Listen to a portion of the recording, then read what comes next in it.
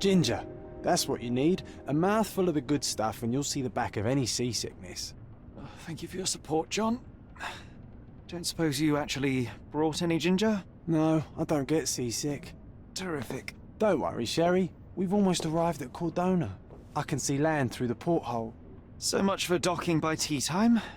The captain seemed more interested in his maids than in his maps. Oh, is Sherlock grumpy? Cheer up. We're back where we grew up. It's exciting. What's changed? What's the same? Ugh. I'm starting to question whether the weeks-long journey was worth it. Travelling all this way, enduring this indignity simply to visit a grave. Even if it is my mother's. Ah, that's just Mycroft's nonsense, still rattling around in your head. Try to forget what he said. I have. I believe it was that this is a performative farce, a feeble excuse to avoid responsibilities, and that there was nothing to be gained from it. You needed to do this. Enough of the self-pity and doubt. So we're a little late. What of it? We'll retire to the hotel and visit her in the morning. It'll be worth it. Thank you, John. And if you want to notify the captain's wife of his indiscretions, I will not stand in your way. Oh, at last. I'm quite ready to get off this cursed boat. Come on. We'll go together.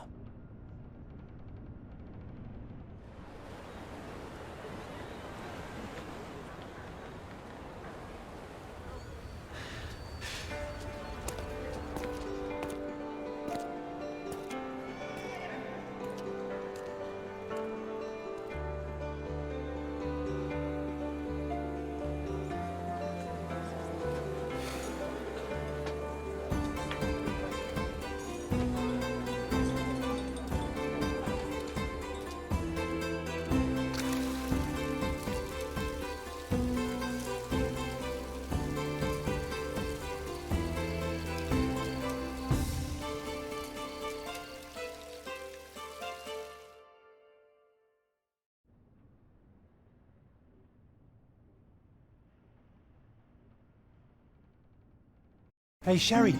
Come on, catch up. Yes, yes.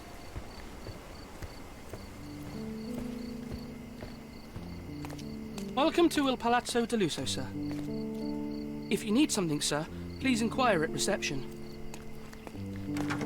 Welcome to Il Palazzo di Lusso, sir. We just need your signature. There you are. Ah, Mr. Holmes. Yes, we have room 221 prepared for you. I see it was reserved for 2 people. Would you like a second key? Oh, no, I think we'll stick together. Very good. Rooms are upstairs, sir. Welcome to Cordona. Hurry up, Sherlock. I want to see our room. I hope there's a balcony with a view.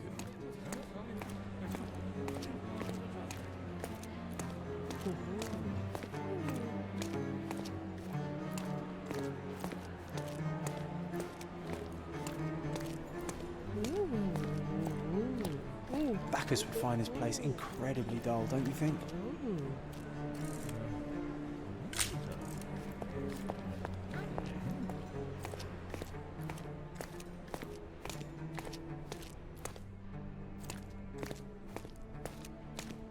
I apologize, sir, but your room is not yet ready. Perhaps, in the meantime, you would like to relax in the foyer? Tonight, the restaurant is offering a complimentary marlin ceviche to all our guests. Let's check what they have on offer.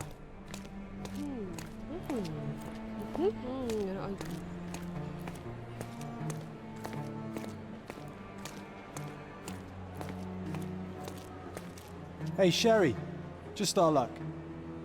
If seafood's not to your taste, everyone loves Benedict's batch. Our poached eggs with hollandaise sauce.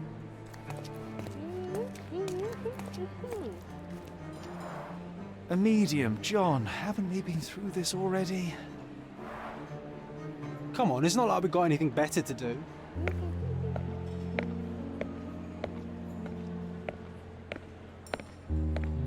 Excuse me, sir, but I believe Mr. Galich is conducting a séance at the moment.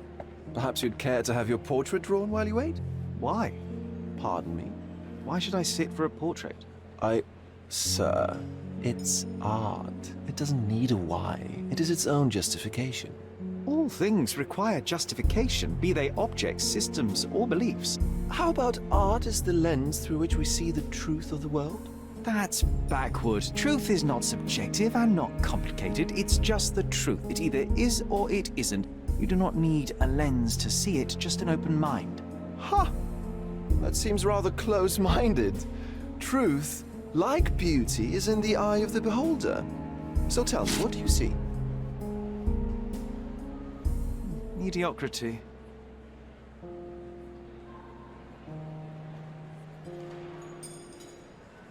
Come now, Sherry. What did he do to deserve that? The servant mentioned ceviche at the bar, Sherry. You should grab us some. Okay, time to check if John found some. If seafood's not to your taste, everyone loves Benedict spatch. Our poached eggs with hollandaise. Sherry, I'm over here with my new Ursine companion. Cordona's even quieter than I remembered. It's going to be a long evening. Ah, come now, Sherry. What say we amuse ourselves with a little game?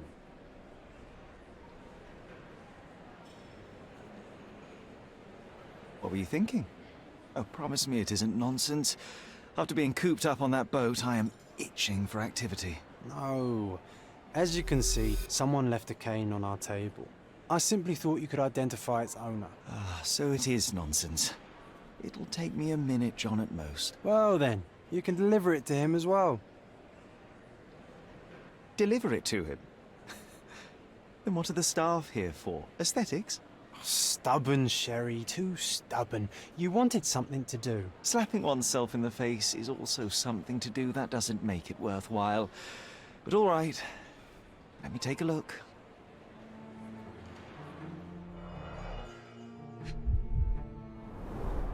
The cane is made of ebony, it's worn uncared for, and bears the scars of numerous hits. A crest depicting a bulb of garlic in a meadow, perhaps the Fielding family or Meadows, or Craven, from the Old English name meaning garlic place. The hand grip is a head of a golden Javanese statue, probably stolen from a temple. The dents suggest it has been used as a bludgeon. This cane is an expensive and ostentatious weapon. Its owner must be vain, volatile, and of noble English blood. Take it with you, Sherry. Let's return it to its owner. All right, I hope you noted down your observations in your casebook. But how are you going to find this nobleman? The cane itself is not enough. I may have to ask other guests if they saw who was here.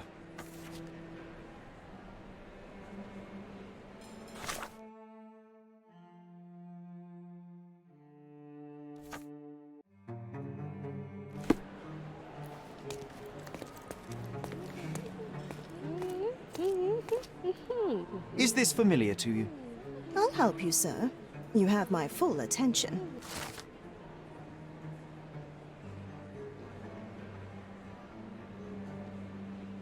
Well, even with your keen senses, Sherry, I doubt you'll find the cane's owner on your first try.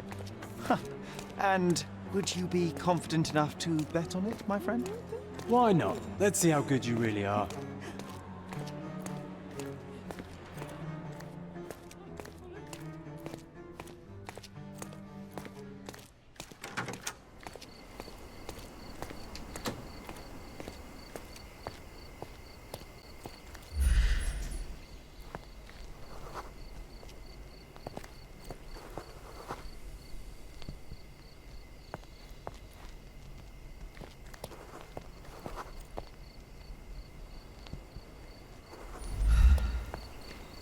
Is this familiar to you? My dear fellow, you're talking to the right man.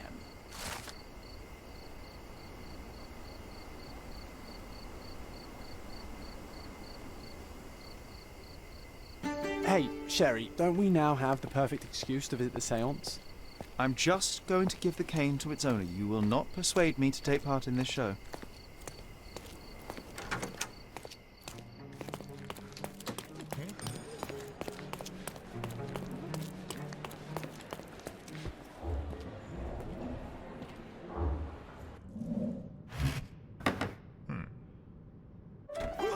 This hotel, this island, it's full of thieves.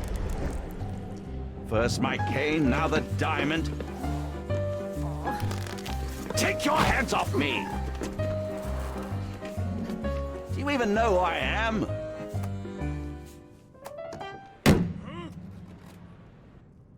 Hey, boy! That's my cane! I get that a lot. It's a very common design. What? No, that's a custom-made... A joke. A joke. It was left at my table in the restaurant. I thought it deserved to be returned. Well, I'll be... It is rare to encounter a straight-fingered true penny these days. What a gentleman. But I must ask, how did you know I was the rightful owner?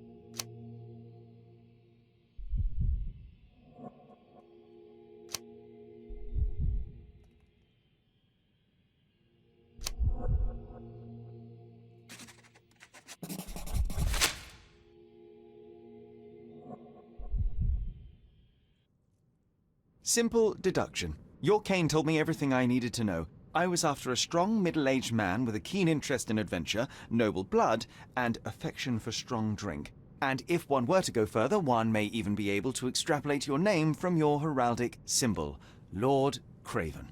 Marvelous. Simply marvelous.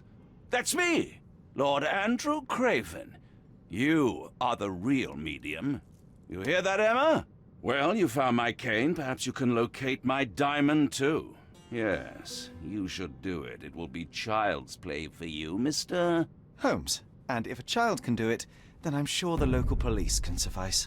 The police? Why bother? I know this harlequin stole it. The only question is, where is it hidden? Fine. Give me my stick and I'll resolve the matter myself. This thief almost confessed after a single punch. I suspect a beating may result in answers of questionable veracity. Fine. I shall spare you and he the trouble if you first answer me this. You insist the medium robbed you during the séance. But what occurred exactly? It was a dirty trick. We were sitting here in the dark, chanting and holding hands, as expected. Then something began to appear from the medium, like a cloud or a bubble. The swindler called it ectoplasm.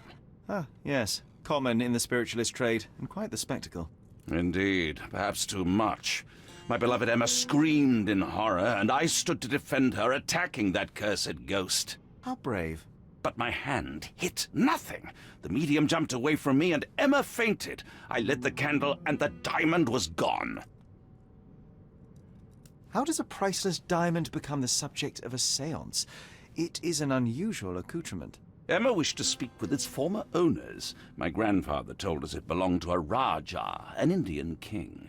So you were summoning long-dead Indian royalty, and, pray tell, you were expecting him to converse in English? To be frank, Mr. Holmes, I don't believe in ghosts. But Emma was fascinated by the idea of meeting a real king, even a dead one. Well, a crown is a crown. Can you describe the stone itself? A yellow diamond, not less than 100 carats, and perfectly egg-shaped. There is not another like it. Stay here, and don't touch anything. I'm going to investigate further. Don't fret, I'll be keeping a close eye on this thief.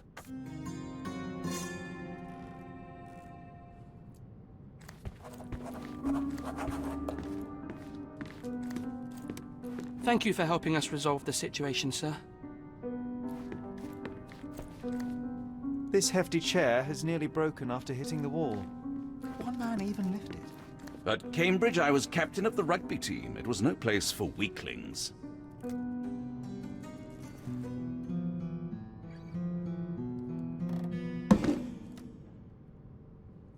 What happened here? I don't know. The ghost. I summoned it as usual, but then it all went wrong. The lady screamed and pointed at Lord Craven.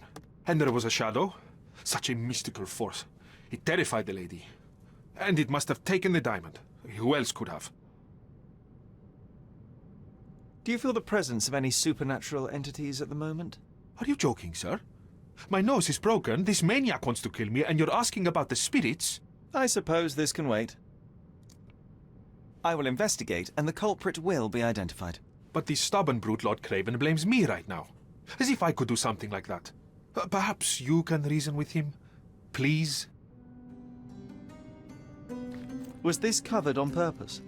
Of course. It is very dangerous to leave a mirror exposed during a seance. The spirits may become enraged. Or someone may notice the trick they should not see. Quite a display for the tremulous visitor. How can you not love this stuff, Sherry? It adds so much atmosphere to the room. Pale skin, quickened pulse, unsteady breathing. She's barely conscious. The feebleness of women. Really, Sherry? Poor thing.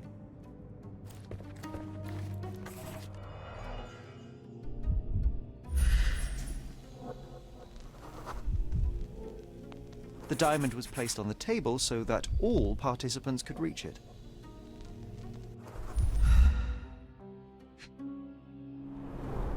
There are light traces of rouge on the edge of this wine glass.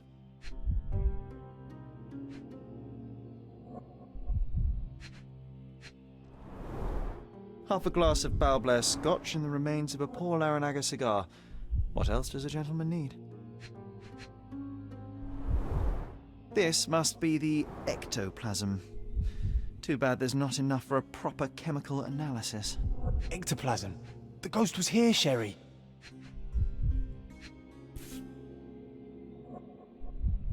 This brooch is old and cheap, but the moth design has its charms.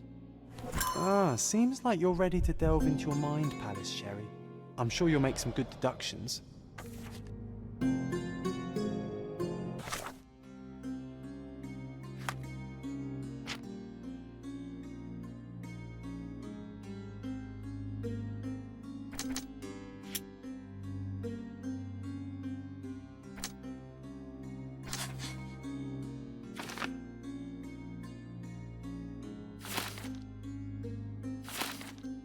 It seems there may have been an unexpected visitor outside the window.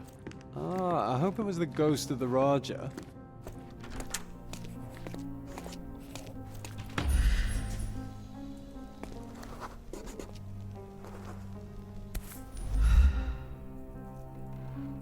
This looks recent. A shoe with a broken heel will surely leave scratches. All right, John. Do you think a ghost could leave this footprint? I'm reserving judgment. Use your keen eye to follow the trail.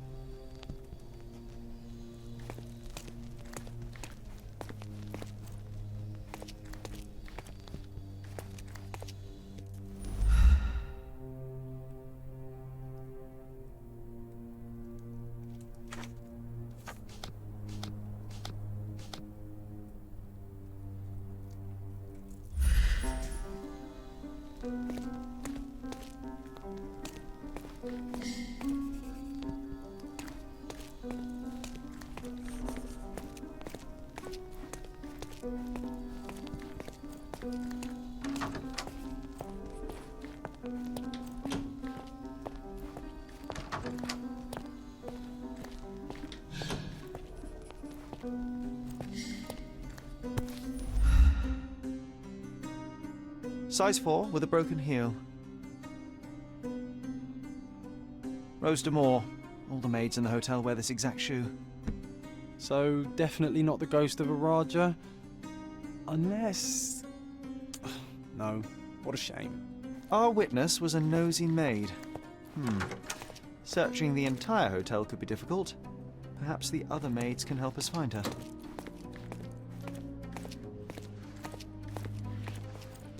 Help me, please.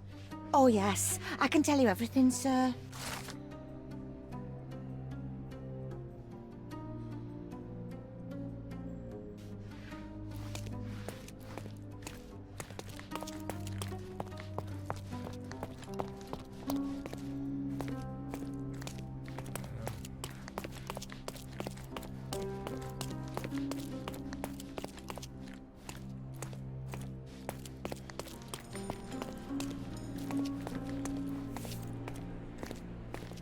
This painting looks authentic, but it's just a talented imitation.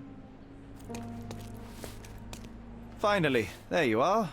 One would think a maid would be easy to find in this place. I'm sorry, sir. Do you need more towels? No.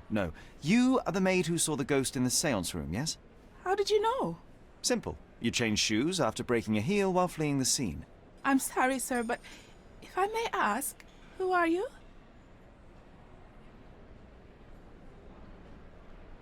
I'm a novelist documenting the supernatural and those who witness it. Now, should you take a starring role in the tale, I will need your name. Oh my. A book? And you want to include me? I'm Lucia. Lucia Saletta. Something went wrong during the seance, Lucia, but no one will tell me what happened. You would be a valuable interview if you were there. I was. And I saw everything with my own eyes. Describe what happened during the seance. A lady and two gentlemen were sitting at a table, touching their hands to something. The medium started to whisper and chant, and a ghost appeared. A ghost? You're confident? It was unearthly, sir. It grew from the medium's chest. A glowing cloud or a bubble. I pressed closer against the window to see better. And the lady saw you? How did you... Yes! She screamed and pointed, so I hurried to escape, and I broke my heel. But I did see the ghost. A sickly, evil thing. And that's all you can tell me? Did you see any of what happened next? The medium, Mr. Galici, he was doing something with the ghost. He grabbed at it like he was trying to catch it. And then I ran. I suppose I should be grateful you endured these horrors for such a long time. All right, I have your account memorized. Good day. You lied to the poor girl, Sherry. What a tease. She'll dream about being a character of that book. Surely a pleasant dream is better than no dream at all, John. Oh, let's get back to the crime scene. I always love seeing you explain simple things to simpletons.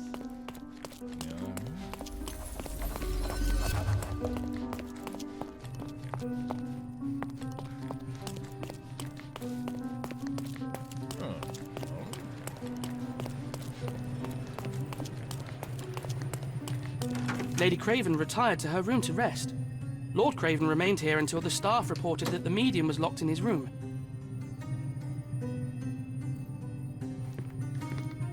Oh, I love the ambience.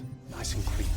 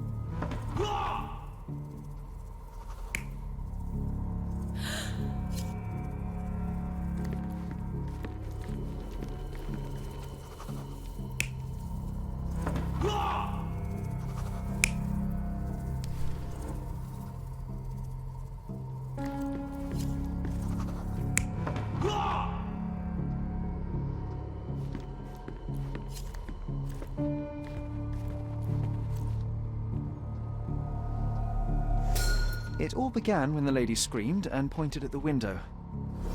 Lord Craven jumped up, ready to face anything, ghost or human. The medium shrank back in dismay. He was not expecting such a reaction and had to quickly hide the ghost. The lady was the only one left touching the diamond, at least until she fainted.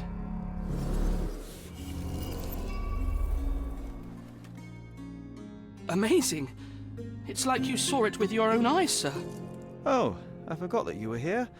I guess I should discuss all of this with Lady Craven. The Cravens are upstairs in room 226. It is one of our finest suites. If the lady was touching a diamond, then she would have felt the ghost take it. What do you think it felt like, Sherry? A jellyfish?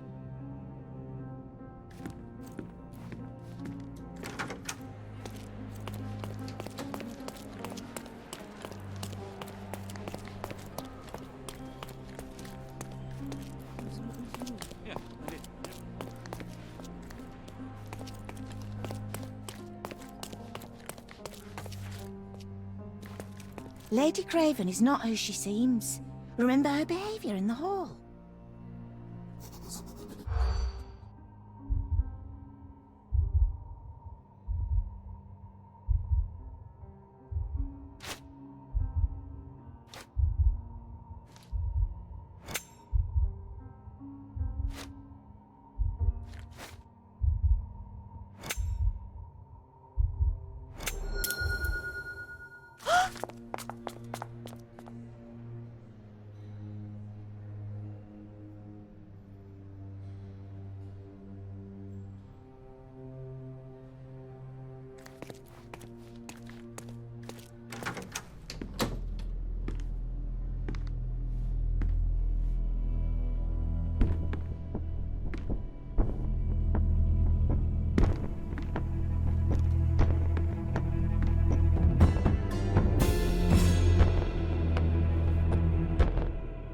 You're here, at last. I didn't do that. I swear, I found her this way. Well, I did have some questions for her, but it seems I've arrived too late. Now it's a matter for the police. Mr. Holmes, you said it yourself. They're children. They'll only make things worse. You promised me you would investigate. Investigate a theft, not a murder. Fear not. I will tell them all I've uncovered. Please help me. The police will surely accuse me of Emma's death. You are the only one who can find the truth. Fine, but only because it's slightly more interesting than the walls of my room. Tell me what happened. Look, after you left, I waited in the seance room until the servants locked up Mr. Gallici, the medium. And was your mistress there too?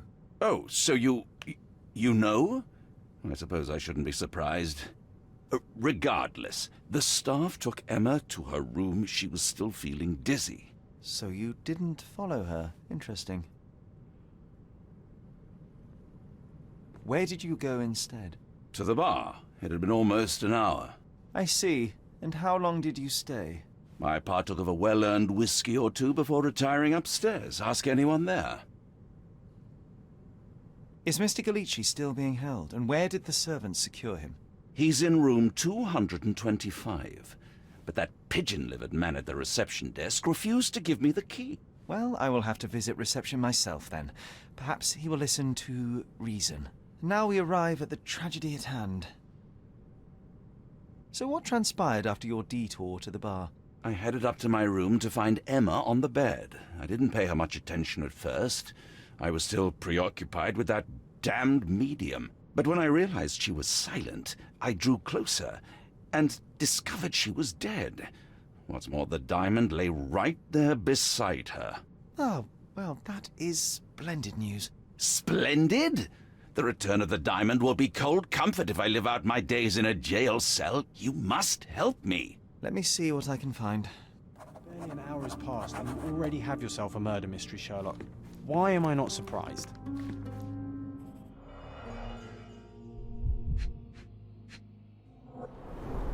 Strangled with bare hands, judging by the bruises.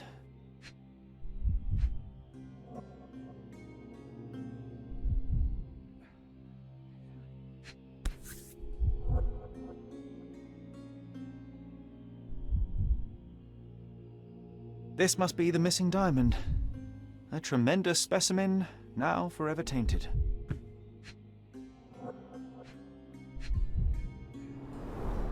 Everything was tipped out of the bed as if it was searched.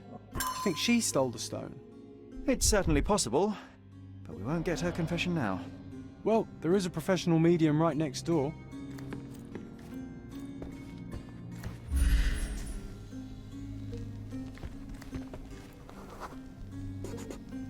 A remarkably simple lock.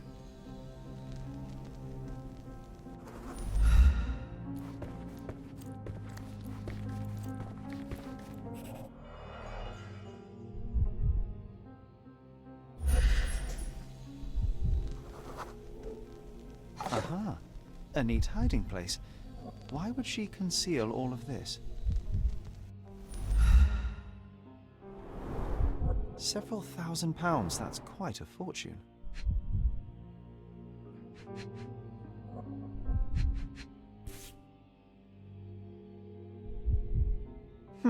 This ring looks out of place among the others, and the design is familiar.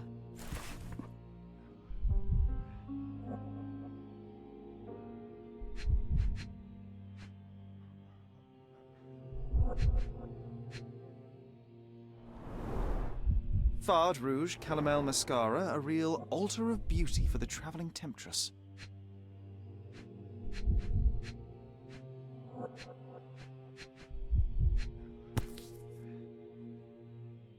Virtus Audacta Sapit, courage tastes bold. A unique family motto. The mystery deepens. A victim with a checkered past and poor taste.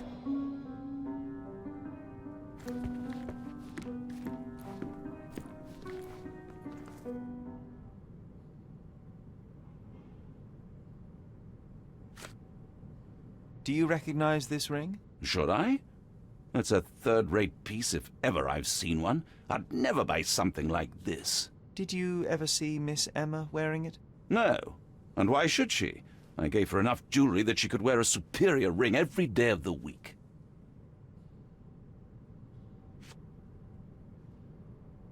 I found these jewels secreted away. Are you familiar with them? Ah, it cannot be so. That deceptive wagtail. How could she do this? That sounds like a yes. These items were supposedly stolen from us during our trip. I must have spent hours reporting it all to the police. And it turns out she had them all along. The trollop. I'd kill her myself were she not dead already.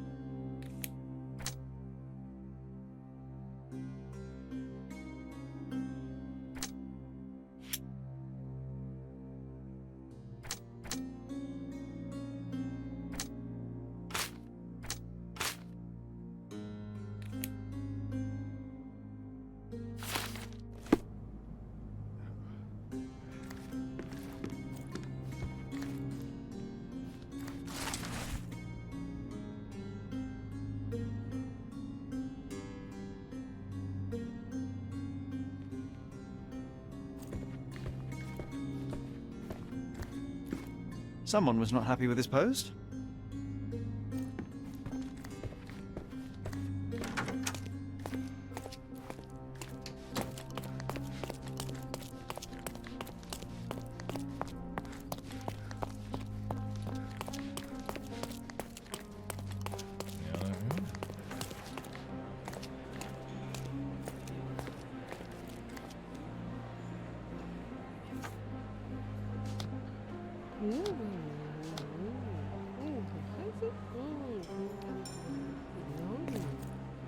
Is this familiar to you?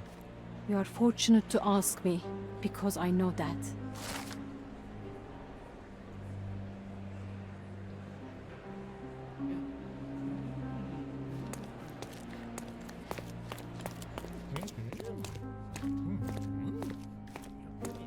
Give me the key to Luca Galici's room. I need to talk to him about the events of the séance. I suppose you are an impartial outsider.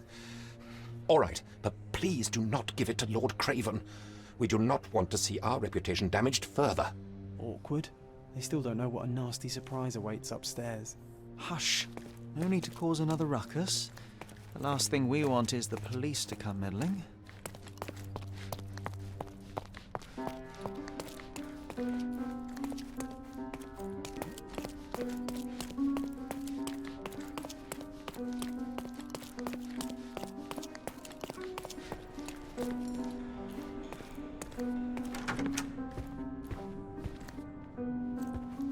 I'm afraid I can wait no longer to hear your account of the séance, Mr. Galici.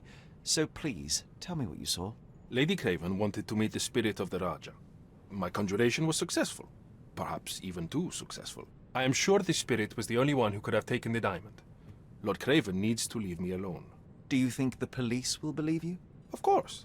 I didn't take anything, and spiritual phenomena are beyond their control. Or should I summon the ghost again so they may attempt to handcuff it? I think I would prefer to begin my investigation in the physical realm.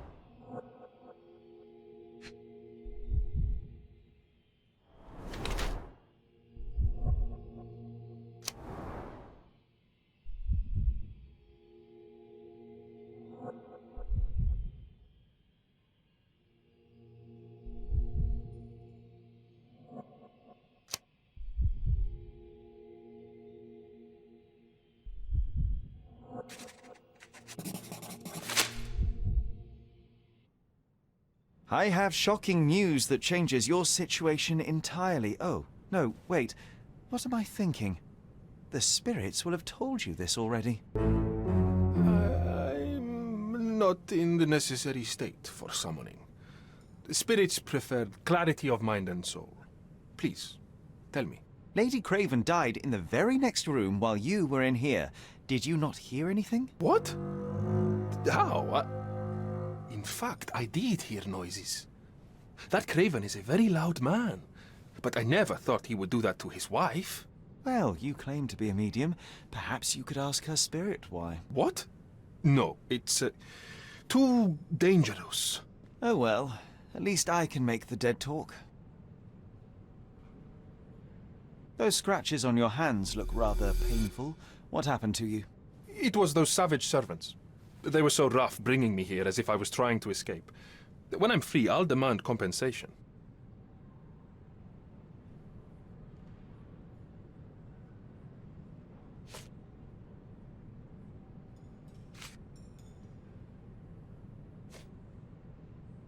This object simply isn't resonating with me. That's a remarkable pin of yours, Mr. Galici. Does it have any meaning? The butterfly? It's a reminder of a time in which I was truly happy. What a coincidence. Lady Craven had a ring with the same design. A coincidence indeed. I suspect it is a common theme in jewelry.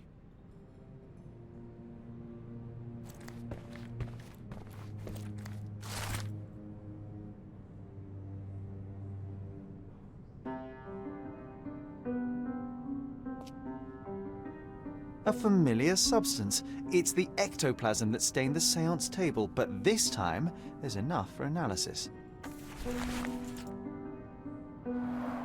Tools and accessories for masterful prestidigitation. Or weapons and defences against visitors from the great beyond. Someone is making the most of his stay. Can you blame the man? I'd say he's not ordering enough.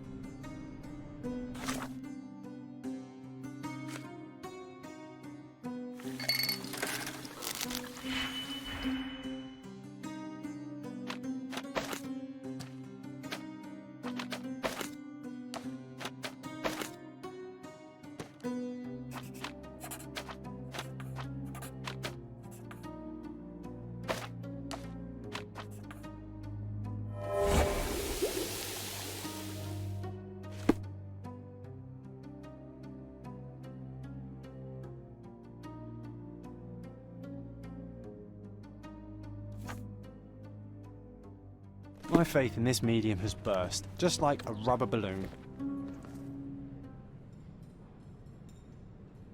Do you realize just how dangerous it is to hold phosphorus in the mouth? I beg your pardon?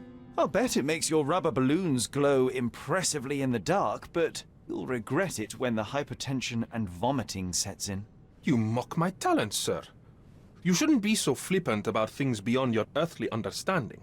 How ignorant one must be to compare a spirit's ectoplasm with balloons. It was merely a word of caution. We both know how match factory workers look after several years on the job.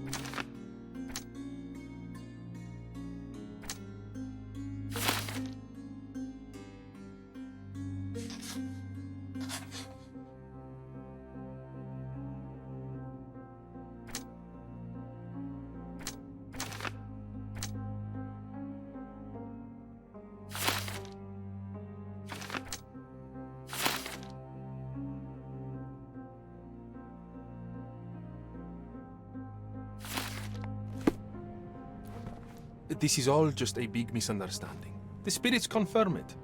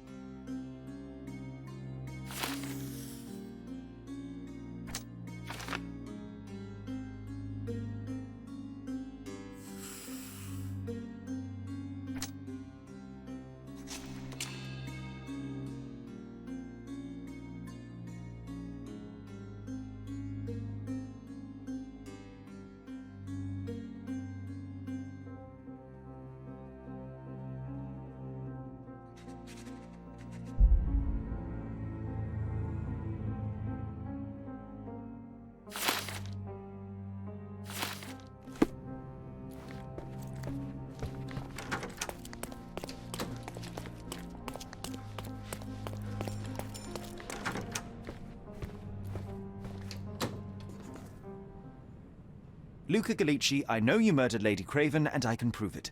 That would be a grand story for the newspapers. But where's your proof? I was locked in here and could not hurt a fly.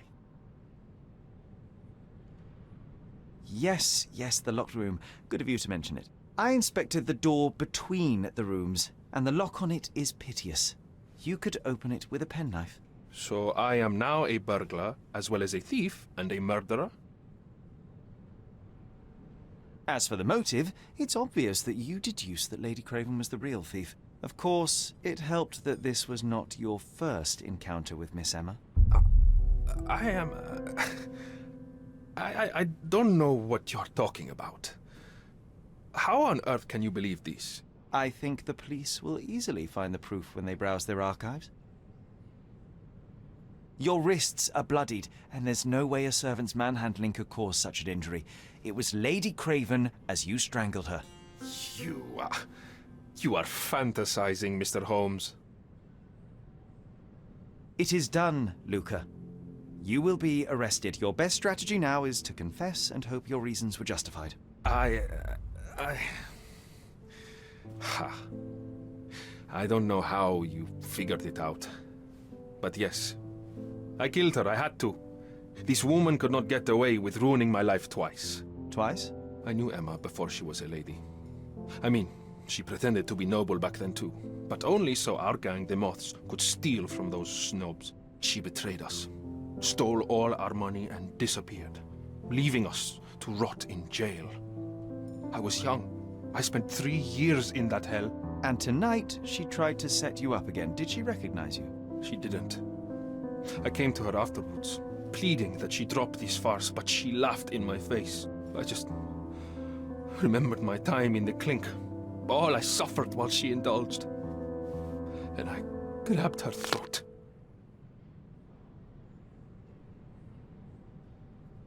Murder is murder, Luca. You could have told Lord Craven the truth and seen Miss Emma's downfall, but you could not restrain yourself. He would never believe me. We will never know. Still, perhaps a jury will be more easily swayed. If not, you'll get to see your friends in jail again soon.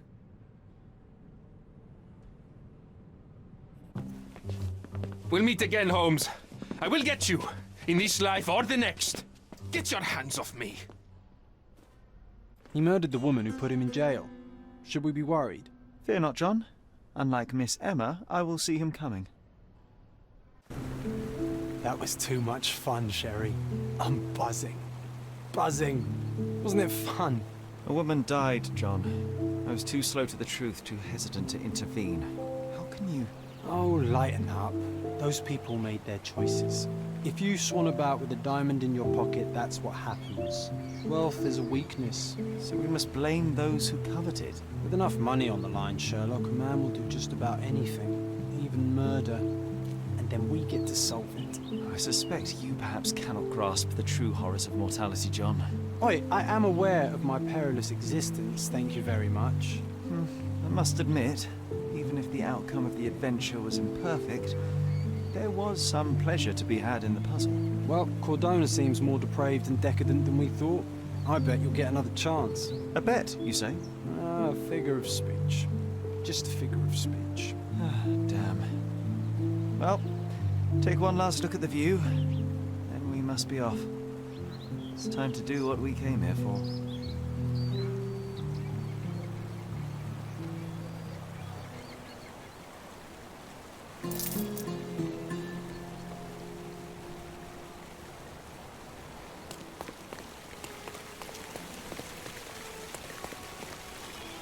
A free ride for every hotel visitor.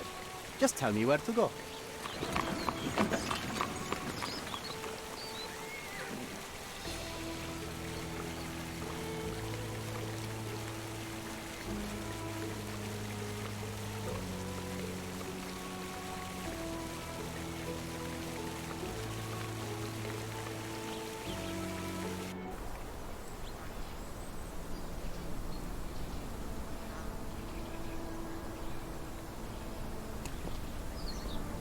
Is everything all right?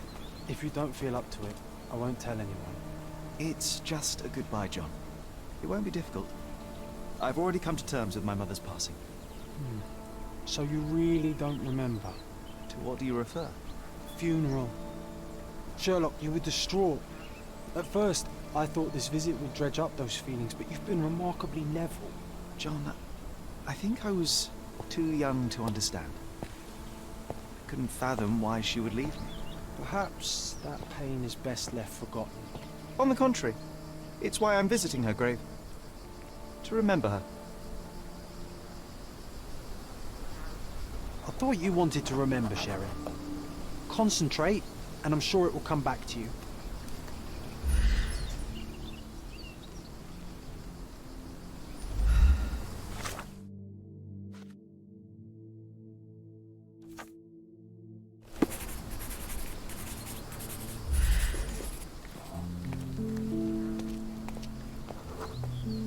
Mycroft was adamant that we leave for London immediately after the funeral. He never told me why, but I saw how unsettled he was by the long requiem.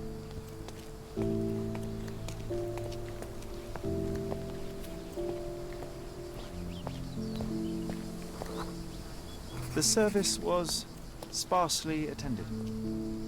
Though my parents were buried separately, the pastor said they're united in heaven. I didn't believe him even then.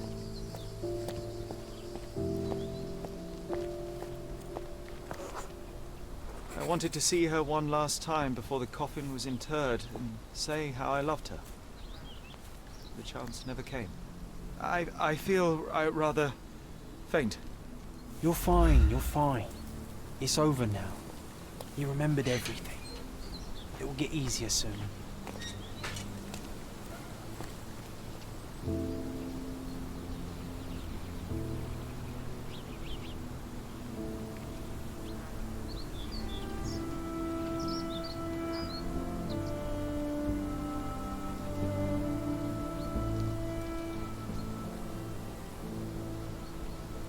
Pocket watch?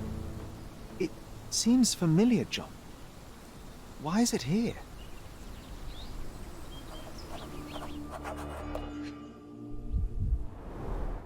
Rest in peace, Violet Holmes. Goodbye, Mother.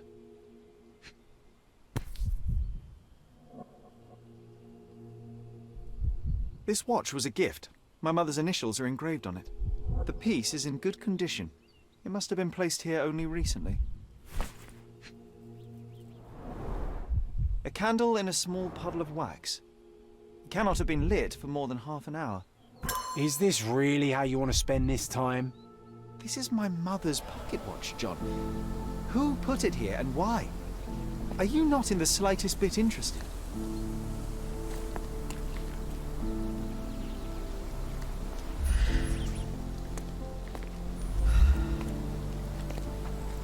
This is excessive, Sherlock. Can you not let the mystery be?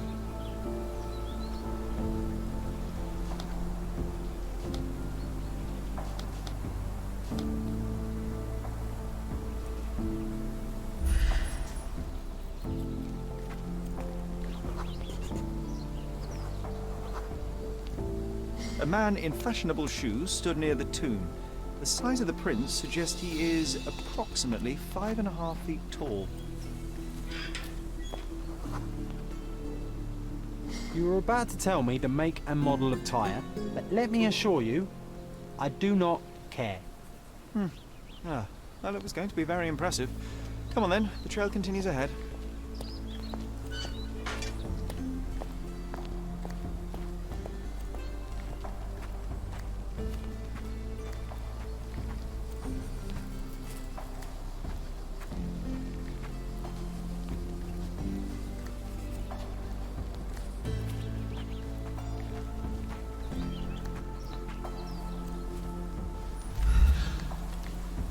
He mustn't be far away to leave it unattended.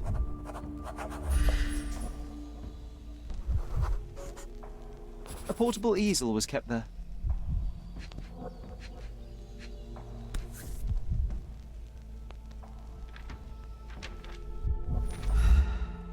The Hospitaller crypts. If memory serves, they're located at the far end of the cemetery around an old tree. I hope that inspiration strikes upon visiting these beautiful vaults. At the very least, you'll enjoy the view. Yours, Mercurio.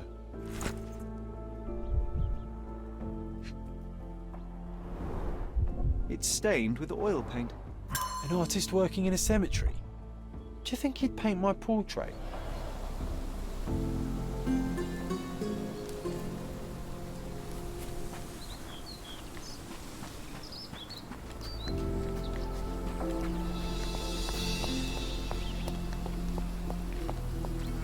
Oh, it's that ridiculous artist from the hotel. Mr. Holmes, did you come for another portrait? No, I jest. You gave quite the performance last night. The hotel was abuzz with your name. I must say I was rather absorbed in it all. The fallibility of men. Such scandal. It was a welcome distraction. Oh, my manners. I am Werner Vogel, art enthusiast and gallery proprietor. Mr. Vogel, I was perhaps too curt when last we spoke. Speak no more of it. Travel takes it out of any man, never mind when this is your destination. Once I learned who you were, the pieces fell into place. Your mother was well liked on Cardona in her time here. I was sorry to hear of her passing. How did you come to possess my mother's pocket watch? Oh my! It is quite something to witness those powers of deduction firsthand. Yes, I left you her timepiece.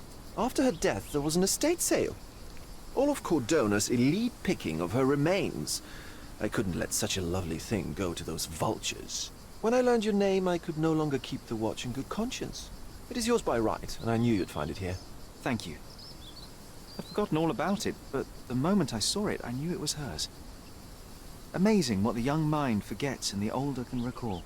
Rather odd, loitering in a cemetery. I suspect you'll win, but I'm here for my art. There's beauty everywhere if you look, even in decay. A little darkness brings out the light. Now, a diligent observer might note that you too are loitering in a cemetery. What brings you here? Closure answers penance? Closure, I suppose. And what is closure? Mere proximity? Understanding. Acceptance. You didn't understand from afar. You had to come here to accept the truth of her death? Of course I understand. She died of consumption, drowning in her own blood. Your mother? Yes, my mother. I must have been misinformed. I'd heard otherwise. Otherwise than consumption? No, you'd know better than I. I'd heard talk of a police investigation, but Cordona is a notorious gossip. And what does it matter? She's passed on either way. She has. Well, I shall intrude no longer. I'll leave you to your closure. Do stop by the gallery if your travels permit. Farewell.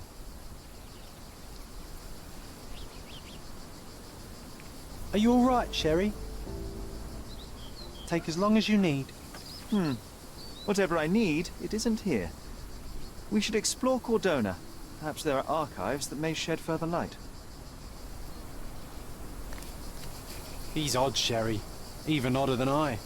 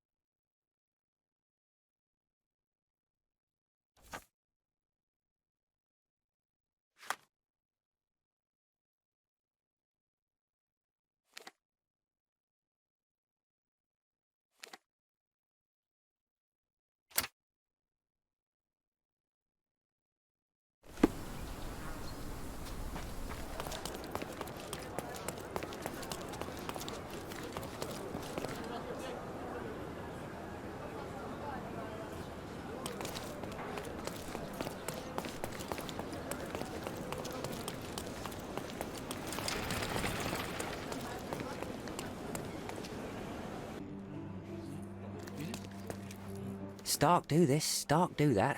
I'm not a clerk, damn it. How am I supposed to get those records now? Yes? What is it? Would you like to report a crime? No, I wouldn't. My name is Sherlock Holmes. I want to use the police archives. Wouldn't we all? I'm serious. So am I. Officer Logan locked himself inside and he's not letting anyone in. What happened exactly? A tailoress from Scaladio's been robbed. Logan spent 2 whole days at the shop sketching the thief and she still insists that it's all wrong.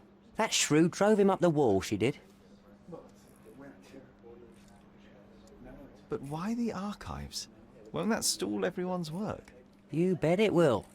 He's looking up all the thieves in Cordona over the past decade. Say one thing for Logan. He's persistent. Would you mind if I talk to this tailoress? I could get you the sketch in no time. Get off your high horse, mister.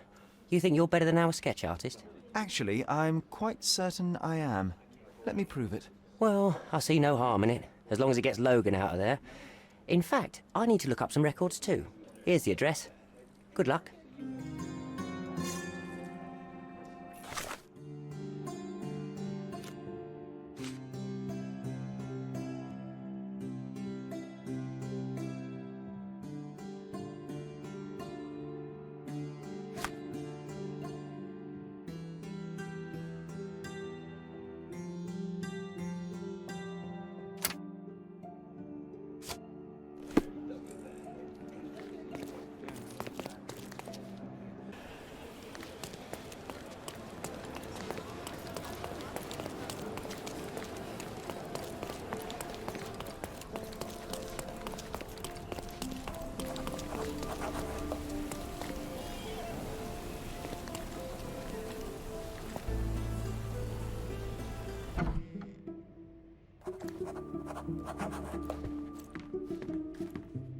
I'm pleased to meet you, Ma'am. My name is Sherlock Holmes. I'm here to sketch the thief for the police investigation. Oh, another one. I hope you'll be more patient than the previous sketches, signore. Can you describe the thief for me? He was all ugly and beat-up looking. An utter rascal if ever I'd seen one. He gave me a nasty look from behind his glasses and then made himself scarce. And that's it? Could you be more specific? He was a total villain, I told you. How much more specific do you want me to be? All right, never mind. I suggest we do it differently. You have a great many clothes here, haven't you? Why, of course, but they're not for sale. I only do tailoring and mending. No matter. I'll attempt to disguise myself as the thief, and you'll tell me if I get it right. As you wish, Senor Holmes. Where can I find the clothes? They're in my workshop at the back. Be careful, won't you?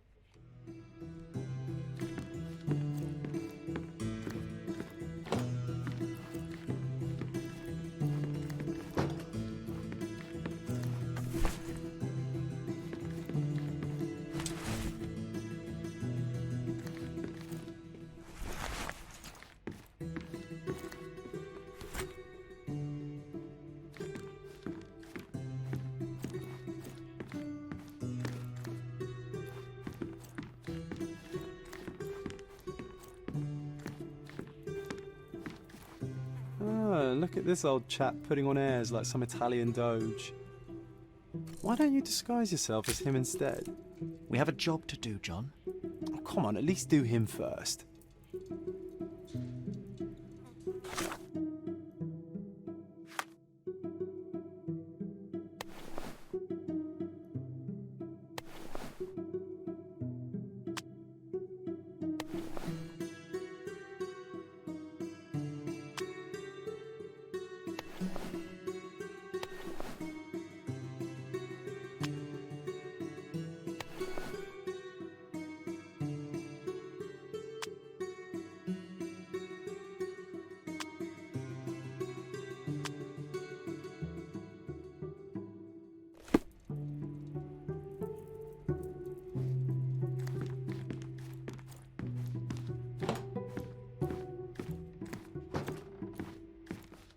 Uncle Giovanni?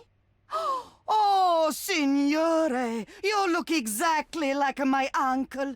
He's the grandson of the Doge of Venice, you know. I knew you reminded me of someone. You are as alike as two peas. Perhaps you have some royal blood in you, too. That is flattering, I suppose, but I sincerely doubt it, Mum. I told you he's a doge. Now that's a deduction. He's not an actual doge. If you say so, my lord, the doge.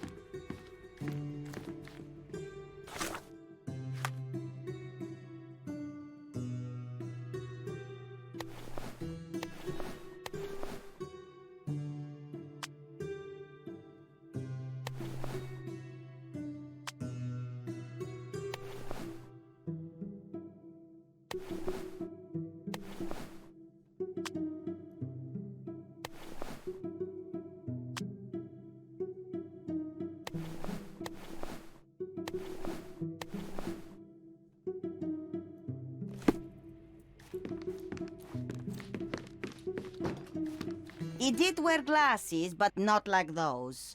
His were angular and evil-looking. All right, I'll try another pair.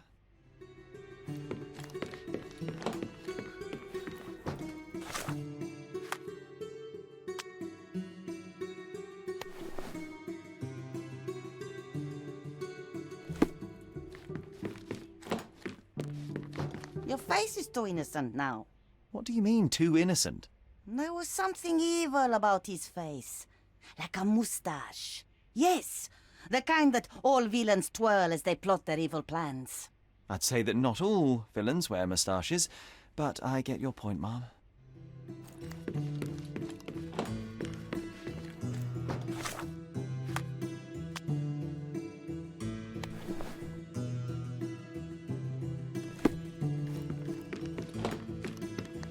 No, those clothes are wrong. He was dressed in a very fancy beige suit. Must have stolen it from someone. No doubt about it. All right, I've got it.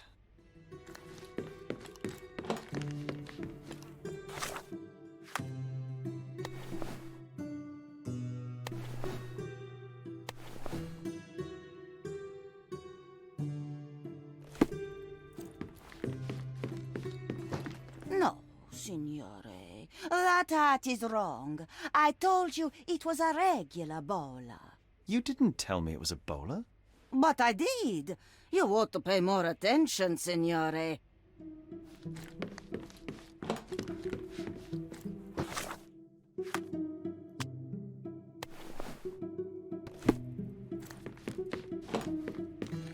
Ah, it's you.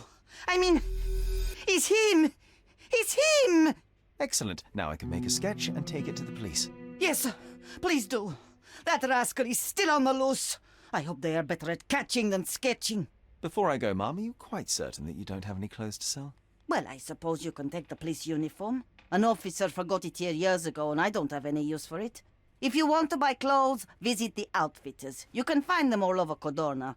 I hear they even do free rentals now. Let me show you where the nearest one is. Thank you very much.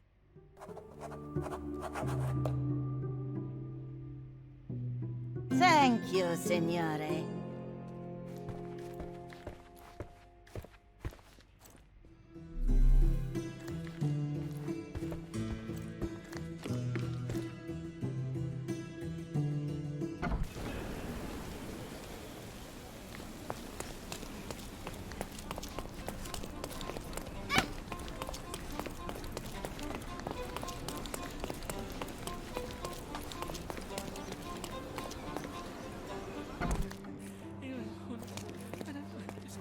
Hello again, officer. I've spoken to the tailoress and made a sketch of the thief. It was child's play. No, really? And she didn't give you any trouble?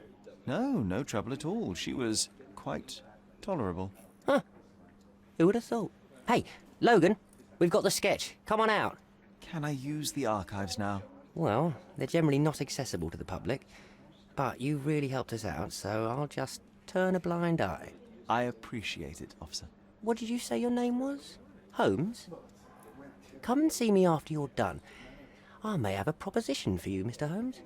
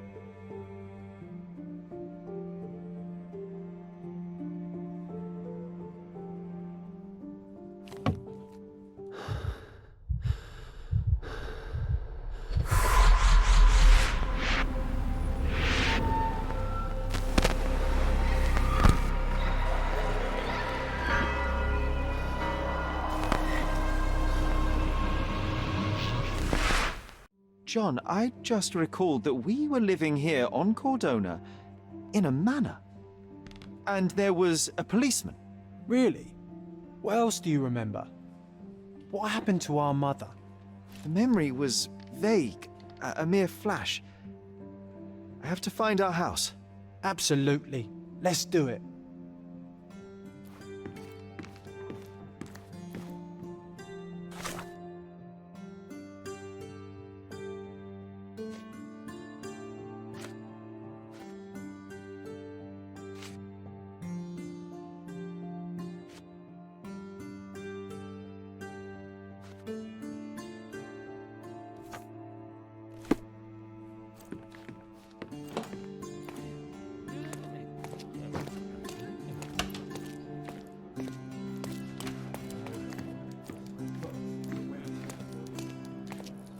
I'm done with the archives for now. Can I help you with anything else?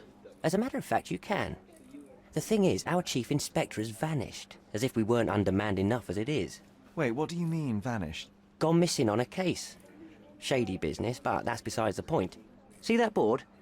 Pending cases are posted there for any available officers to investigate. I would take them myself, except that I've been told to work the reception desk, like some clerk. Yes, we're that short-handed. I understand your predicament, but what does any of it have to do with me? I may be available, but I'm certainly not an officer. Oh, don't worry about it. Consider yourself a temporary one-man independent police force. That's a bit of a mouthful. There's just one small, minor, basic formality. You'll need to complete our physical training course.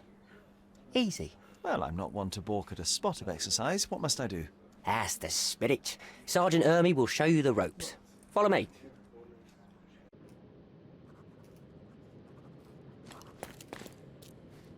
So, you're a newcomer. We must be desperate to ask untrained civilians for help. You're lucky to have a well-trained civilian with a brand new auto pistol in his arsenal. An automatic? A bit of a braggart, aren't you? Are you trying to test me already? That is why you're here, boy. I need to verify your skills before I can allow you to catch criminals. The first targets are in the next room. You know what to do with them. I'll join you in a while to see the results. Concentrate, Sherry. You need to hit every target to show the sergeant how we do it.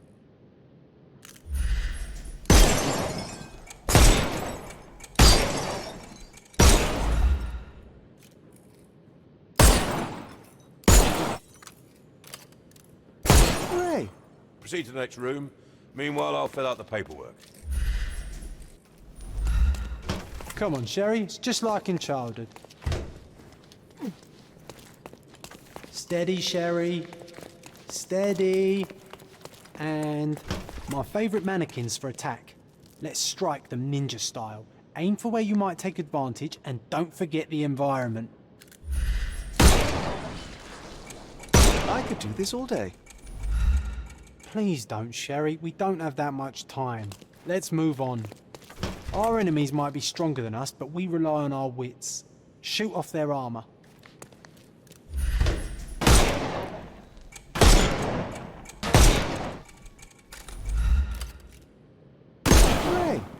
All right, let's move on, Sherry.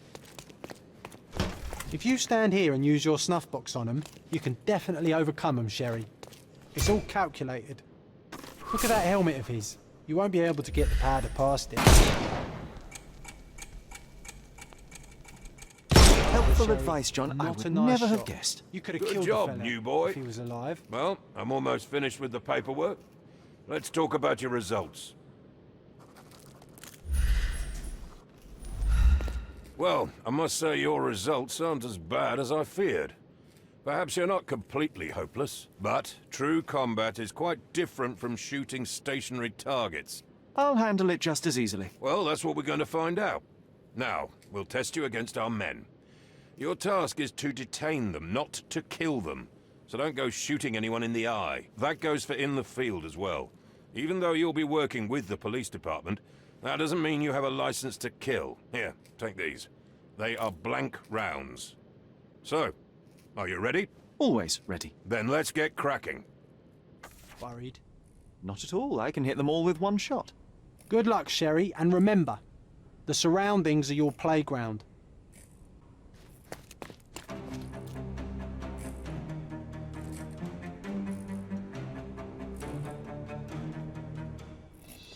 I'm coming.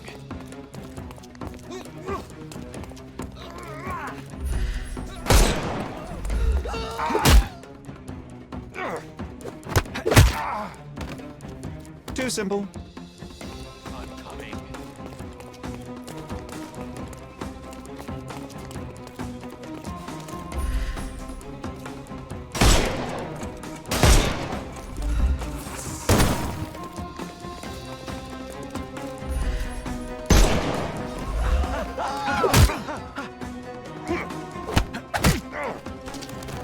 Don't cry, you'll live.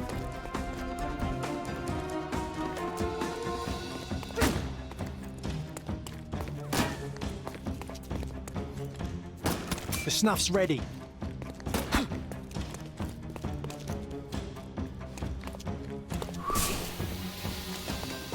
Just die!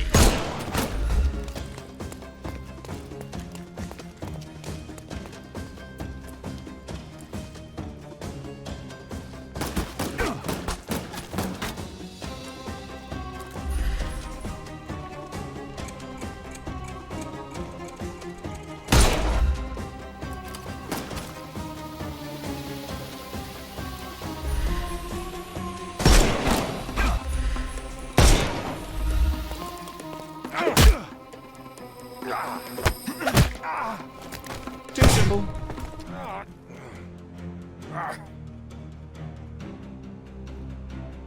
That's enough. You've proved yourself. Congratulations on the arrests. I can't believe you did so well with the close combat. I did tell you that I'm well trained. Well, do the same on the street, and you'll be well rewarded for every arrest you make. Here is your certificate. You are now an authorized crime scene consultant. Well, it's now your duty to make this city a safer place. Cordona won't ever forget it, but at the same time, it will never remember. I'll tell Stark all the necessary details about your successful certification. Congratulations. Now you're a certified crime scene consultant. Congratulations. Thank you, my friend. Now, shall we head for Stonewood Manor? Don't Any know. progress You with have the whole case, Mr. island to Holmes? investigate. It's all up to you.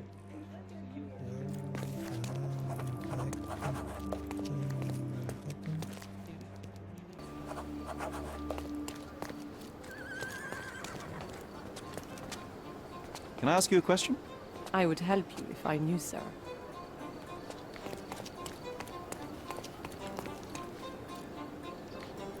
Is this familiar to you? Nothing I can tell you, sir, but others might know more. Time to check your who, what and what, Sherry. Who are you asking? About what and dressed as what?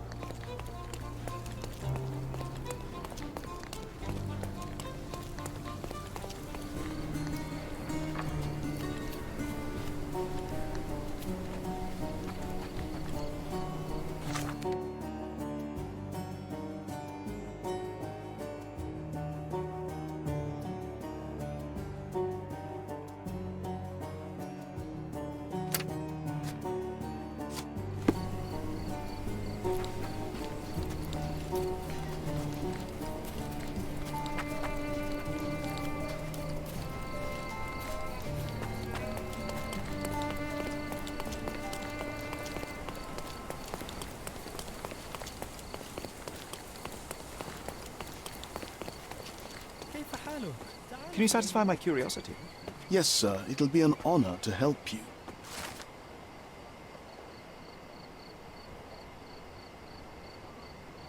تسعدني رؤيتك.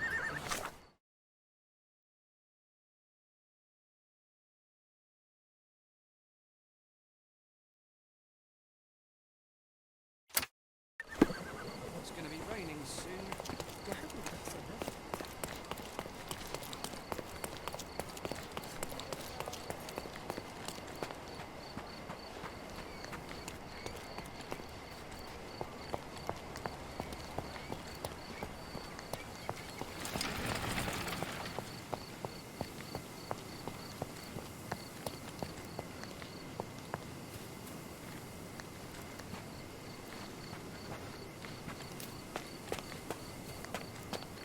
Hey, Sherry, there's post here, and it seems as if the letter was delivered recently.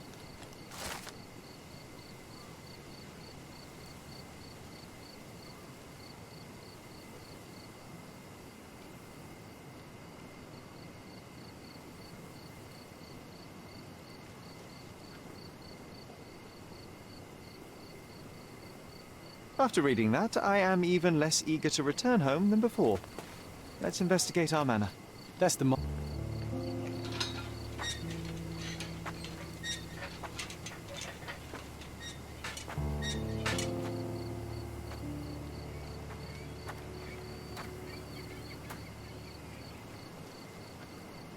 There she is. Our old manor. It's smaller than I remember. You were a couple of feet shorter back then, Sherry. Or maybe it's bigger on the inside. Look at the ash all over the door. I don't recall hearing of a fire. We don't have to stay here. You can afford another night or two at the hotel. It's stuck. Oh well, let's just head back. They probably haven't even stripped our room yet. Come on. Must be locked. Move aside. Let me have a go. Seems fine to me, Sherry. This barrier, perhaps it's mental, not physical. Or perhaps the rest of us are simply constrained by reality, John. I wonder if there's a key secreted somewhere in the garden. Take a look around, Sherlock. I'm sure you'll discover something.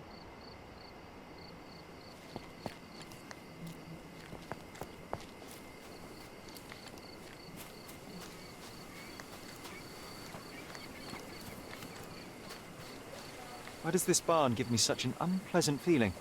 Oh, I know. It's because Mycroft used an axe to shoo you out of here. It scarred you for life, but I enjoyed it.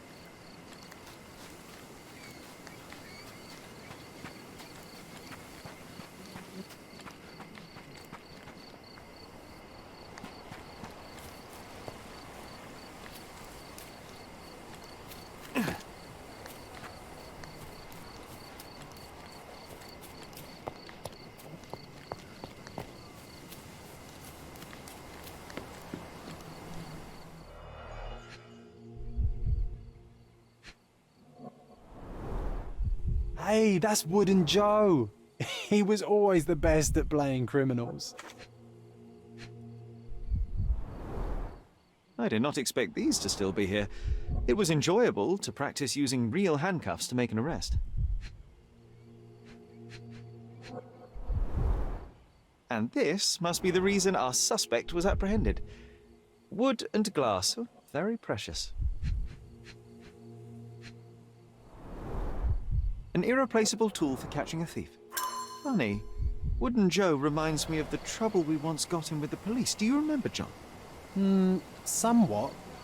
Maybe we can recall more details.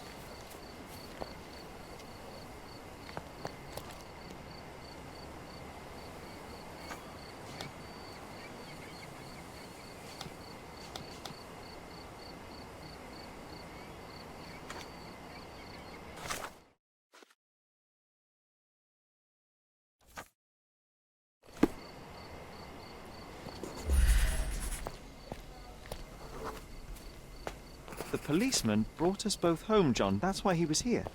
I'm pretty sure he brought something else with him too. Do you remember what it was? I bet it was our reward. No, we were not so lucky. It was a set of lockpicks that we had used to sneak into someone's house. That's why we were arrested. Did someone come out to investigate all the commotion? It was Mycroft. He smoothed things over and convinced the policeman not to press charges. The officer left and never returned. But we had to endure a serious talking to from my brother.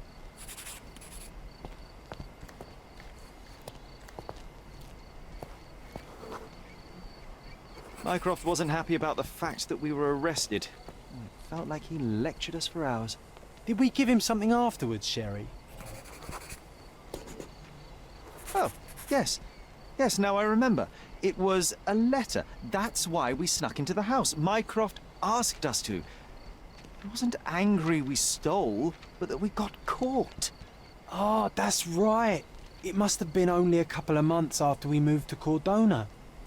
Ugh, the good old days. Whoa. How very odd. It appears that memory stood between me and the manor. It's as if my mind palace had seeped into the real world. This deserves further investigation. Perhaps there's more to discover inside. As long as there is a comfortable place to put my feet up, I'll be happy. Maybe a chaise longue. Aha! In we go. Home sweet home, Sherry.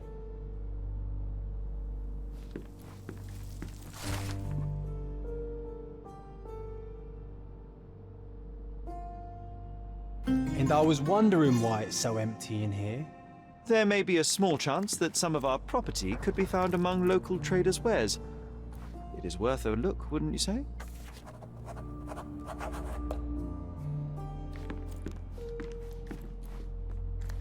One of the first things I saw when entering this house as a child. It's like déjà vu.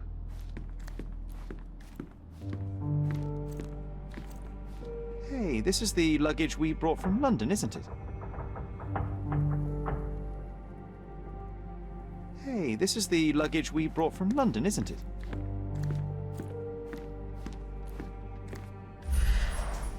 I remember how angry Mycroft was about these marks. He called it a frivolous, childish endeavor.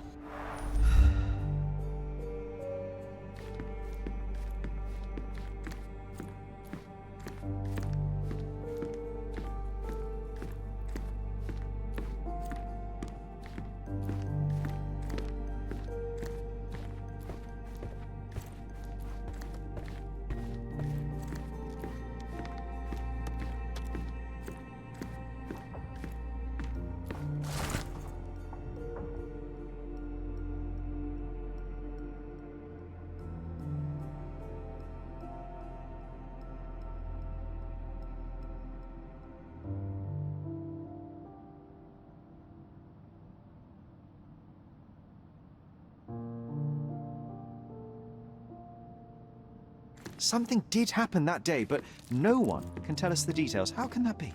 Agreed. It's rather suspicious.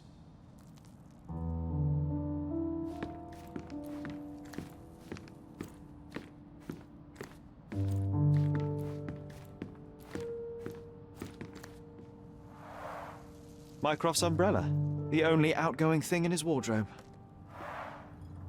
Another memory incoming, Sherry. Strange. I struggle to recall anything about the day we moved in. The only detail I'm sure of is that it was raining early that morning.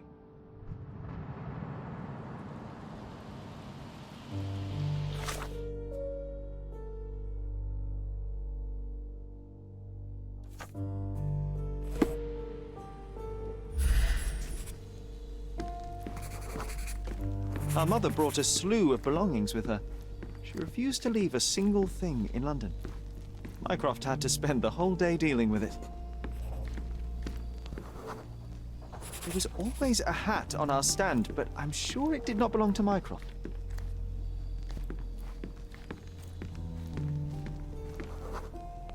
This trip was a challenge for our mother. I tried to help her. Do you feel it? Is it the air shimmering, or is it my imagination?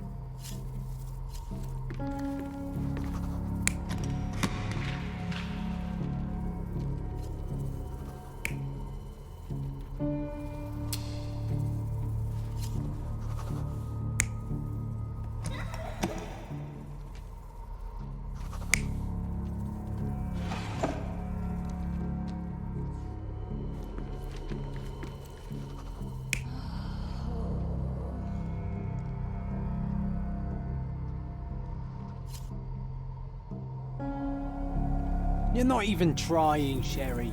Concentrate.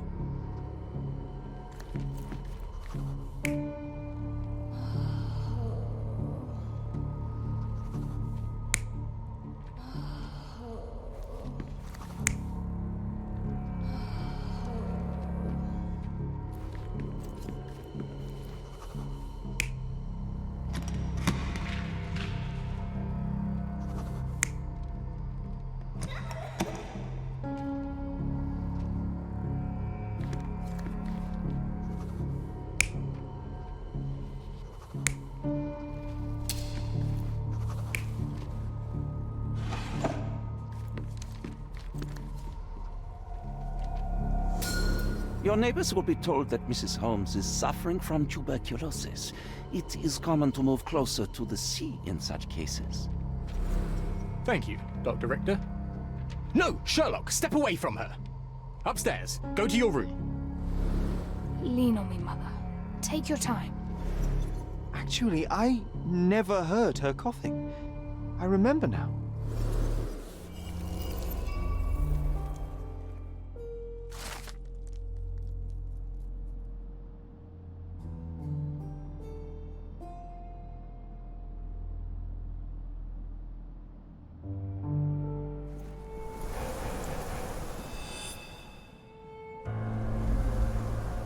Oh, I feel dizzy. It's stuffy in here, isn't it? John, are you all right? I'll be okay in a minute. How about we find our room in the meantime?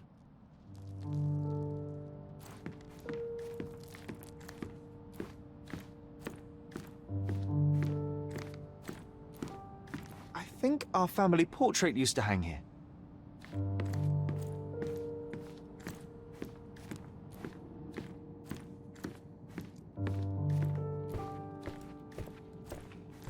I heard footsteps upstairs a second ago. Wait, do we have an attic here?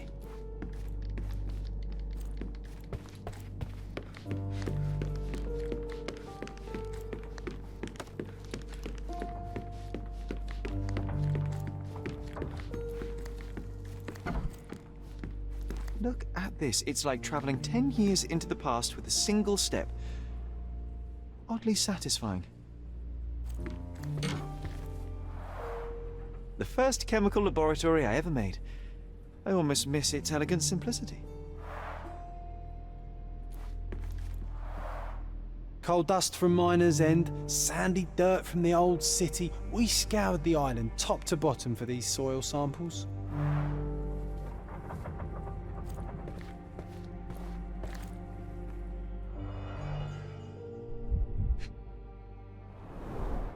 The only fiction book on my table. I can still hear my mother reading it to me. So many pleasant evenings were spent here with the Encyclopedia Americana.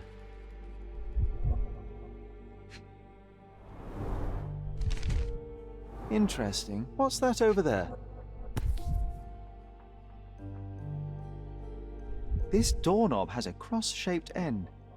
Too intricate to be merely a handle. You know what? That definitely looks like a key. Let's poke around and see if we can find any secrets. A magnificent tool made for a spurious purpose, staring into the sky. I've definitely found a better use for it. You mean for spying on people? Oh, it reminds me of our neighbour. He had the same balloon in his yard, only bigger. Do you remember? Yes. We visited him several times while living here. One of John's first pictures. I think this was supposed to be Mycroft. He really has improved his skills since then. This brings back memories. We used this old diary to keep track of our adventures. I think it was my father's. John, do you think we can visit some of the places mentioned in the diary for old time's sake? Why not? Nothing like a stroll down memory lane. Note down the places you'd like to visit, and I'll add what I remember of them. I'll never forget how challenging it was to obtain this simple sketch. Oh, these must be the notes of my earliest observations. We wanted to locate a particular dog we'd spotted, and we met it, didn't we?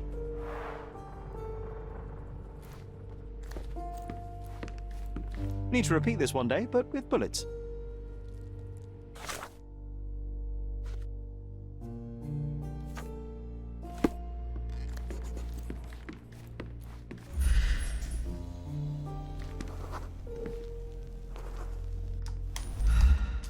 Perfect match.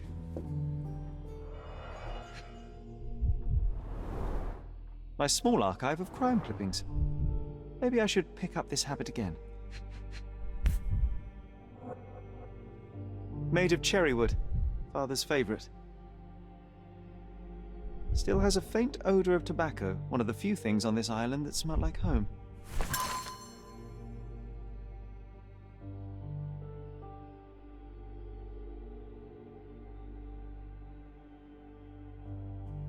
I knew you'd find it in no time.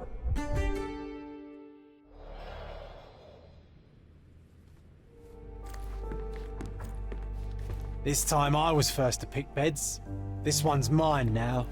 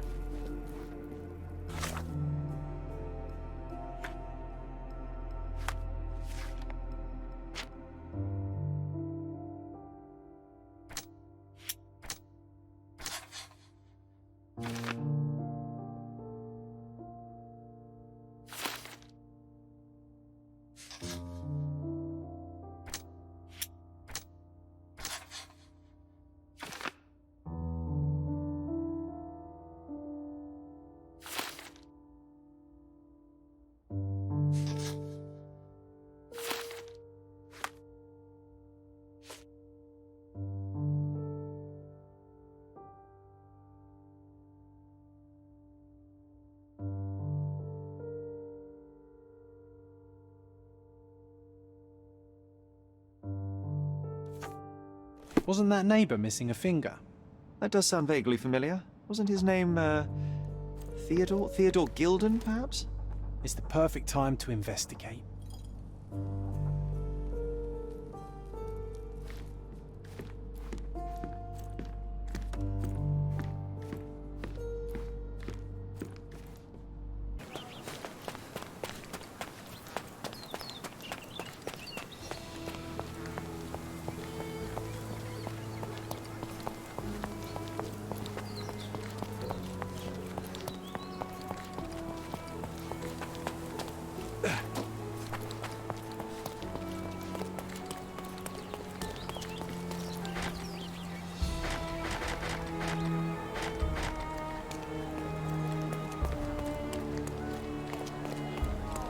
That wretch Goliath would murder us all. Mark my words. As if they were struck by a battering ram. I wonder how we managed not to hear any of this. It's as if a storm went through here.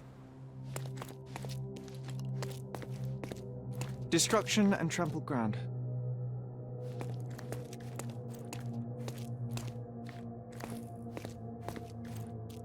Destruction and trampled ground.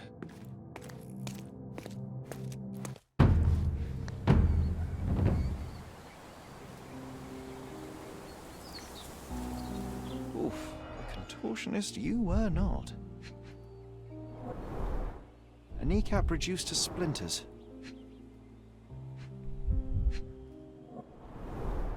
Disjointed vertebrae. Difficult to say if it was a way to start or finish him off.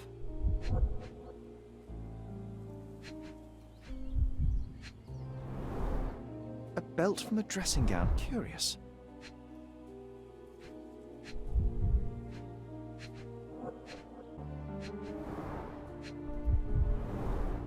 A missing pinky. Middle-aged. It's none other than Theodore Gilded. Oh boy, Sherlock. Another death means another question. And we shall answer the question. It's far too interesting to give it up to the police.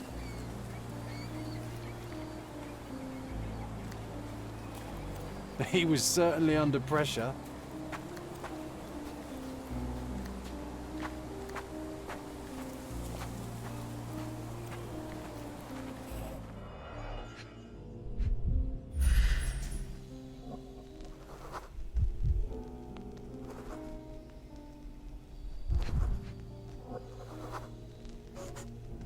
Poke the elephant with this?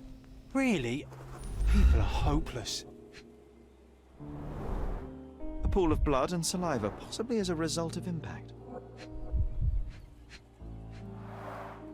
A strong pull broke this leash.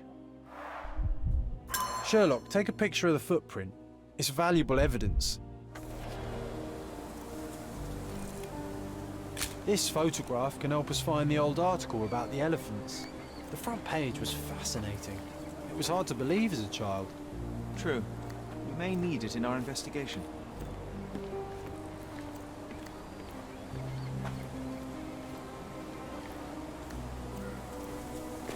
A royal suite for a favourite pet.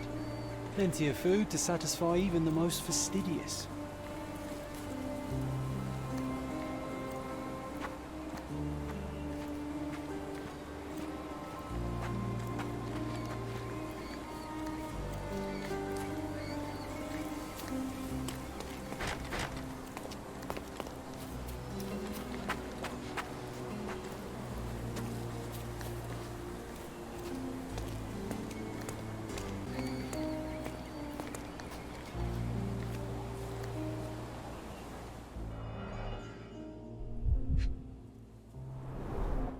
A coal gas tank.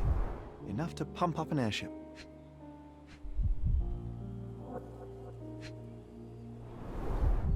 Fresh signs of impact. A rough landing led to an altercation with this shed.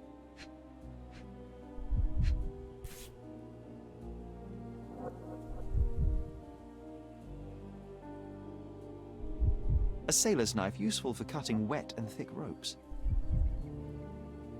It's seen a lot of use. The blade is worn from grinding.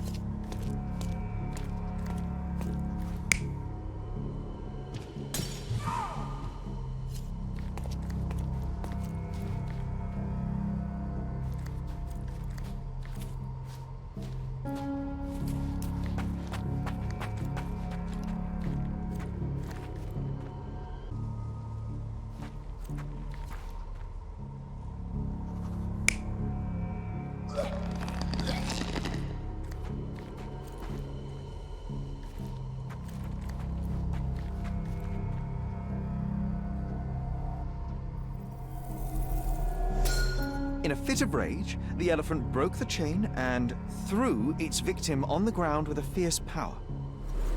Escaping the scene, it pulled the body with it, but dropped it at the gate. At least some of this was witnessed by a third party who was hurled against the shed. The elephant can't have gone too far. I can still track it. I suppose you find it. Then what? Push it all the way back to the manor?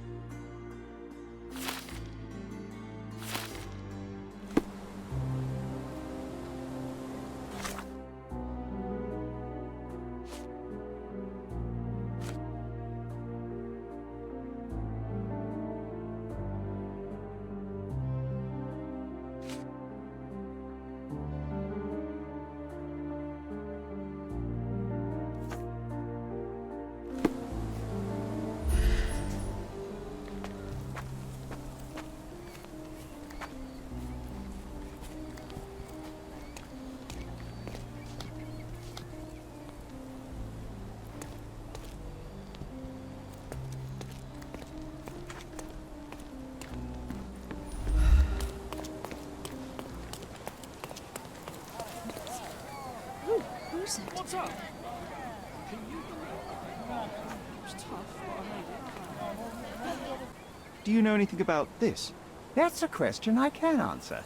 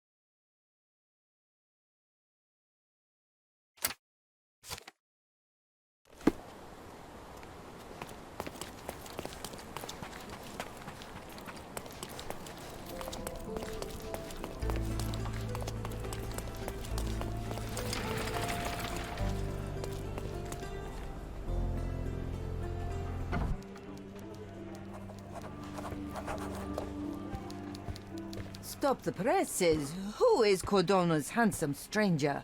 Or Nosebaggerspun's local life? Wait, no. Foppish foreigner hides dark past. Oh, you've made quite the impression already, Mr. Holmes. You care to tell your side of the story? I'm quite certain I have no idea as to what you refer, and I am further certain I have no interest in indulging your gossip. Gossip? The truth will come out, but will only be heard if told well. Scandal, daring-do, romance. These are the tools of every good journalist. Nothing travels faster or lasts longer than a great story. Young man, your tale will be told with or without you. My readers demand it. You already knew my name and seem aware of my doings here in Cordona. I presume this newspaper is your little endeavor? Yasmin Sertel, editor-in-chief of the Cordona Chronicle.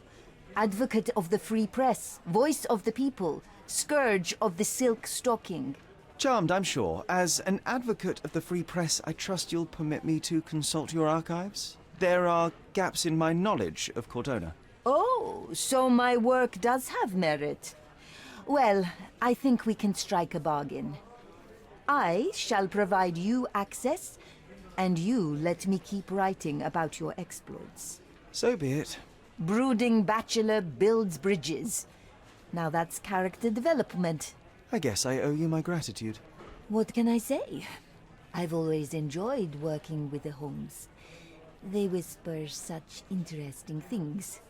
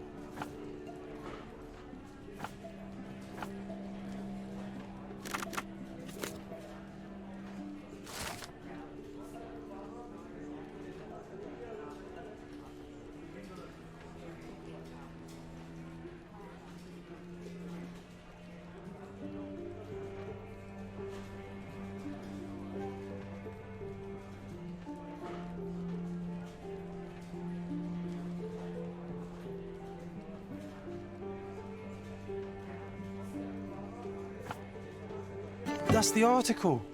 Feeling old already?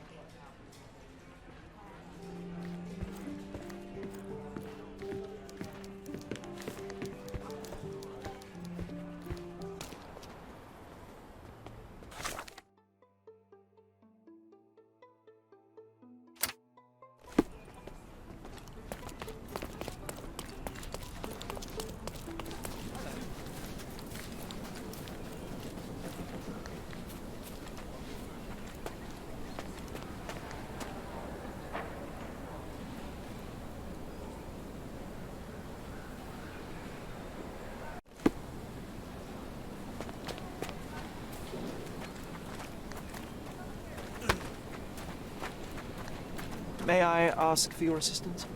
I'm very sorry, sir, but I can't help you.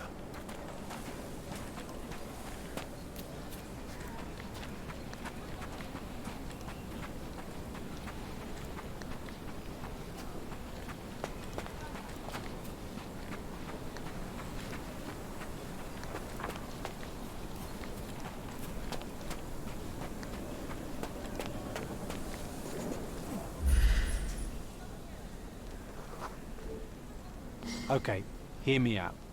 If an elephant falls in the forest and there's no one around to... John, no. Oh, you're such a killjoy.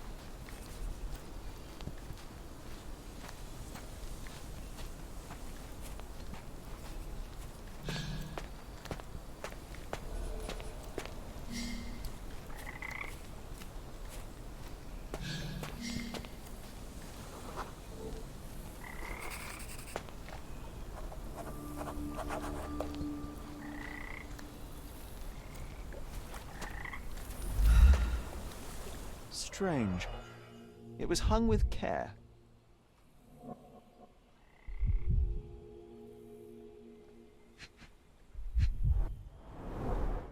The game has escaped us, for now. We'll find a solution to the elephant problem later.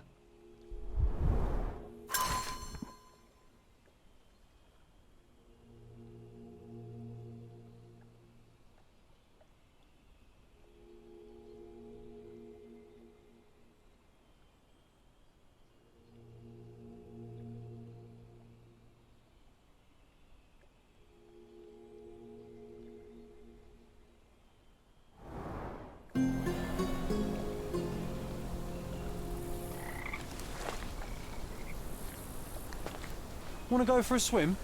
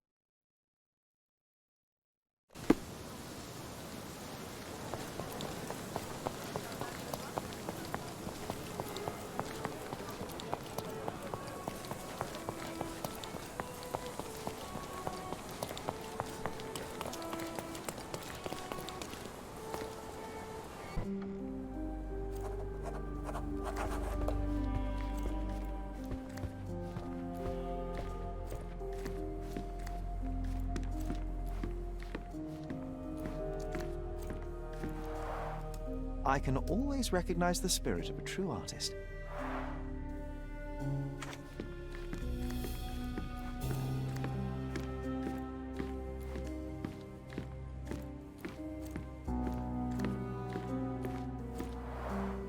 This young lady has a childish interest for her age.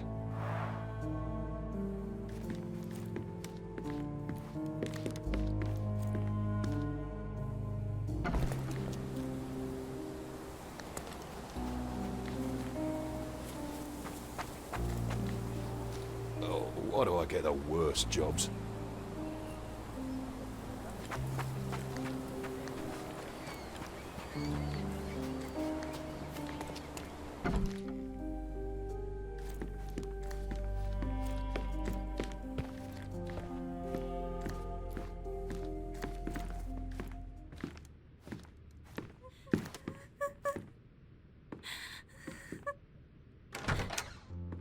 You. Who are you? My name is Sherlock Holmes. Theodore Gilded was... Did you kill him? Did he kill the elephant? It's not in the yard anymore. It escaped into the forest. You can't let it go. What if it returns? I highly doubt that, Miss. Imogen Gilded. Please, I beg of you, find that dreadful beast that killed my father. I suppose we do need to learn what happened. Can you tell me what happened? From the very start. I was here, so I didn't see how it began. My father visits the enclosure every morning to wake up Goliath. Today, I heard the elephant scream. I've never heard such a horrifying sound. My heart stopped. I knew something was wrong. I looked through my window and saw how it lifted my father up by his neck. I rushed downstairs. I saw it dragging my father as if he were a doll. I threw stones at it. It dropped my father's body and charged outside, screaming. Its roar was almost human. I was frightened, so I ran inside and hid here. That is a terrifying experience, Miss Gilded. I'm sorry you had to go through it. Thank you. Goliath must be caught, Mr. Holmes. Well, thank you for the information, Miss Gilded. I did have some questions for your father. Perhaps you might help me with them? I wasn't privy to much of my father's life, and it's very hard to think of anything at all with Goliath still loose. Please, Mr. Holmes. Very well. Do you mind if I ask you more questions if I find anything that might help? Anything to catch that monster. Miss Gilded, I was on this island 10 years ago, and your father knew my mother. I believe I even had the opportunity to ride that balloon outside, but I do not recall seeing you. I lived at my late mother's in Sheffield at the time. I'm in no spirit to reminisce right now. The elephant is out there. You've never heard the name Violet Holmes before? Perhaps your father... Please, Mr. Holmes. With that beast roaming free, I can't think of anything. Very well. I have to leave you for now.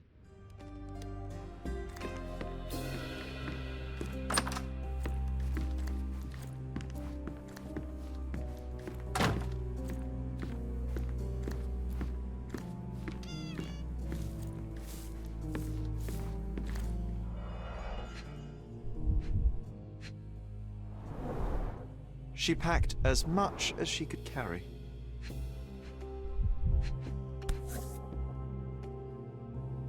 The same dull poses on all romantic photographs. So idyllic. Enjoy your happily ever after before it stales.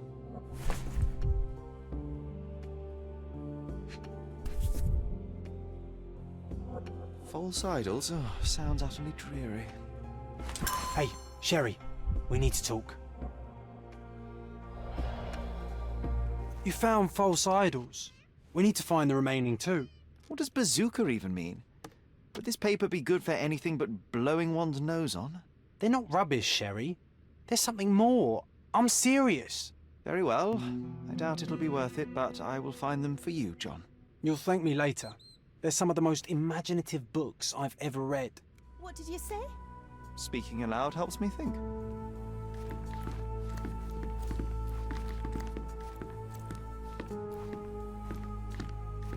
A commendable effort to barricade the windows.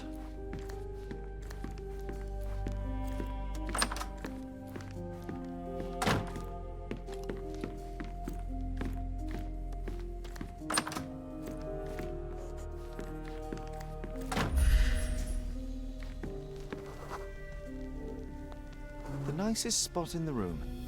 Mr. Gilded spent hours of his life right here. Staring at an elephant's backside. What a wonderful life.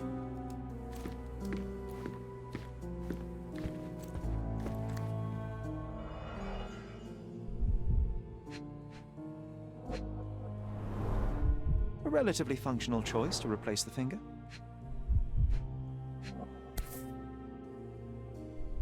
Oh, the pungent stench of an animal. Did Theodore seek some pink elephants with this?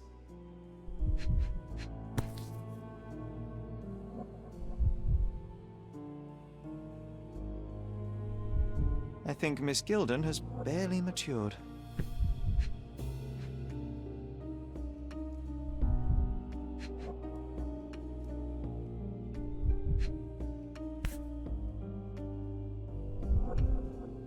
think they were closer than you and me, John. I'm hurt.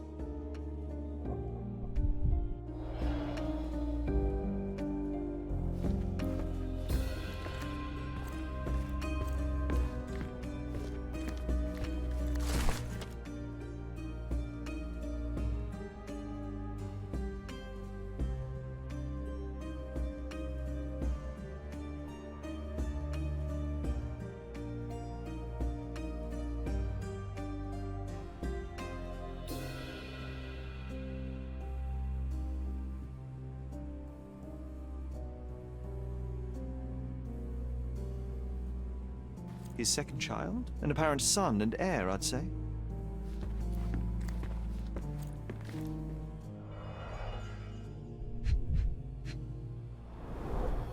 What's so special about this place? Another elephant?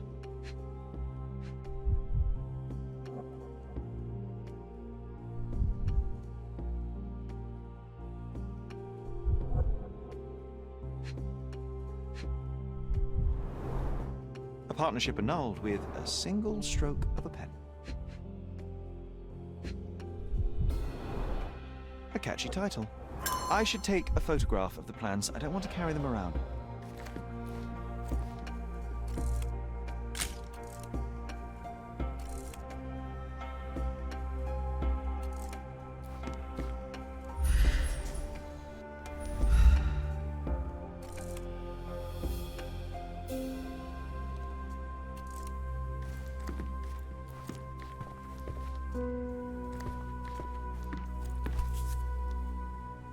Mother. It's nice to see her young and smiling. From before Mycroft was born, our family loves to prod at the past. Holmes's desire to rake up the past is hereditary. Quite the spectrum. From the history of the Roman Empire to conspiracy theories of the French Revolution.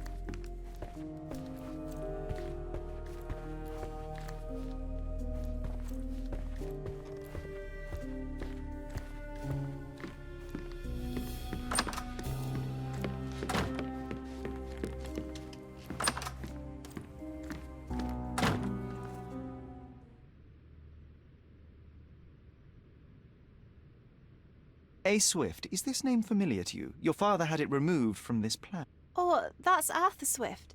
I've seen him a couple of times here. He works with my father in the old city, digging up something ancient. He is an archaeologist? That's the word, yes. But to be truthful, I really don't think Mr. Swift is fit to be one. I've just learnt a lot about archaeology from my favourite book series. Oh, they are page-turners. Inspirational, I'm sure, but would you happen to know where this Mr. Swift might be found? I don't. But perhaps you can find out somewhere. My father's work with him is all official. Lots of boring legal papers with signatures and stuff. And, which part of the elephant is in here? It's quite pungent. Oh, that. It's elephant sweat. Father believed that it might replace traditional ambergris. Well, that's true entrepreneur spirit.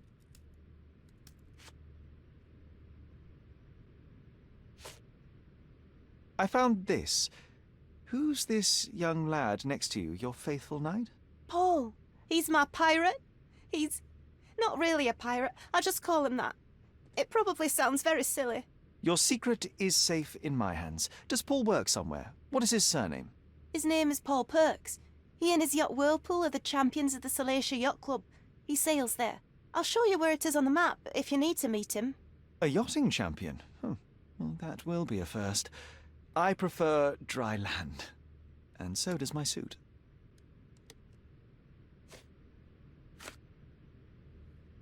These bags of yours, it looks as if you've packed your entire room. Were you planning on going somewhere?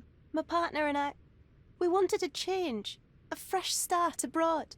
But now I have to stay here. Here, an orphan.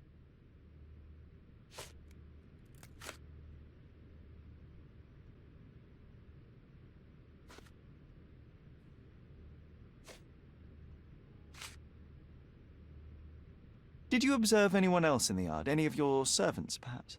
Servants? Do you imagine that we would have any with Goliath? No one wishes to work in this house, even for double pay. I didn't see anyone else. Only my father and that diabolical beast. I have to leave you for now.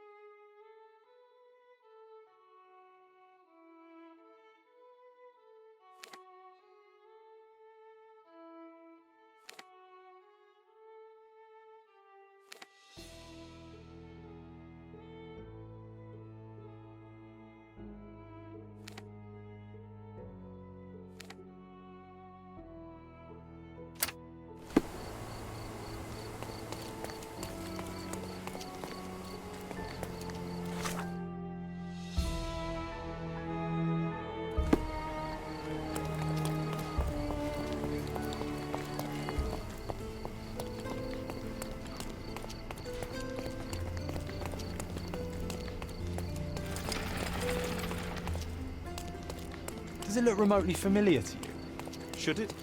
Concentrate, Sherry.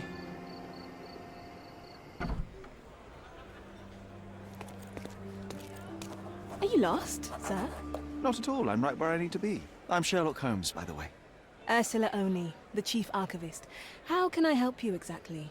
I need to take a look at the history of Cordona and its islanders to retrieve some, hopefully, useful information. Your brother Mycroft told me that you were direct, and now that we've met, I can see that is true. Someone in our family has to balance the evasive nature of my brother. Well, may I use the city archives? You may, of course, but in return, perhaps dinner? That's a high price to pay for looking at your archives. I was teasing you. Pay no attention to me.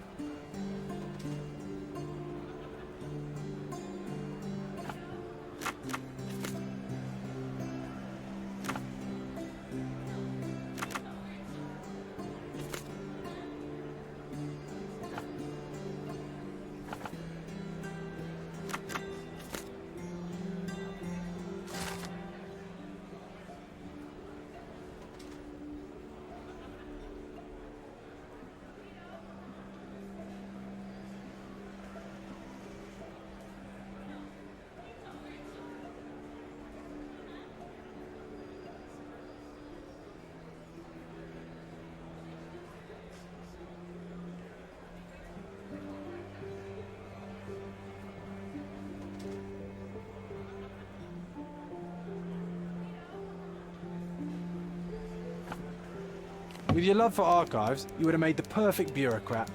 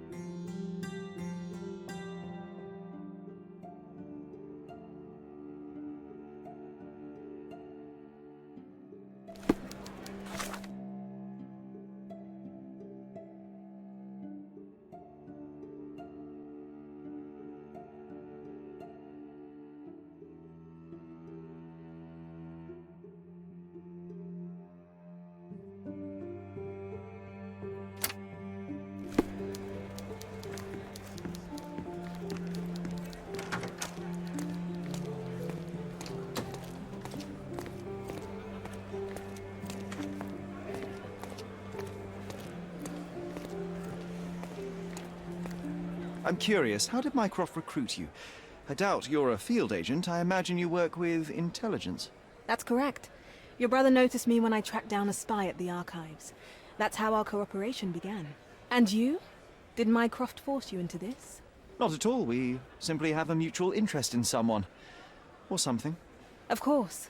A fruitful and willing collaboration, I'm sure.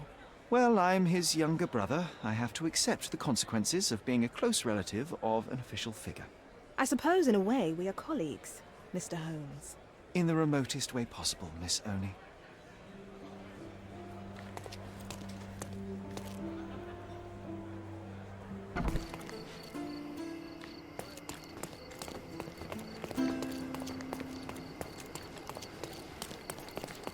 Treasure maps from the governor. Find 8 and come back for more.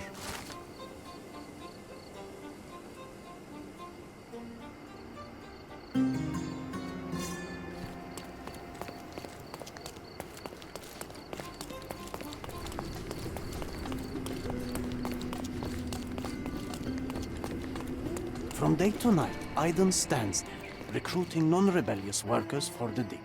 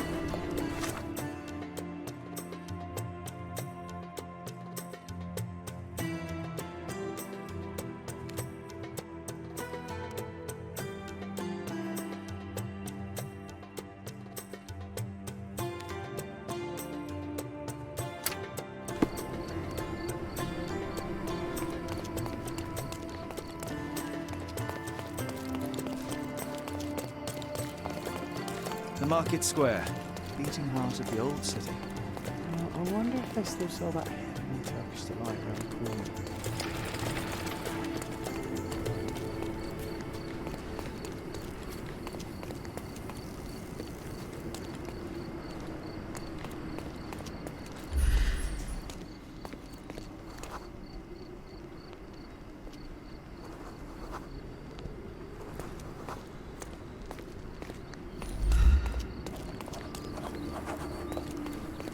Oriental rugs at a good price. Don't miss out on my unique clothes. Let's pick something that suits you.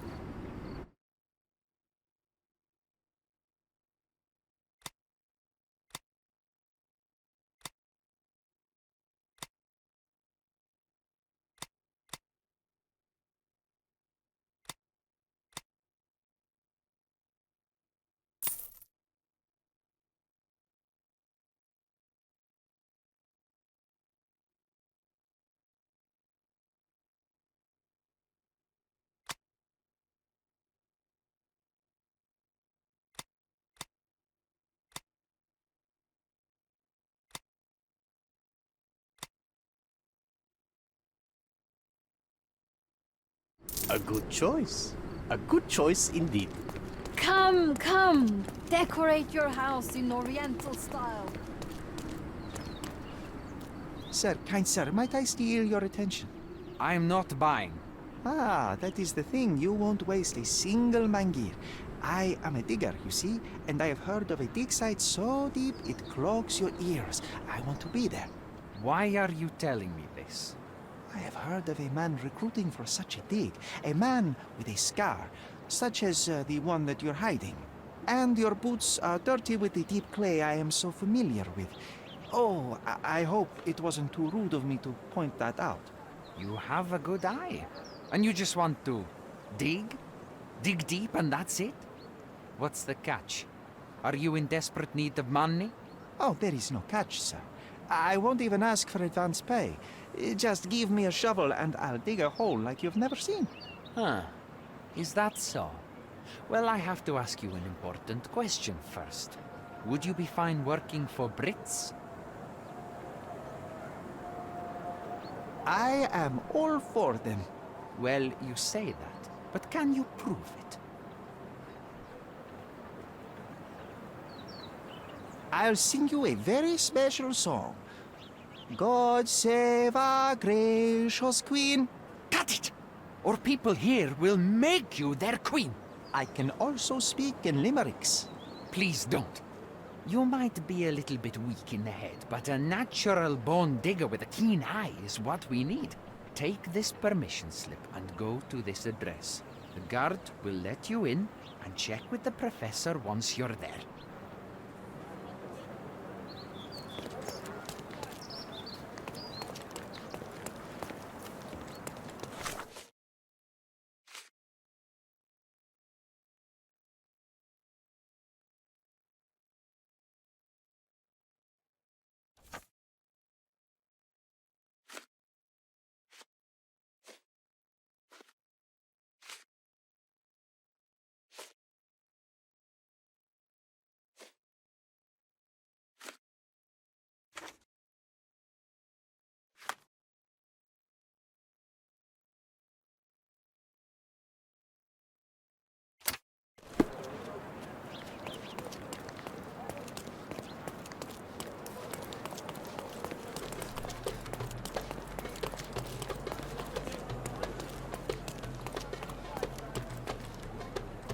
Stop loitering and get inside.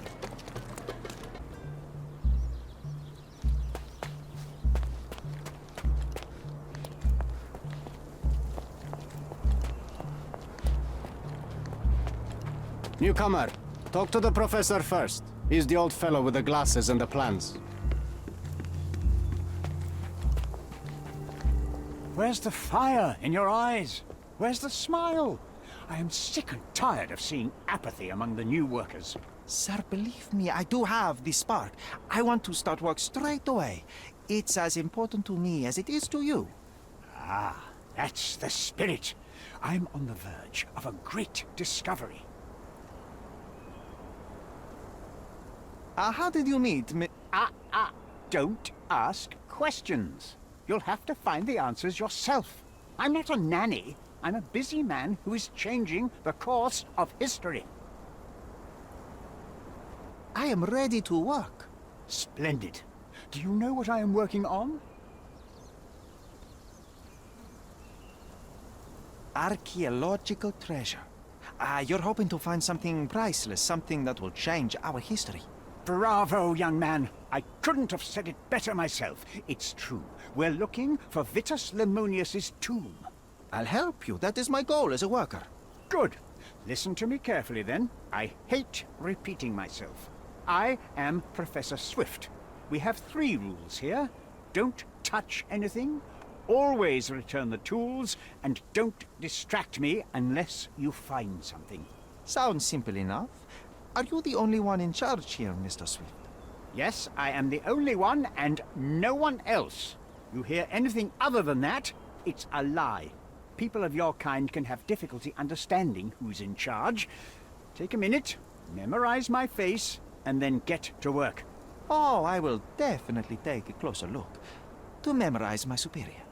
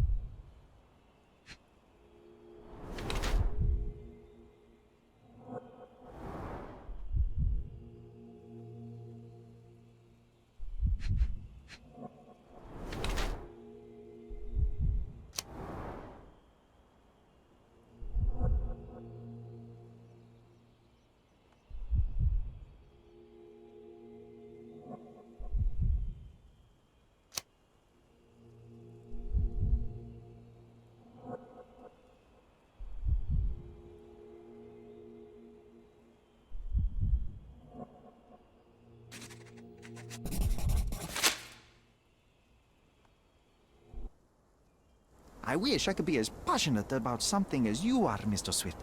You value knowledge and dedication over everything else. It's a long road, young man. A sharp eye and attention to detail are the only stepping stones along this path. You have to sacrifice everything you love for the larger prize.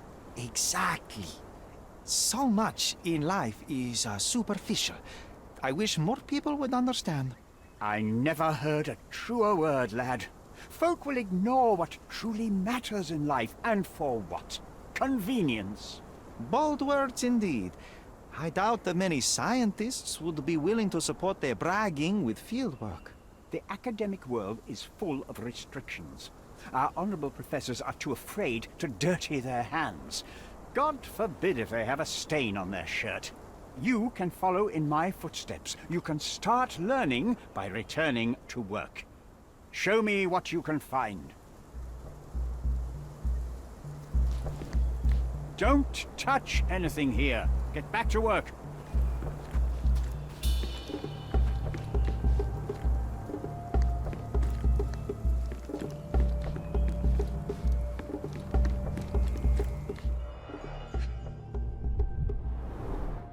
Straw dolls. Eerie, but effective for a scene recreation. Oh, I want one of these.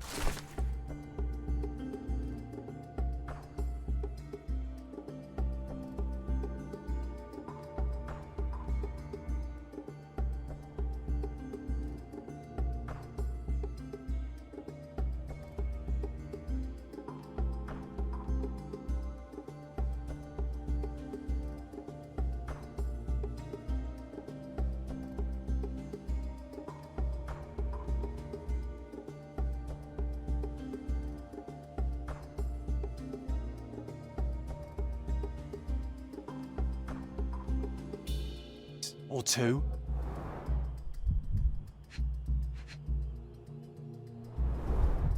Oilcloth. Won't fade and waterproof. Enough here to make 10 sails and more.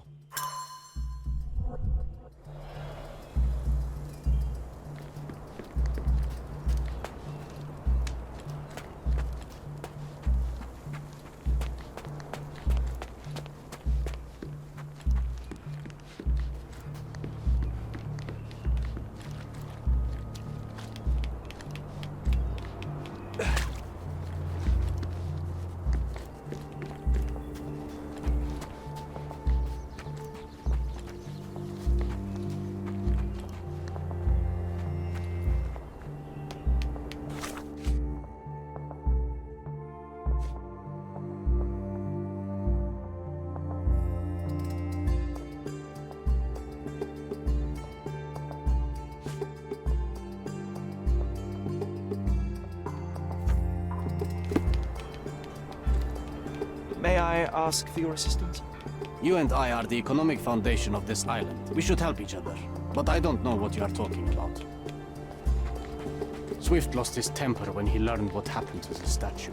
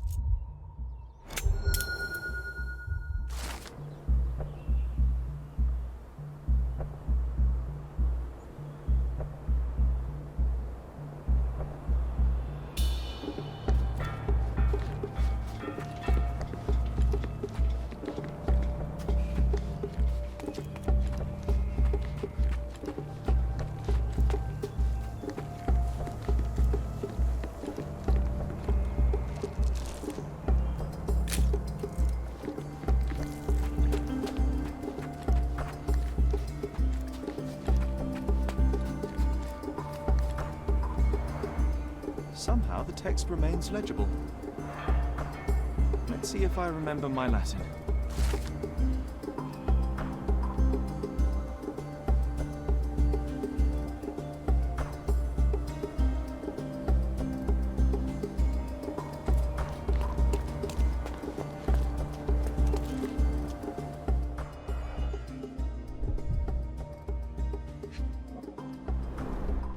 a sickle for harvesting. The ancient Romans honored the seasons. The goddess? A mother. Someone's wife.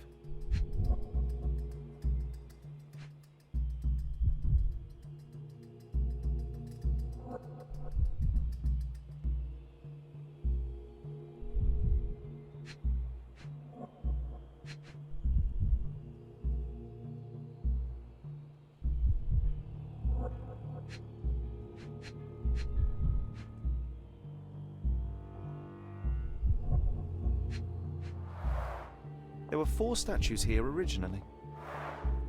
I wonder what the 3 other statues look like.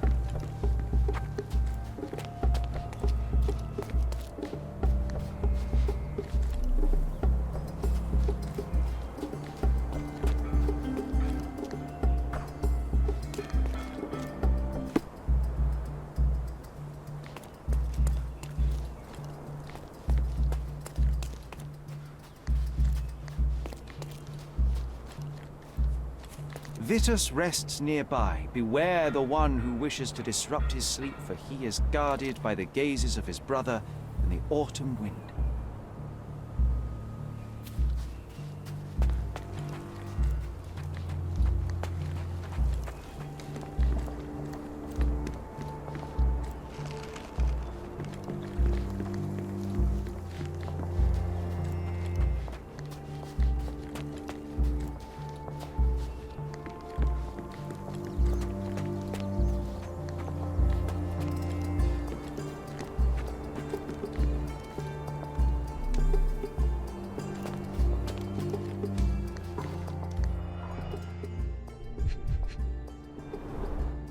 Plan for this whole operation.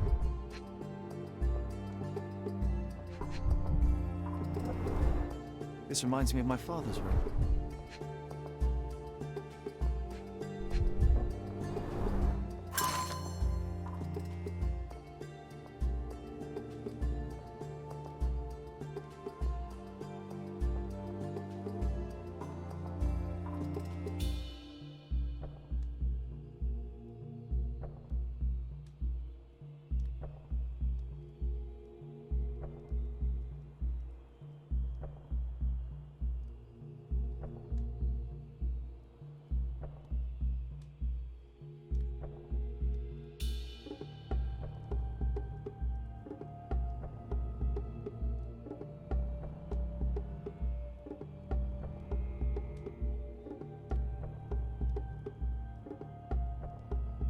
I see now. Mr. Swift didn't realize the significance of the statues.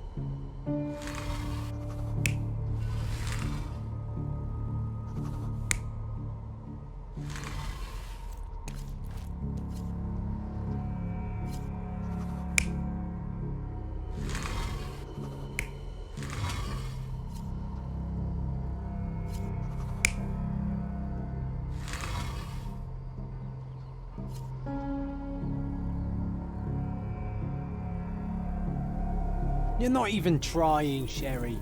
Concentrate.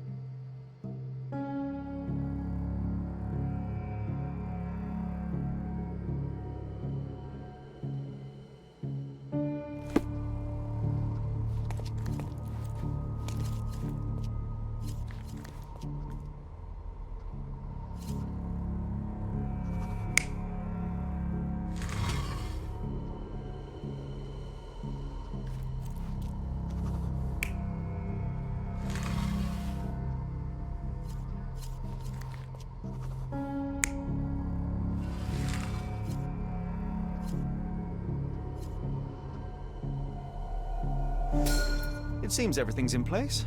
Now, let's see what this has to tell us.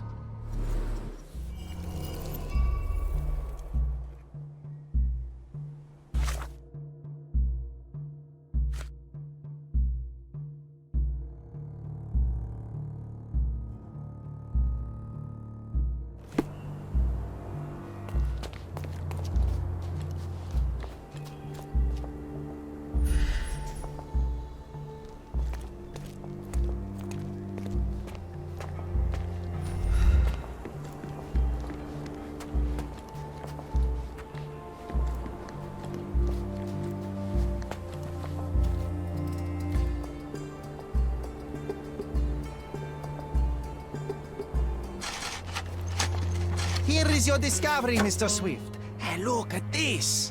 What have you found? Don't let anyone touch anything there. Eureka! I found you, my friend.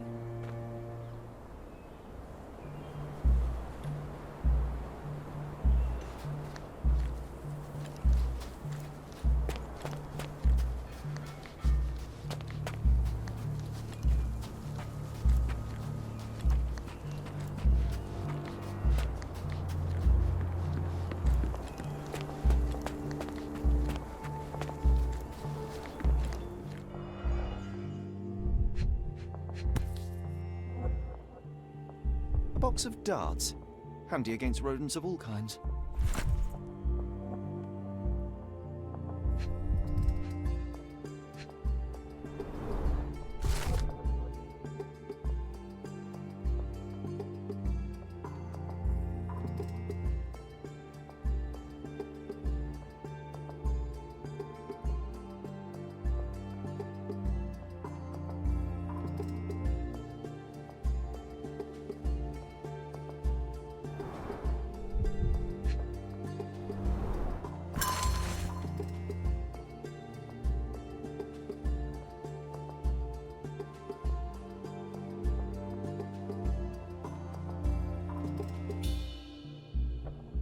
Hey, what do you think you're doing?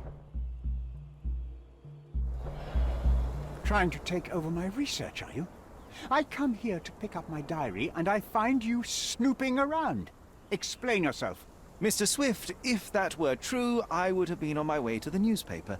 My name is Sherlock Holmes. I didn't have a chance to introduce myself properly. Outrageous! You deceived me, sir. What is the reason for your being here? Who sent you? Mr. Holmes? Theodore Gilden's premature death brought me here. Theodore is dead? How can that be possible? I'm thinking of all the possibilities, and I'm not crossing out anyone who might have been involved. Even his elephant. The land you're excavating belongs to Mr. Gilden, does it not? Did I hear an accusation? I have nothing to hide. You can ask me whatever nonsense you've prepared as a token of my diminishing respect towards you. Very well, Mr. Swift. I appreciate your cooperation. When was the last time you saw Mr. Gilden? A couple of days ago. We discussed the site. I believe in the tomb and its secrets. Theodore's patience was stretched, however. He was already inventing new projects. It wasn't a long conversation. I suppose that his daughter will inherit everything now, along with all of the eccentricities and problems. And not forgetting Goliath. Eccentricities and problems, Mr. Holmes. One of many. Were you at the site this morning? Affirmative. This project is taking a lot of my time, as you see. I spend more time underground than on the surface. When did you learn about Theodore's death? Just now. You just told me. And you aren't surprised, shocked? I won't tell anyone if you shed a tear or two. Weren't you partners, after all? We were. And it is a real shame. But I've seen too many deaths in my life, Mr. Holmes, for the news to truly shake me. Will you allow me to return to my research? Or are you insisting on remaining an obstacle? Oh, I haven't even started yet.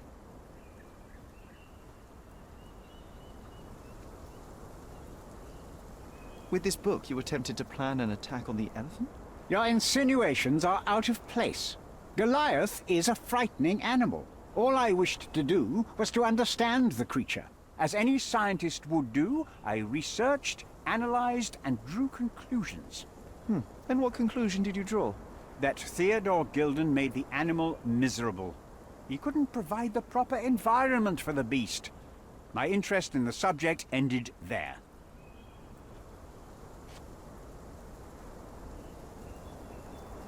You have a weakness for nostalgia. Or, rather, do you use it to record a list of enemies? Young man, you need to check your moral compass. Reading another person's diary is a sin in every culture that I can think of. But you aren't answering the question. You've already read it. Why bother? I simply record my life to keep my memory clean from misinterpretation. Letters and pages don't lie. But the writer of the text can. What's with this box of darts? Is it for a scientific argument? A little darker than that. Rather for killing the kind of rodents that might nibble a nose or a toe in your sleep. Let's just say I have to protect myself against a larger animal, such as an elephant. Might it be enough to stop it, make it faint? If I were you, I wouldn't bank on it.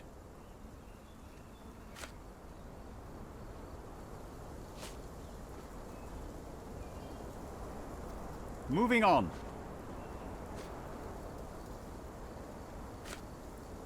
Moving on.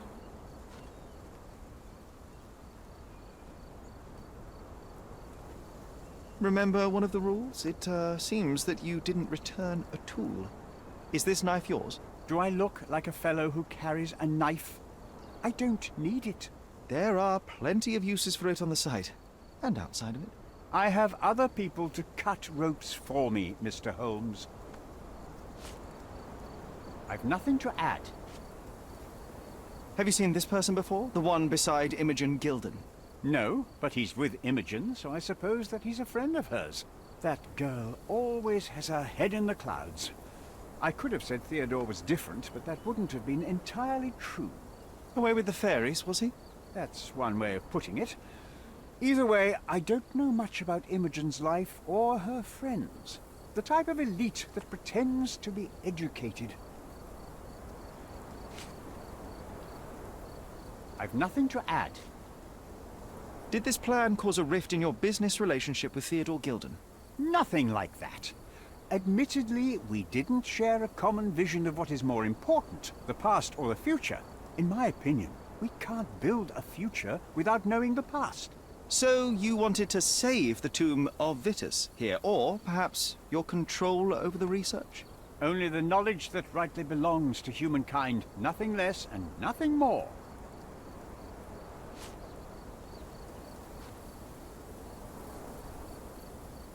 Moving on.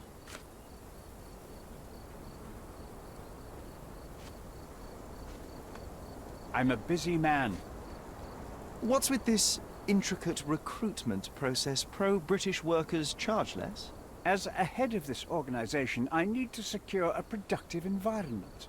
It's impossible to do so if there are political differences, especially here, where the native population doesn't support our efforts to find the ancient artifacts.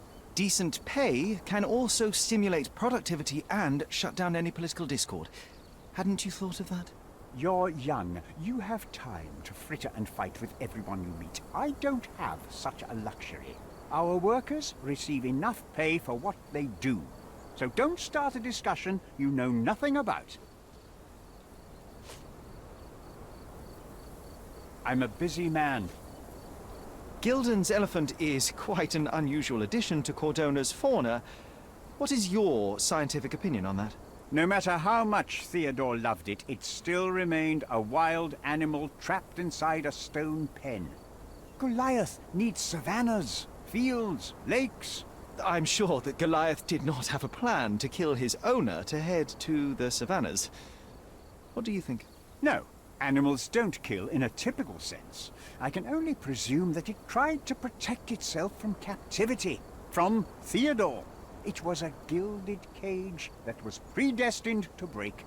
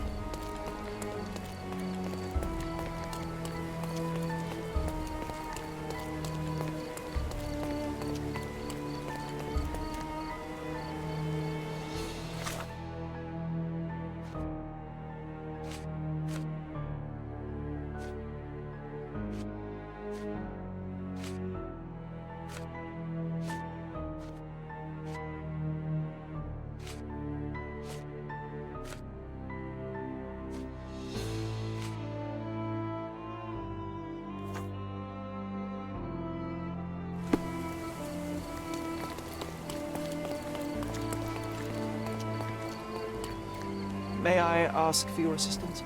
That's a question I can answer.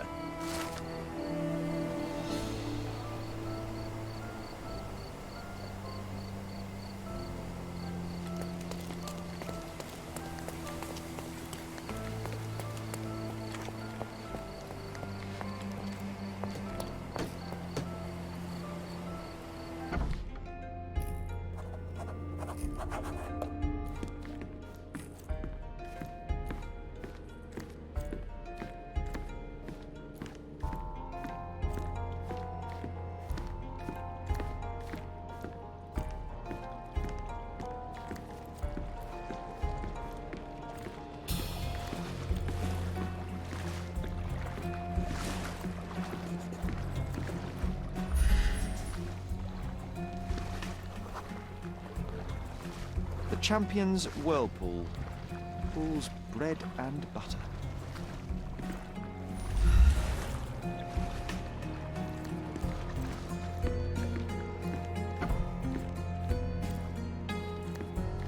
A foghorn to navigate and warn others at sea. It should have a warning to cover your ears.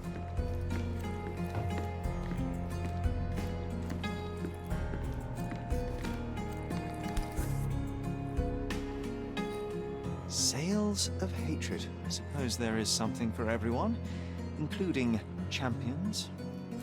Who knew archaeology could be so exciting? Exciting is certainly a word.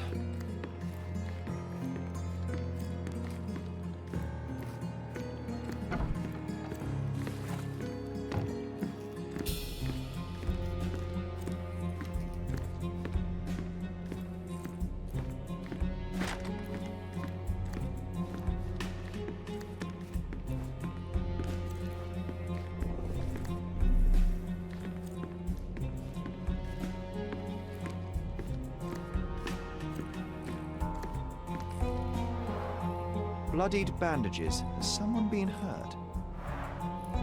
Where would a champion hide a key?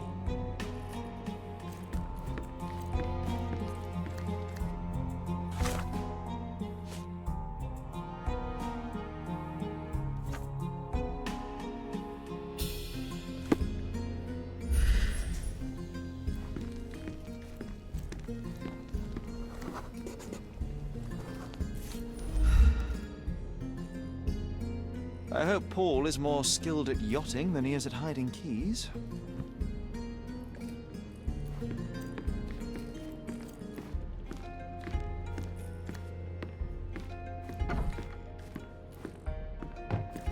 Bloodied bandages.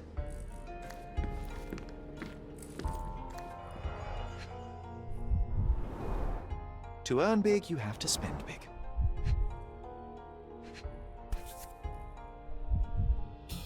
Additional earnings to sweeten the victory. An interesting place for a message to a champion.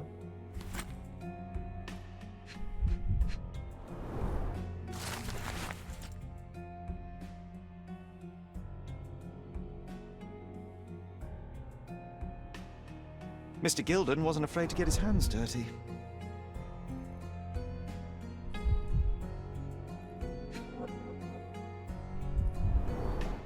Old betting slips. Paul always bets on Whirlpool. One victory after another.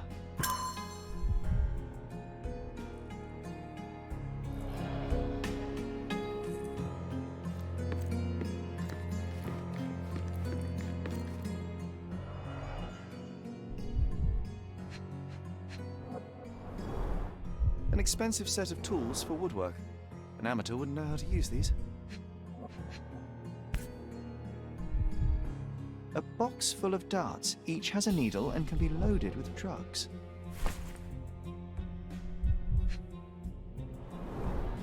Shipbuilding, shipwright's tricks, sail weaving.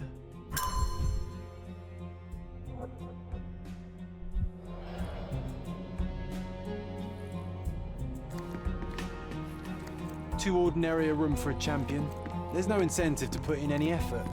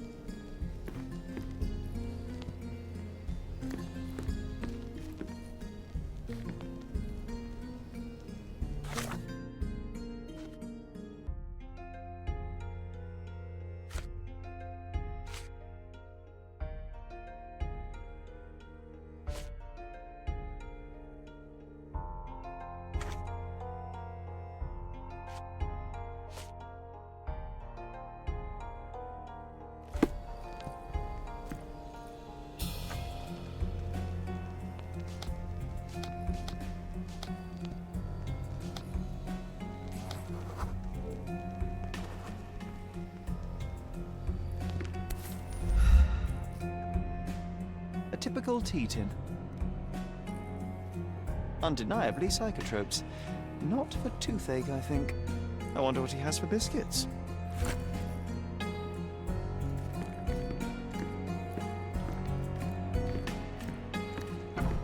Oi! Hands off my possessions before you lose your fingers. Are you illiterate? The rules are written everywhere. Ah, Mr. Perks, the cabin boy himself. Champion, you mean? I was right. You are illiterate. I think a couple of shiners might teach you.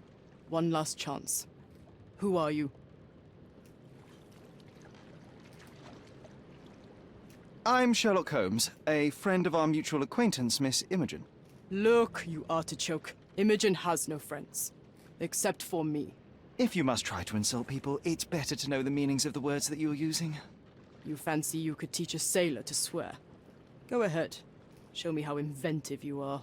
Stand still for a moment.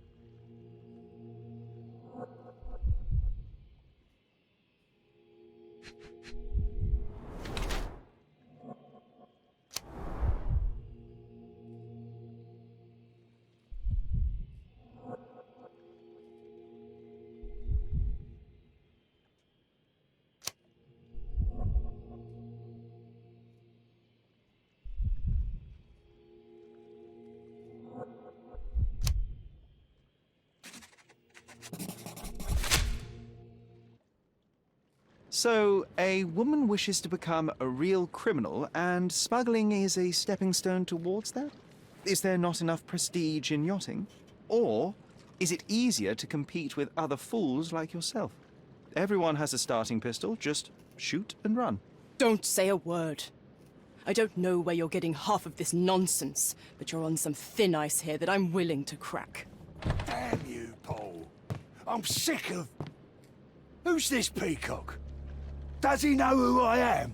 I definitely know who you are not. You're not a dictionary reader, at least. I wanted to see how you... pals interact with each other in your natural habitat.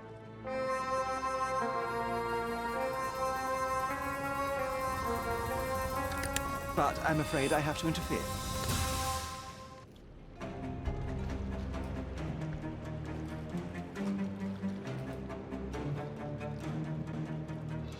I'm coming for you.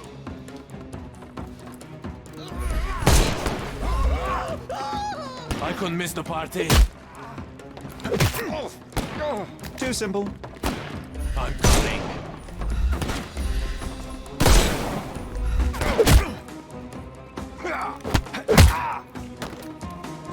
Don't cry, you'll live. Dodge this!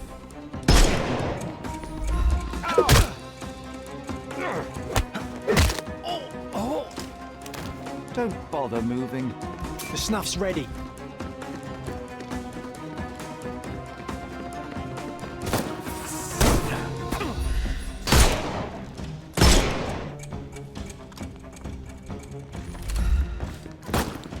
I will end you! Now back! I'm coming for you. Take a rest. Give him the pepper snuff. I am invincible. It's all yours now. Go for it.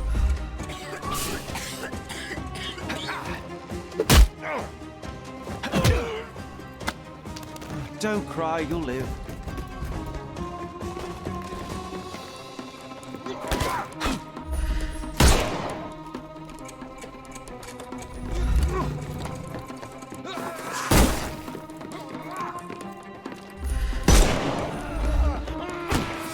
I couldn't miss the party. Too simple.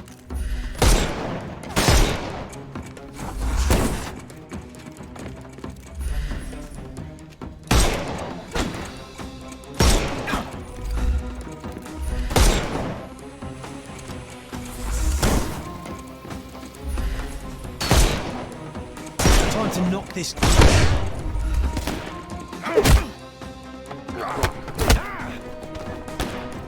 I'm coming.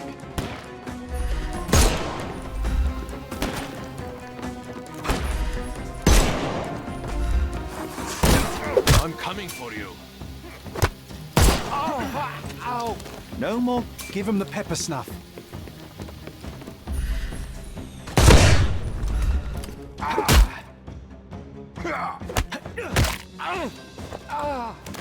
Too simple. The snuff's ready.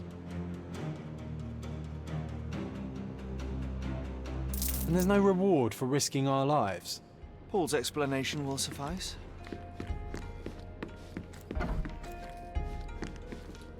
Your fellow mariners have a strange way of showing hospitality. They were not my friends. Are you sure? I would rather risk my neck for someone who's at least honest and thankful. Perhaps then don't enter someone's life and be so judgmental, pretending you're better than they are. Then give me your perspective and allow me to see through your eyes. I tried to tell you before, but your partners interrupted. Have you heard the news? Theodore Gilded is dead. Do you have anything to say? Well, what a shock. To me, he was an angry old ogre. Good riddance. Was it Goliath that killed him? Did it crush him? Break his bones? Come on, tell me. I want all the details. You have an unusual way of showing grief. Imogen wouldn't appreciate that. But yes, the animal could have been involved. It's poetic in a way, isn't it? It takes a beast to kill a monster. I wish I could have been that elephant. What were you doing this morning, Miss Perks? Don't call me that. I'm a champion. I was sailing. The other club members told me that you missed the race this morning. Do champions not need to practice? Ugh, you've talked with them already. No, I wasn't racing. I visited the doctor after that attack on me. And then I had to honor the deal with the bandits you just took care of. You're asking for trouble with this smuggling business. You'd better leave it before they smuggle you out in a barrel. Don't patronize me.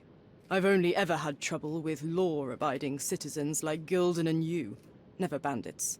So ask me anything you want, and then get out of my sight.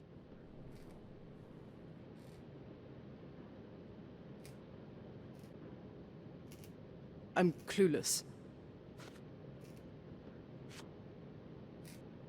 You smuggle illicit psychotropes on your yacht. Not a delivery for the hospital, I'm sure. Of course not. I've had to cut corners to earn some money. How might a person afford to pay for a yacht in an honest way? I don't know, although I'm smart. The buyers are my customers. Adults who are willing to pay for their pleasure, or weapons for jewels. Whatever they want me to deliver. Nothing criminal. Well, it's your lucky day. I'm not here because of smuggling. Have you tasted this tea yourself? I wouldn't have been a champion if I had used it. It's just a side business that keeps my career afloat. It's quite expensive to compete in yachting. Sometimes I cut corners. Such as fixing whirlpool yourself? Exactly. And sometimes I just have to pay. That's how I earn money. I don't sell slaves or take the last mangear from a poor family. Look what I found. A box full of darts. Hey, that's mine. I confiscated it. These darts appear to be filled with something. Poison? How powerful is it? It's strychnine. Enough to instantly kill a small rodent. I haven't tried it on a human. Yet. I hope you know what you're doing. Could it immobilize a larger animal, say, an elephant? I've never tried, but I have wondered.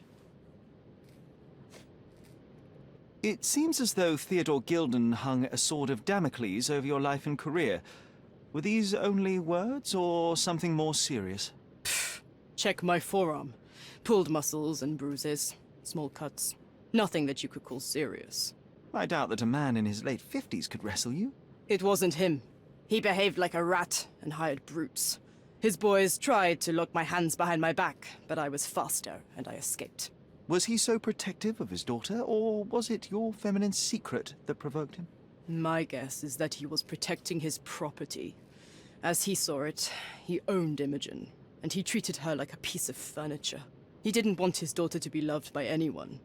What's more painful is that Theodore didn't allow me to love his daughter. Typical. I'm not sure that your relationship with Imogen could be described as typical. Are you afraid of a woman in trousers? Now that's typical of men. A charming picture. I've heard that champions do often pose with their trophies. Cheeky. It is a lovely trophy, though. I'm sure you will agree. What is it that you like most about her? Her naivety? Her father's money? A somewhat difficult choice. Especially now that her father is out of the equation.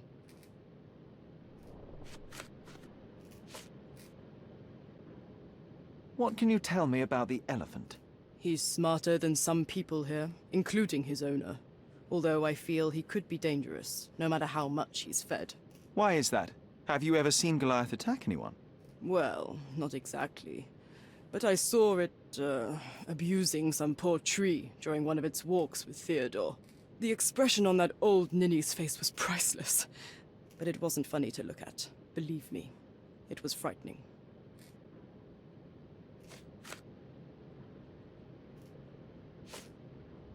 A. Swift. Are you familiar with this name? The gentleman had business with Mr. Gilded. Likely just another strange and wrinkled fellow like old Gilded was. Perhaps this Swift person has a rhino, and they wanted to see which pet was stronger.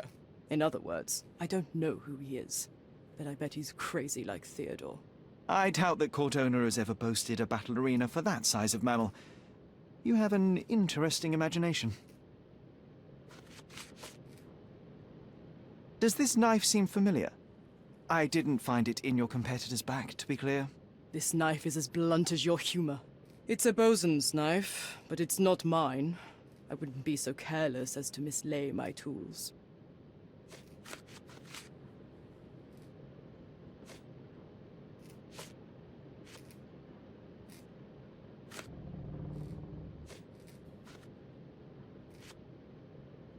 Imogen doesn't strike me as an industrious young lady, so I find it strange that she was busy packing up all her belongings when Mr. Gilded died.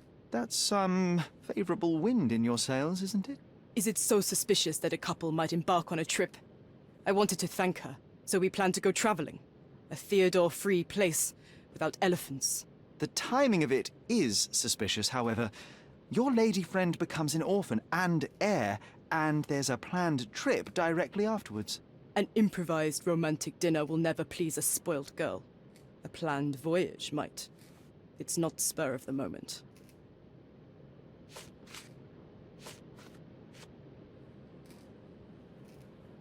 I'm clueless. I don't know what you're suggesting. I'm clueless. I don't know what you're suggesting. I'm clueless. I don't know what this means. Between yachts, darts, and notes from bandits, I've discovered many fascinating facts about you. But this, an installment of Nabe and Laura's adventures, why did you sully your library with this? It's a gift from Imogen. I didn't buy it. I might have turned a couple of pages, but nothing more. I swear. I will give you the benefit of the doubt, but your literary taste has put you on my blacklist.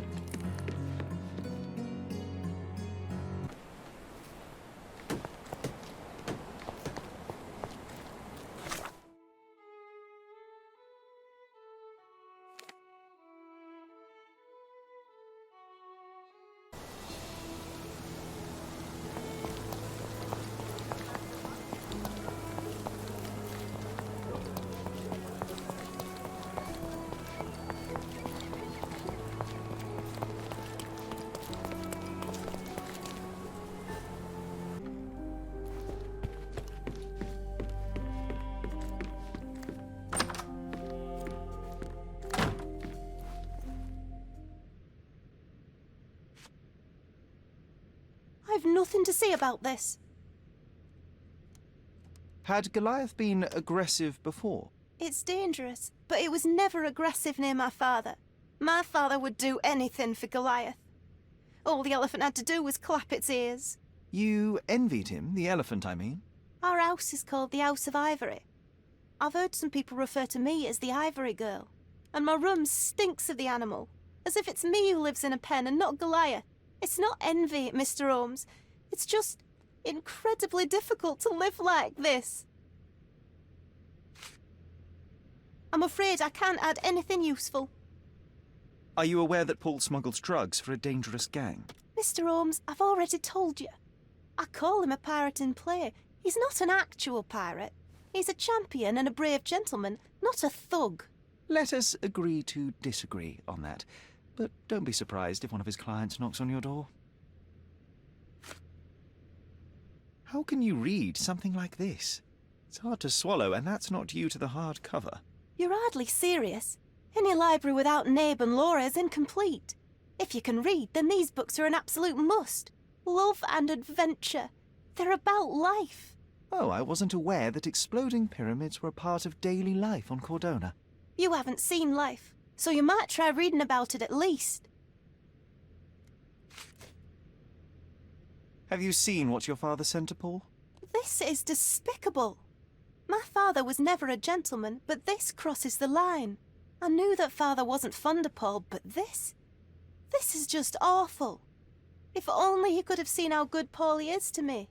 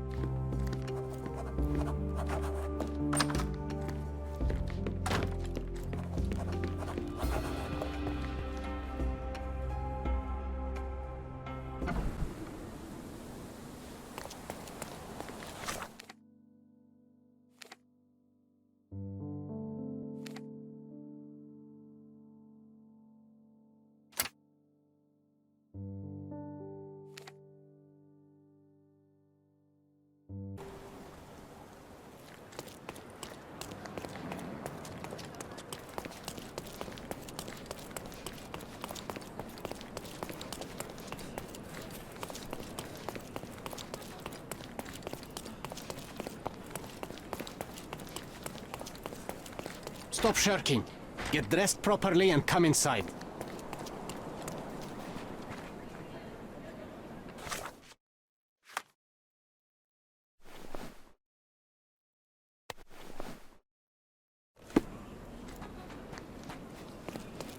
Stop loitering.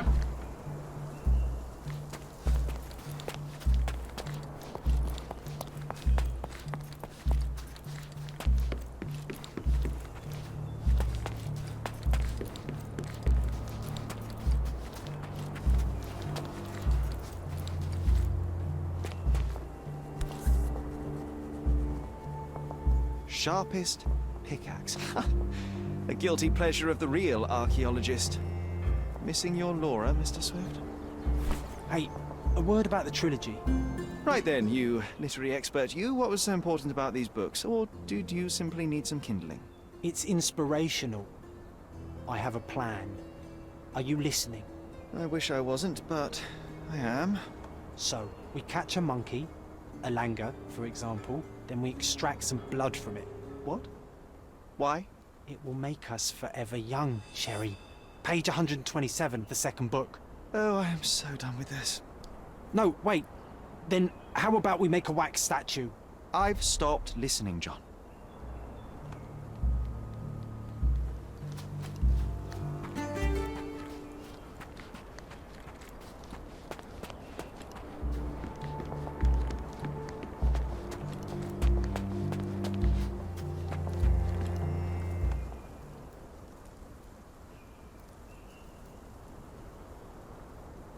As far as I can tell, you're a man of the academic world, so this book about Nabe and Laura is just an empirical study? What? That nonsense? I'd prefer to lose my eyesight than read such trash.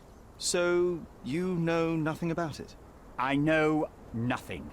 I wish I'd never heard of it in the first place, this caricature of science.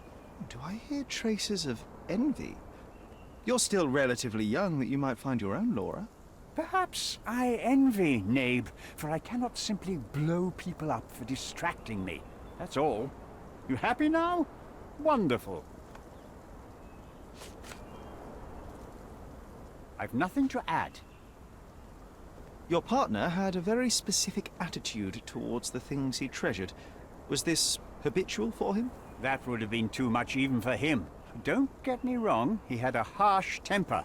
Like a true businessman, he was ready to burn his competitors to the ground. But threatening someone physically would have been something new even for him, am I correct? Absolutely. Besides, I had never seen him this angry. The fellow who received the letter must have been extremely alarmed. Be swift.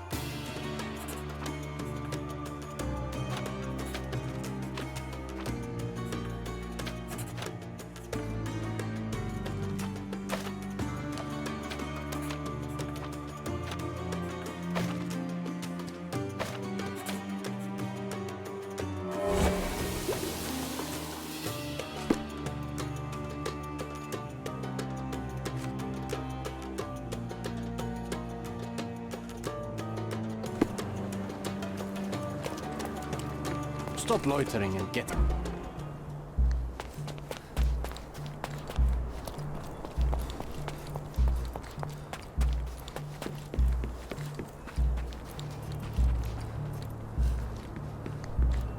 This fabric will work.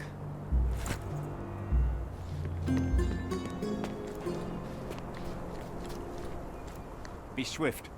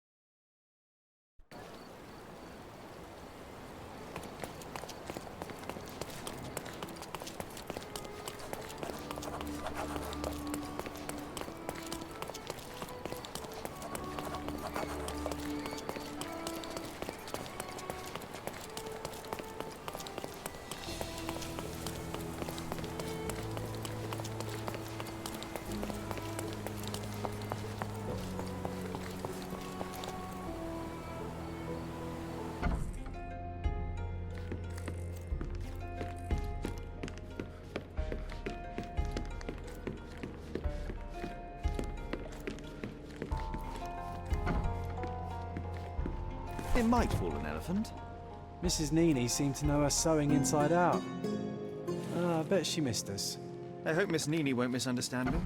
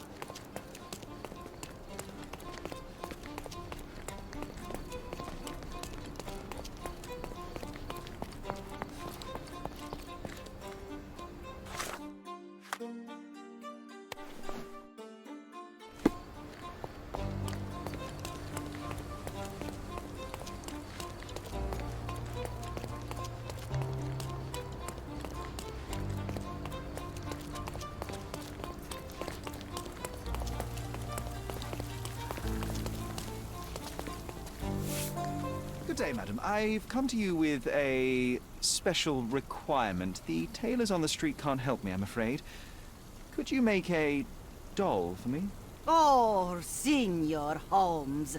You taught the police how to do their job, and they found the thief. Of course I will help you. But what sort of doll? A child's doll, such as my great niece might play with? A little larger than your typical doll. Signore, I don't understand. Boy, girl, animal, and what color? Animal, a passionate, perhaps amorous animal. Ah, Signore, you talk in riddles. I am an old lady who's seen it all. Tell me what you need. I need a life-size elephant. I think Mrs. Nini outdid herself with this one. Is that a tail? That's a trunk, John, but I must agree with you that it's her masterpiece. Well, let's not waste any time.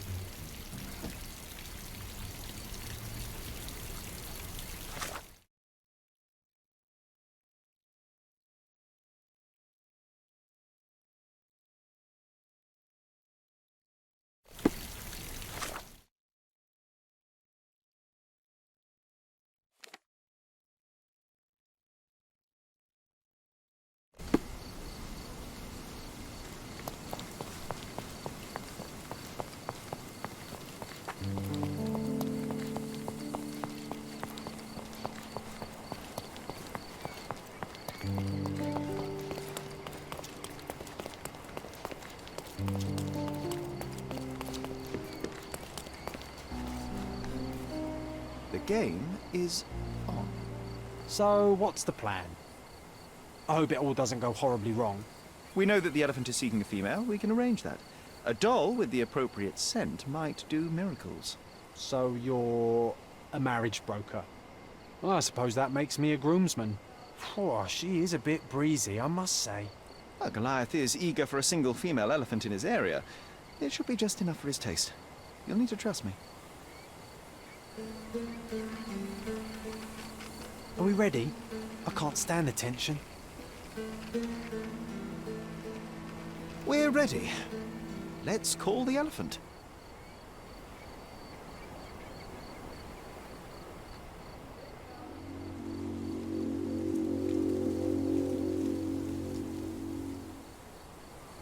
How could anyone resist?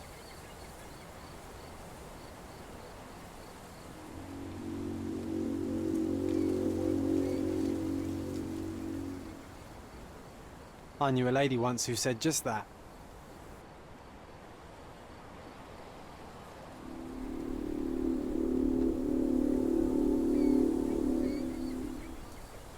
Too bad I'm not an elephant.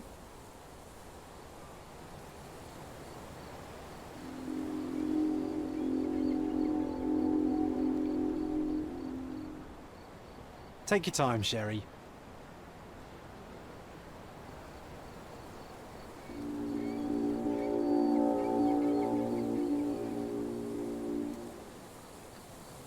That deserves a slap. And then a kiss. And here's our lovesick friend.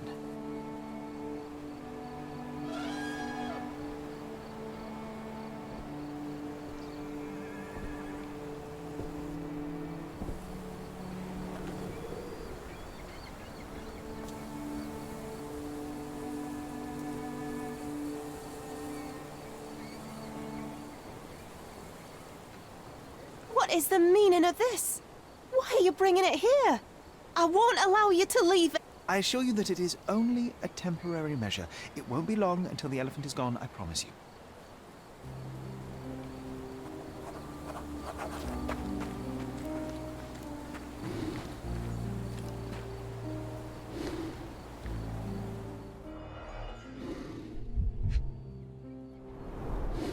It injured itself while running through the forest. Peaceful and compliant, almost a gentleman.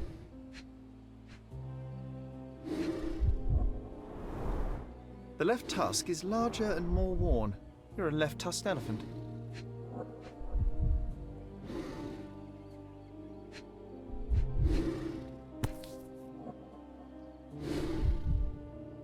A feathered fletching. There's something in the needle. This might be promising.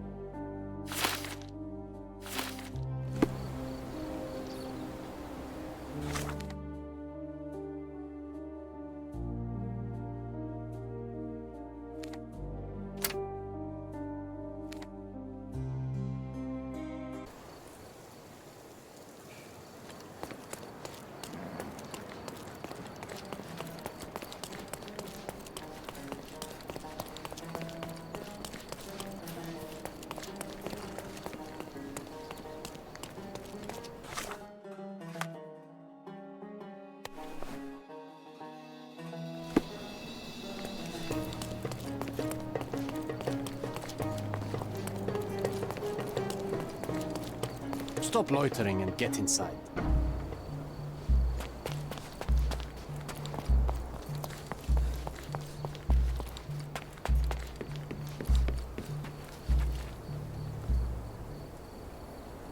You are guilty, Mr. Swift. Killing Theodore Gilded was a testing challenge. You succeeded. What makes you think I'm somehow involved in Gilden's death? My partner's death, I might remind you. You were there when Theodore Gilded died. Nonsense. I visited him many times, but I wasn't there when the elephant killed him. Then I must have made a mistake, because the murderer met Goliath's rage personally. The perpetrator was hit by the gate and thrown into the shed. Your bruise matches the contour of the broken hole. One further detail is that the murderer had a bosun's knife, fairly useful in a place where one might cut ropes and fabric, such as, I don't know, the dig site? That's your interpretation of the facts, Mr. Holmes. You've simply aligned them to suit your hypothesis. It's not a hypothesis once proven, it's theory, Mr. Swift. Your dart uses strychnine to kill rodents at the site, is that correct? Well, yes, that is its purpose. The same dart with strychnine was found on Goliath. The very same substance is a powerful stimulant. It causes convulsions, a flow of energy. You shot Goliath. The elephant became extremely energetic, agitated, and so terrified that it killed its owner.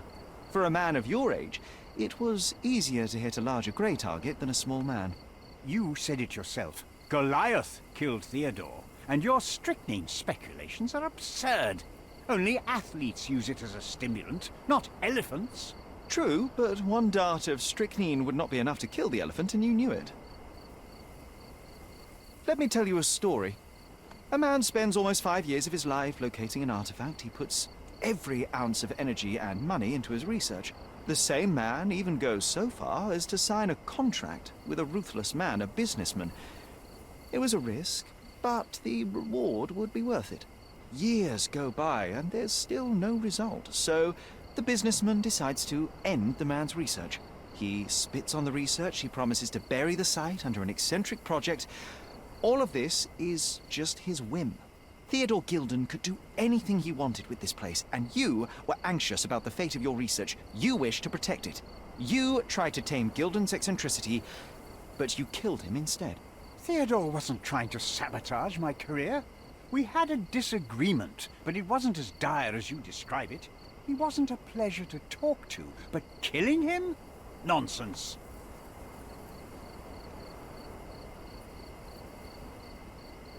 Theodore Gilded was a capricious man, extremely impulsive. But the cold-blooded nature of your plan makes you even more dangerous. You feel nothing. You show no remorse. It was simply a calculated move. And that is why you are under arrest. Nothing. You have nothing on me. I think I'll let the police decide if my findings are substantial enough for prosecution. This is all a dreadful mistake. This can't be happening. The elephant killed Theodore. Goliath is innocent and he should be free. He is not the real murderer here. That is the apex of your career, Mr. Swift. Farewell. I told you Mr. Swift was not a real archaeologist. He was a murderer. I knew there was something wrong with him. Fortunately for us, being a murderer was not his profession. And about the elephant? While you were busy, I've dealt with it. No thanks to you. I asked you to solve this wretched problem, but you didn't. I couldn't be in two places at once, Miss Gilded. I was catching your father's murderer. But how have you dealt with it? A man agreed to take the elephant away. He came to me asking for permission to relocate it to his property, and I accepted. Well, congratulations, I suppose. That is one less problem. Actually, two, Mr. Holmes. I found my father's possessions that you can take with you and disappear. I appreciate it, truly. Well, someone has to do something. Take everything if you need to, and leave me be. Take care of yourself, Miss Gilded.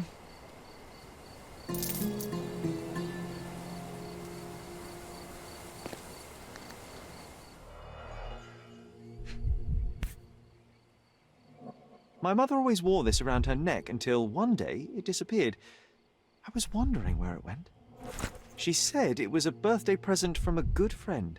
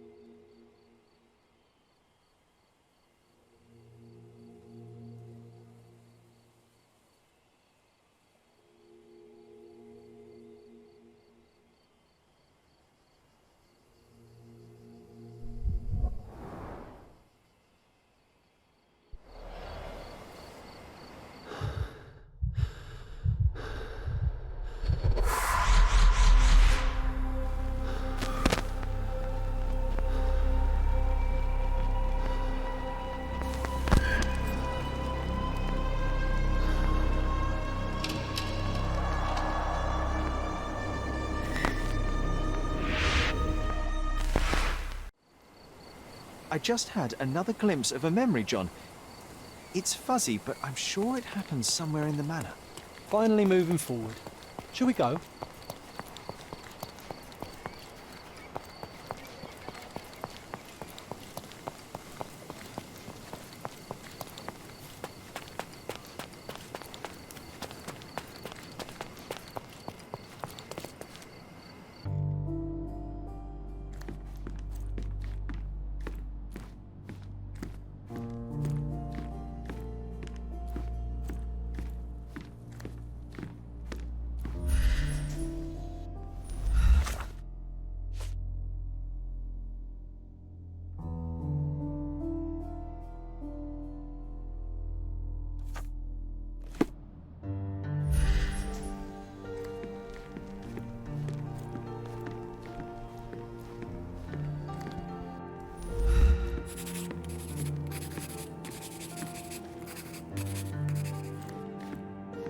Another one. There must be something important behind it. I can feel it.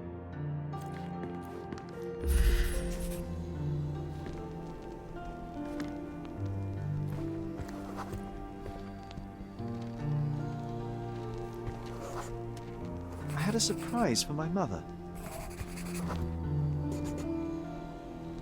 You had a shovel with you, John. I was holding an ancient Greek vase, or rather, quite a big piece of it. I remember now, we dug up the vase from Greek ruins here on Cordona and were eager to show my mother right away.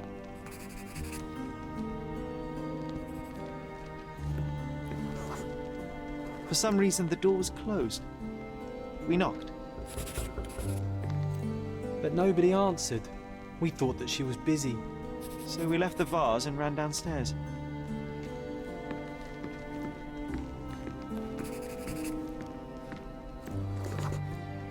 I decided to gather some archaeological tools in order to take a closer look at the vase.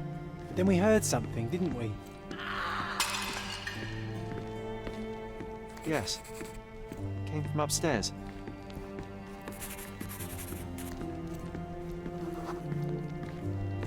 The vase was broken, shards scattered all over the floor. And your mother was standing at the door. Indeed, John. I doubt it was her. Let me concentrate.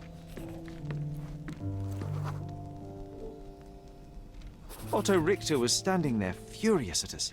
Dr. Richter told us never to disturb my mother when the door is closed. He said she had broken the vase. But we didn't believe him. I bet he smashed it.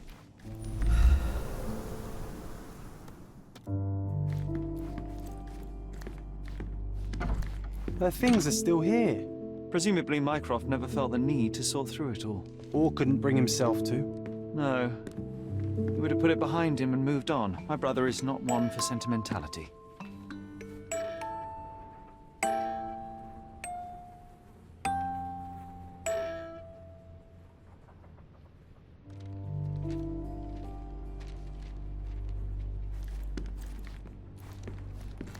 This room always reeked with an acrid medicinal stench. And here is the reason. Looks like it was damaged by a blunt object.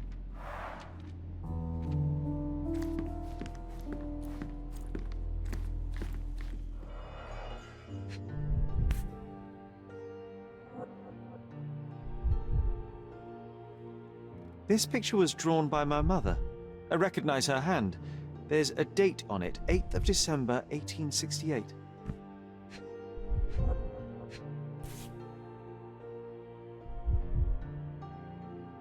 This seems a bit odd. I can recognize my mother's style, but it's far too sloppy. Dated 12th of February, 1869.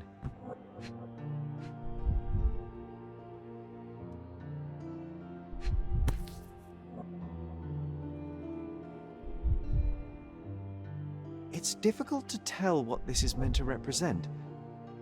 There's no date at all.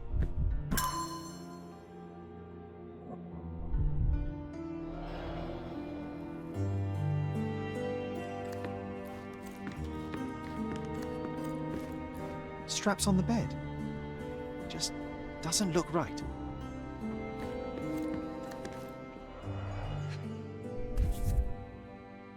Seems this was the most frequently used medication. 1 dram dissolved in a glass of water, administered daily. Not to exceed 1 dose in 24 hours, not to be given to children.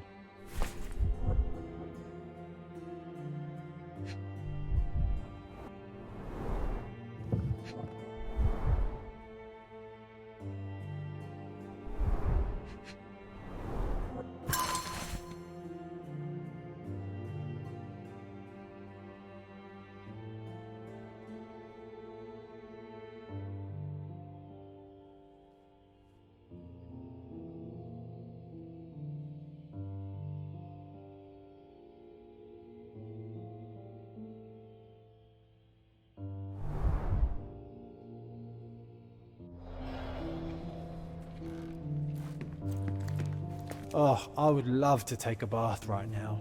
Not this one. Surface corrosion suggests it was prone to extreme temperature fluctuations. For medical purposes, I suppose.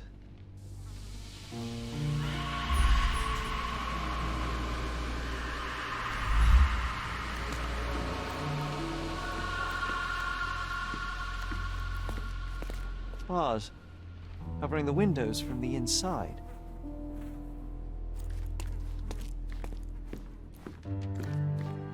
My mother loved flowers. They made her smile. I remember we would bring a new bouquet every week to make her a bit happier. That's why we collected all the violet flowers we could find on the island. You're not obliged to be here, Sherry. We can leave any time you want. Look what I found. The White King is under attack. Sherry, can you save him and checkmate the opponent in 1 move?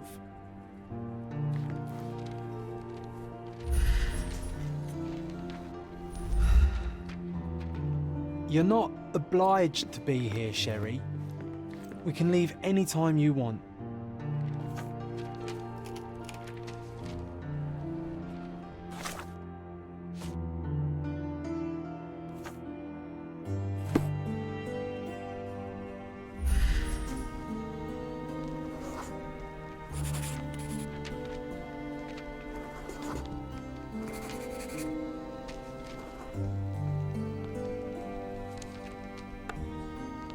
Oh, nice move. You saved the king and checkmated the Black King with the rook.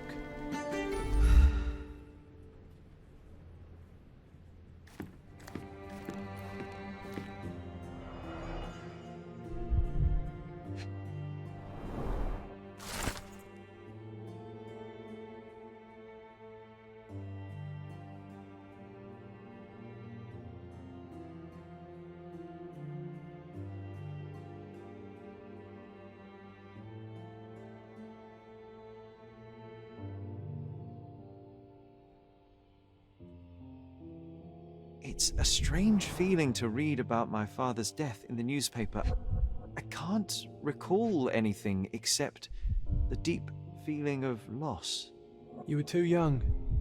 It happened before we even met. It's so sad. I'm sorry.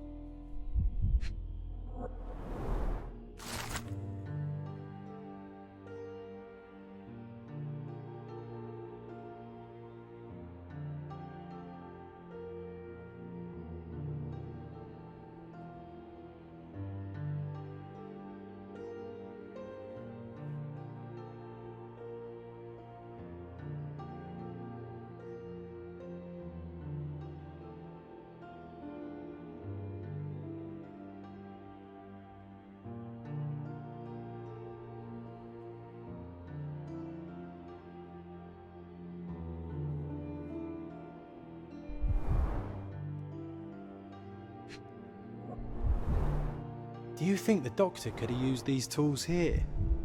I hope not. No labels. I doubt it ever had one.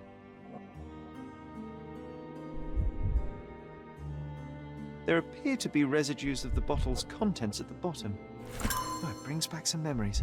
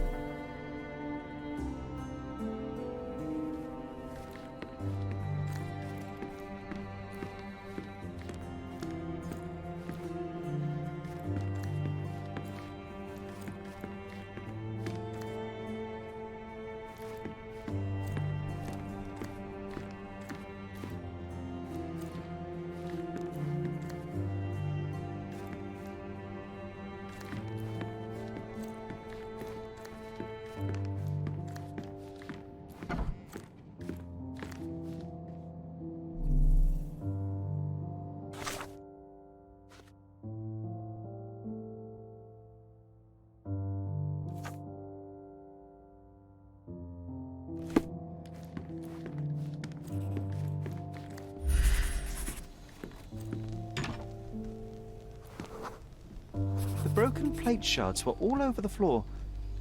Mycroft had to change his suit as the one he was wearing was completely stained.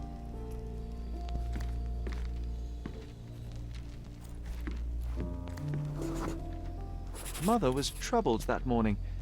Something we did upset her. Dr. Richter tried to calm her down.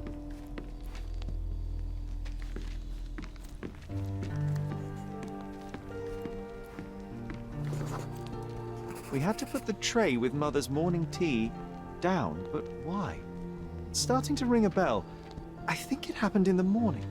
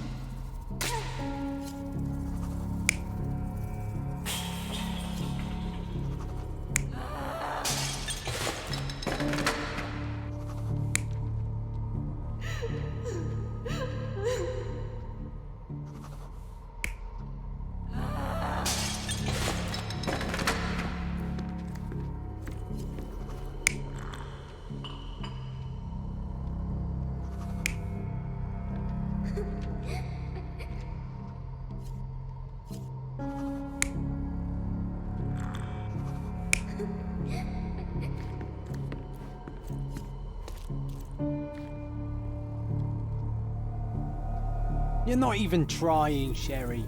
Concentrate.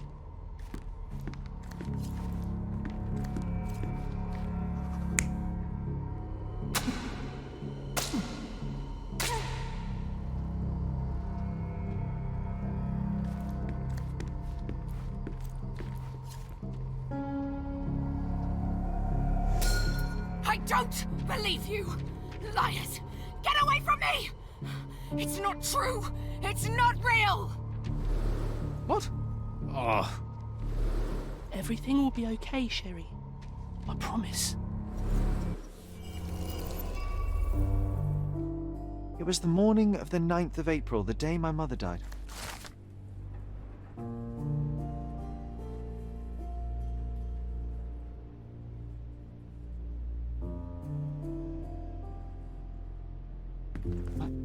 My mother, she was not just ill, but mad. God have mercy. I'm sorry. That explains why you locked the memory away. There must be more, John. That was the morning of her death. I need to know what happened. John! Every time you... I just don't... Please, Sherry, leave it be. Just breathe, John. You know that I cannot leave the last stone unturned. We are so close.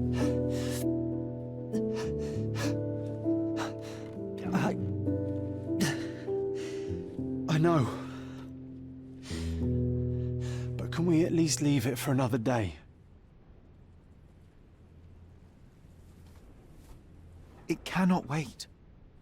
Let us find another door and finally learn the truth. That's pointless, Sherry. To date, you have had no control over the return of these memories. It is all triggered by your work elsewhere on Cordona. You must accept that this will have to wait. Are you all right? In the end, little has changed. My mother was still unwell, just not with tuberculosis. What I do not yet understand is why Mycroft lied about it. There are precious few pieces of this puzzle remaining, John. Let us dawdle here no longer. Indeed. Wait, did you hear that? Yes. Metallic souls. What is this sailor doing here?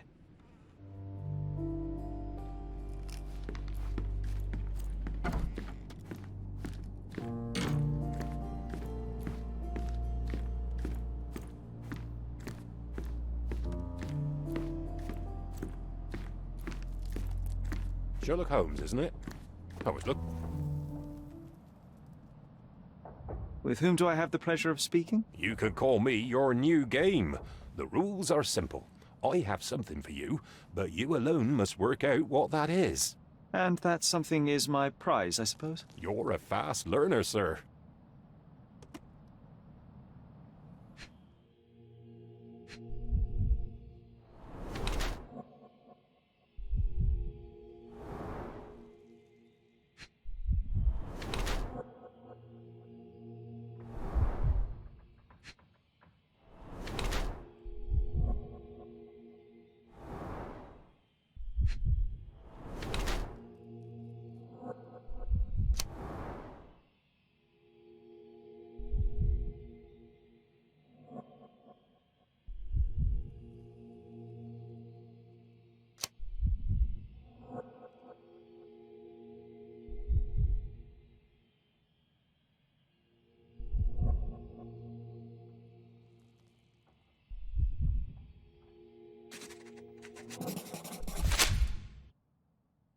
I cannot believe that Mr. Vogel has somehow successfully called my attention to his gallery.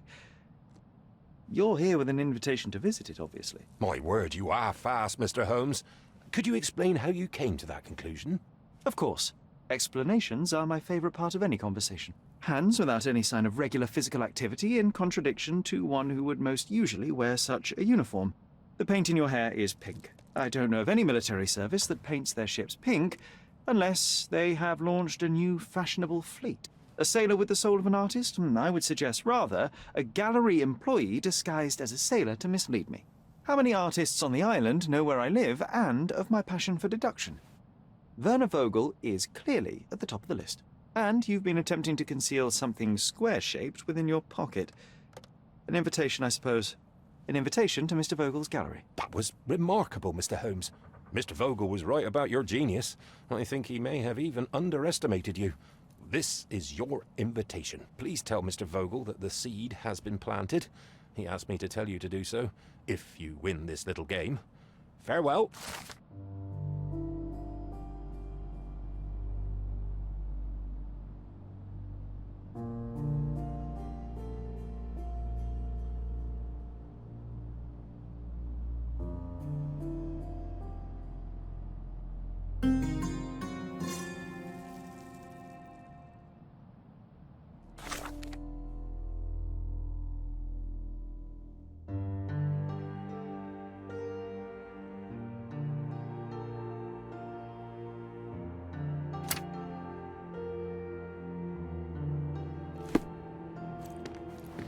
You won't believe it, but Werner's other idea was to put me in a dress.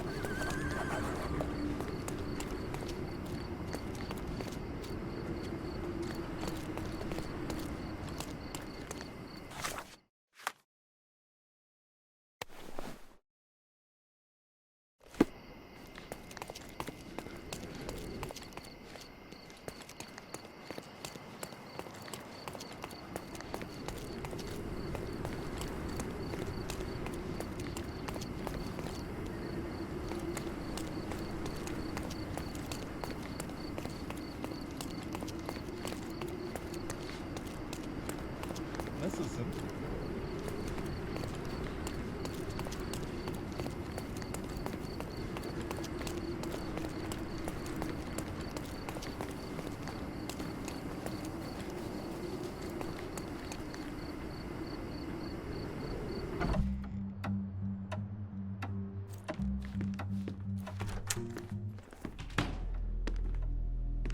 Mr. Holmes, you came.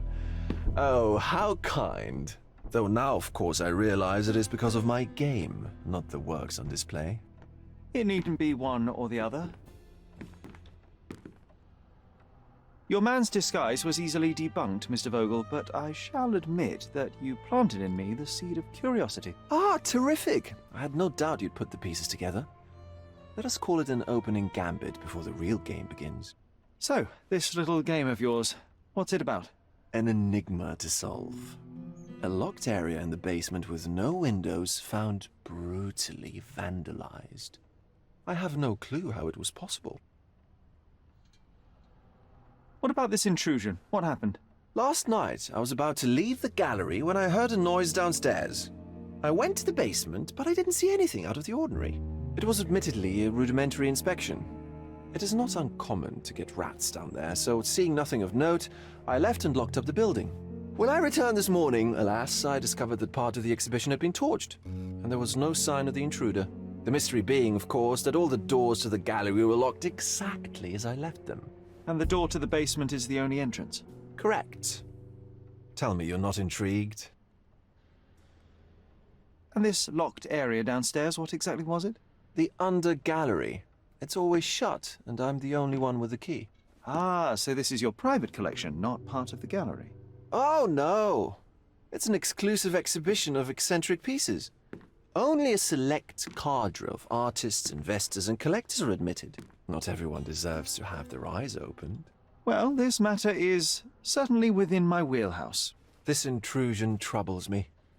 Please take a look around if you're willing. The under gallery is through the door at the end. I will see what I see.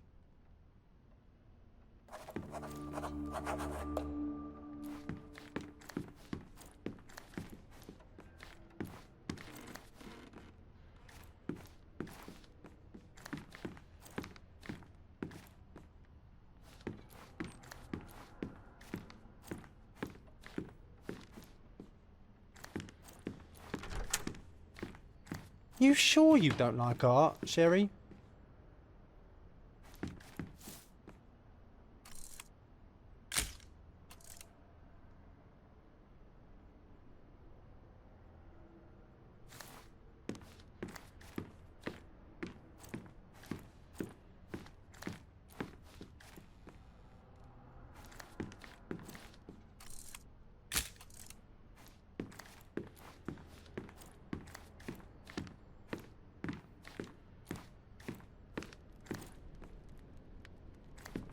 Back home, we've got a taxidermist. He's gonna have a heart attack when he sees what I bring him.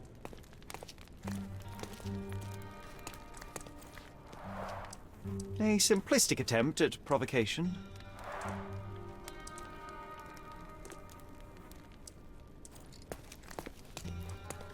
Back home, we've got a taxidermist. He's gonna have a heart attack when he sees what I bring him.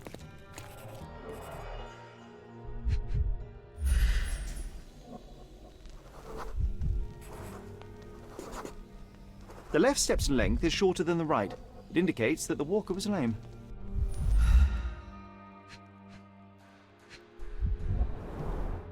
Old, and hasn't been used for a long time.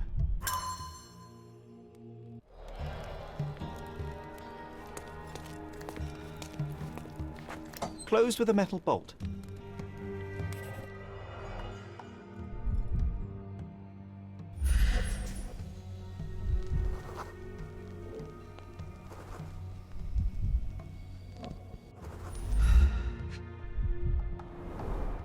Footprints.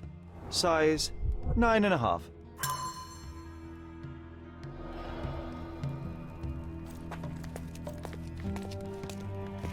A true artist never shows an unfinished piece.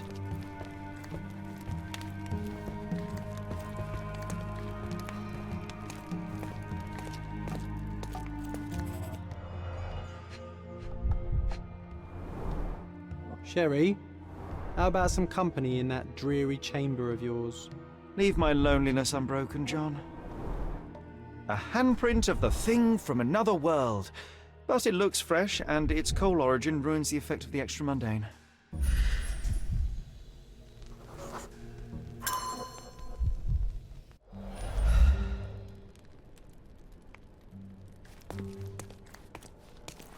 Sodden and mold-ridden.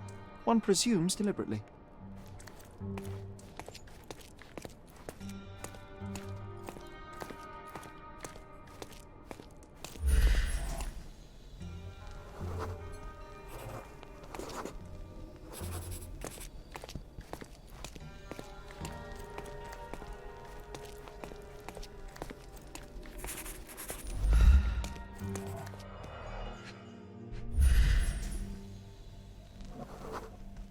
Ugh, sheer vandalism. Only an ignorant person could do such a thing.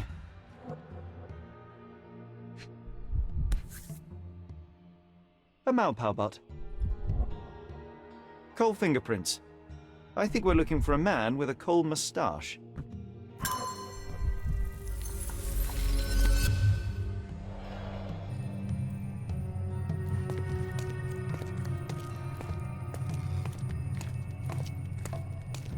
The parasites of creativity, or just a reflection of the artist's recreational interests.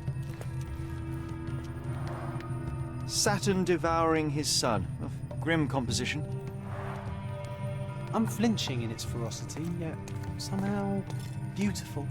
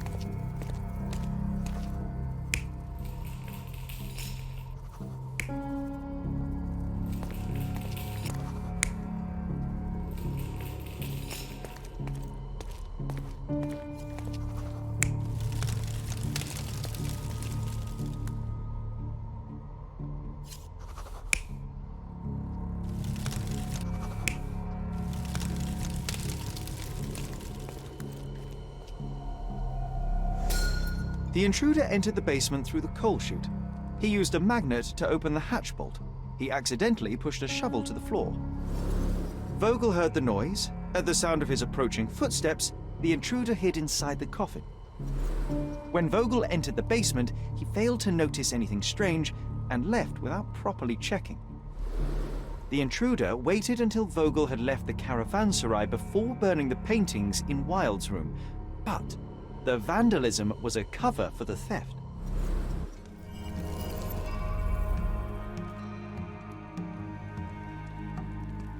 Back home, we've got a taxidermist.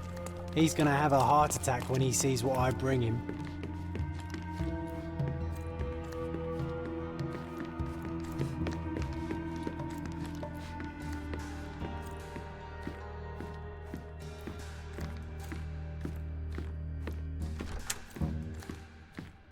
The pieces are not what I expected. What do you think my collection is about? It's a reflection on mortality. Nothing lasts forever, no beauty sustains itself, and everything succumbs to darkness. Am I right? I don't know. Well, that's absurd. Of course you know. It's your gallery. There is no one answer, no singular truth, but many filtered through the subjective mind. That forgetting, embellishing, lying machine. Besides, what's wrong with a lie if it makes life more interesting? What's wrong with a lie? It corrupts the ability of others to behave freely and rationally. Men never act freely and rationally anyway. It matters not what is or isn't in the end. The only important thing is how you feel. And I simply want to feel and consume as much as I can. Don't you? Feelings are simply one's animal ancestry trying to wrest back control of the brain. I try to avoid the distraction.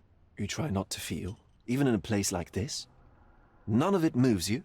To be frank, I struggle to maintain even a whit of interest in art. But Mr. Holmes, it is joy incarnate, mankind's greatest achievement. Mankind's highest achievement above all others is objective and rational thought.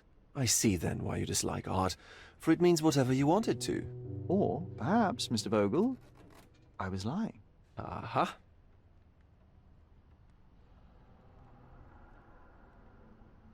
Mr. Vogel, my investigation has revealed that the intrusion was not merely vandalism, but theft. The limping visitor left your place with a canvas. That's very impressive. This thief was familiar with the gallery, and he was sporting a limp. Do any of your clients or artists come to mind? My, your attention to detail is remarkable, Mr. Holmes. I should introduce you to Bosch's works. Alas, I'm afraid I cannot suggest a culprit. The fire was a clever attempt to hide a stolen painting, even if it didn't fool me. I found the remnants of an empty frame in the pile of ashes. The canvas had been removed. Do you know which paintings in the Wild Room may have interested a thief? Were any particularly expensive? Those pieces belong to a well-known artist named Boniface Mercurio. They're controversial, but not of a notably high value. The intruder entered the basement through the coal chute. He used a magnet to open the latch and dislodged the shovel while doing so. That's the noise you heard yesterday. When you went downstairs to investigate, he hid in the coffin. It seems I should have checked the space more thoroughly. There's something more, is there not? I can see it in your eyes. Indeed. There is another intriguing angle. I recently received an anonymous offer for one of Mercurio's works. The sum was more than fair, and indeed could have saved Mercurio from his artistic poverty. But he declined it. Was it a performative whim? Some artists lionize pain and hardship as if their work would be worse after a meal and a hot bath. I cannot tell. But not only did he refuse the deal, he insisted on displaying the painting in the public space. I was hoping to change his mind, but artists are a special breed of stubborn. What was depicted in the piece? A bound woman, wrapped in robes, being penetrated by a red devil that stared at us, the viewer. The beast had numerous tails growing from his back, and a large crowd gathered around the pair, silently watching the orgiastic scene. Okay, well, given the nature of the other works on display, it's hard to see why that one stood out. What could possibly be its value? The evaluation of art is very subjective, Mr. Holmes. After all, art is everything. A poem, a bruise, the beads of sweat on your beloved skin. Even a masterfully solved crime. I'm not sure I see the connection. Regardless, the painting was one of a series called The Sabbath Night in Cordona. The works depict sex, violence, and other controversial acts that life, for better or worse, contains. I see. I'm not sure that you do, but that can wait for another time. So where can I find Boniface Mercurio? I know he lives somewhere in Old City, but couldn't be more specific. He's a prominent figure, so finding him shouldn't be a problem. Well, I believe I have enough to begin. Thank you, Mr. Vogel. Your gallery certainly has unexpected depths. I'm delighted to have been able to please a friend. In return, I expect you to come back with good news. Or at least with a good story.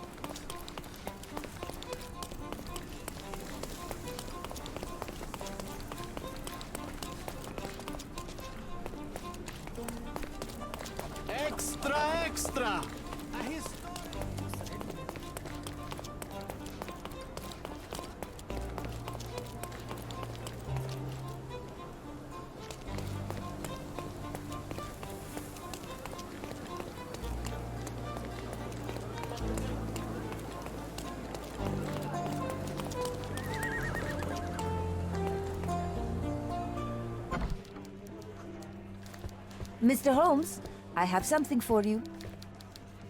Mr. Holmes, I see what you're up to. Mysterious stranger pursues betrothed woman. But please, let us keep things professional. I have in my possession an envelope containing details of a special assignment for you. Tell me, are you interested? I believe I am, but to be very clear, Miss Sertle, my interest extends to the message and not the messenger. So he claims he's not a gal sneaker, seducing women everywhere he goes. Perhaps the truth is even more scandalous? Please spare me the speculation and return to the matter at hand. A gang of smugglers, the Eels, have Codona in their clammy grip. The British Empire can abide it no longer. Mycroft insists they be disbanded. But this organization only falls with the capture of their odious leader, Friedrich Panzer. And note well, I did say capture, not kill. Inside your envelope is a map marked with the Eels' warehouses. But alas, we do not know in which Friedrich Panzer resides. So even Mycroft has his limits. Indeed. You must be sure to identify the correct warehouse before entering. Because once one is compromised, the other's occupants will scatter. Here are all the files, and feel free to use the archive too. Again, do not enter the wrong location, nor see any harm done to Friedrich Panzer. Miss Sertle, if you're quite done with the redundant instructions, I shall get to work. Well, that's perfect. Tortured hero lashes out after rejected romance. Tomorrow's edition will be a sensation.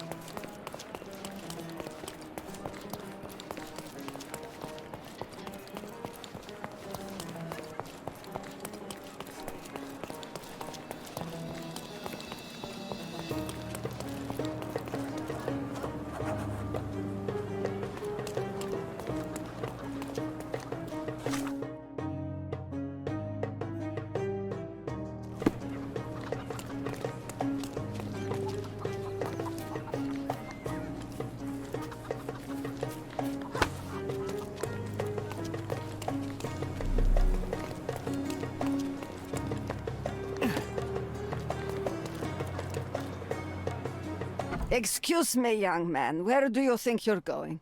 Greetings, Mum. I'm looking for the... I don't care who you're looking for. You shall not pass. No visitors allowed. I wish to buy a painting from Mr. Boniface Mercurio. Is he at home?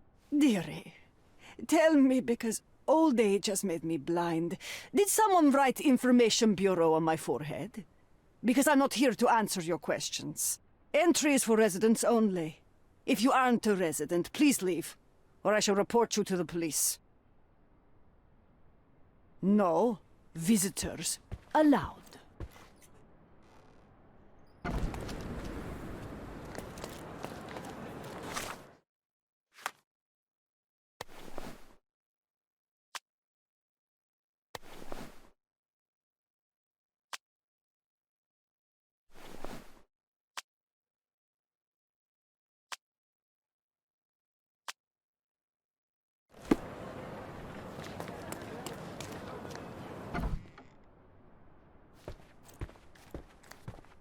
Hello, officer.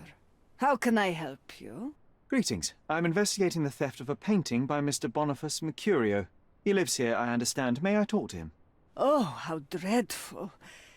But I suppose that means his work is finally being appreciated, doesn't it? In a way, yes. That's good. The news should please him.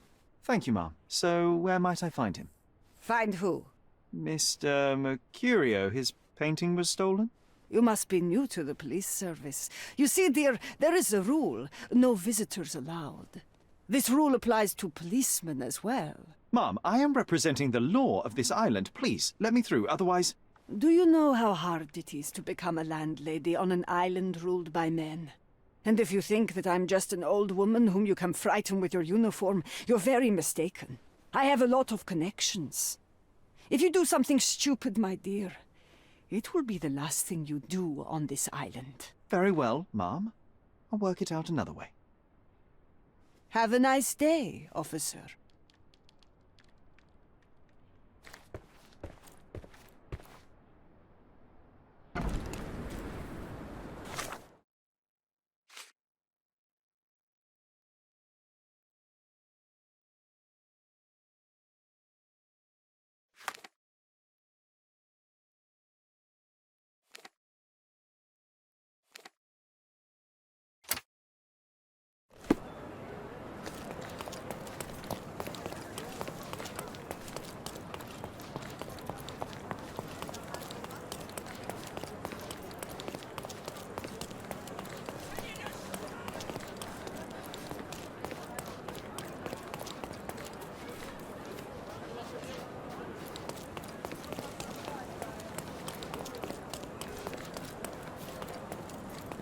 Don't miss out on my unique carpet clothes. on the island. Let's pick something that suits you.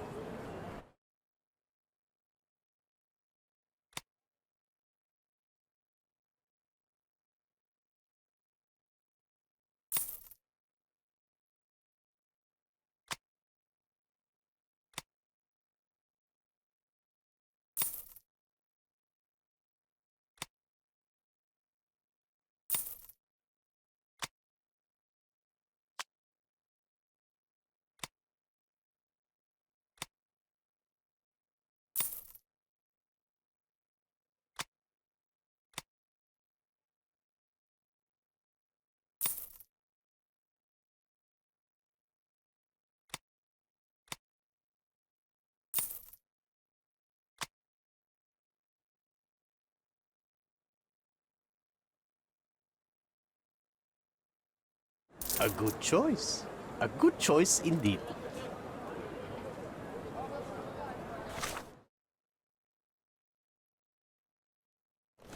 Nice affordable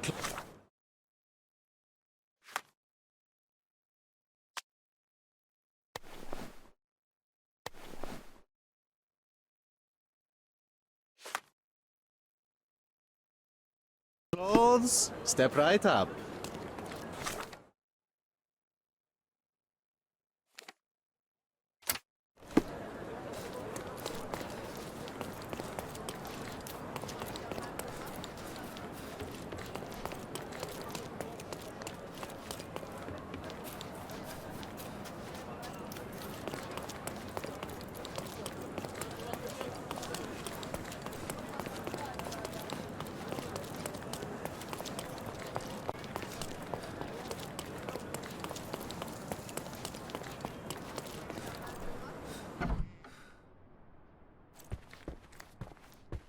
Boniface, sweetie. Is that you? Ah, old age does terrible things to one's sight. I didn't recognize you at first. How are you, Mum? I'm ashamed to admit that I've lost my key. Do you have a spare? For heaven's sake!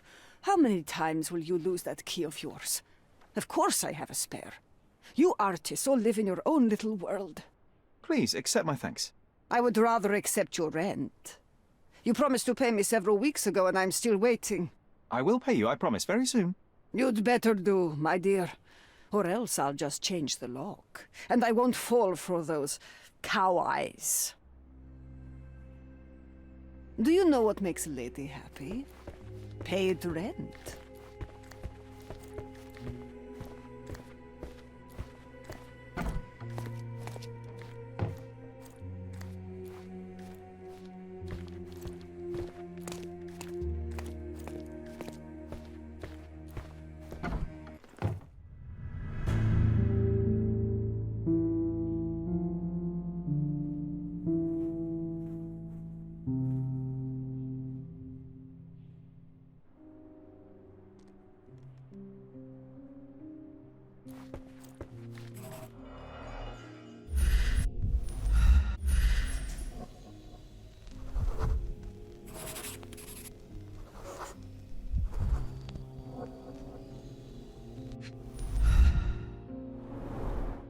I wonder where he got that fancy camera.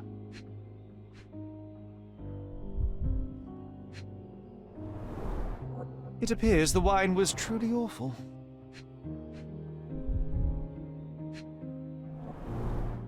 Despite the overall tendency towards mess, you cannot sit with the drawer pulled out like this. Someone left it after searching.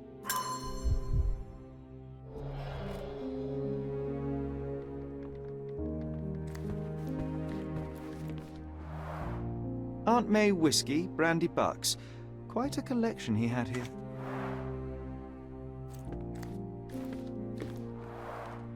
The chest has been searched.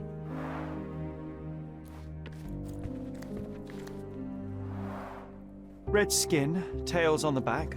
Reminds me of Verda's description of the stolen painting.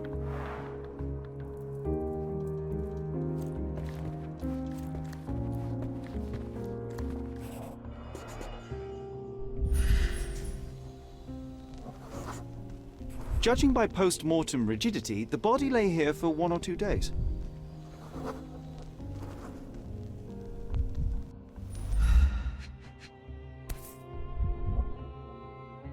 A normal kitchen knife. Could be the murder weapon.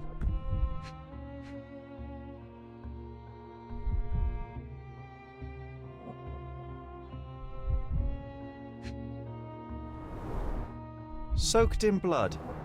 It seems as if the puddle of blood was here before the rags.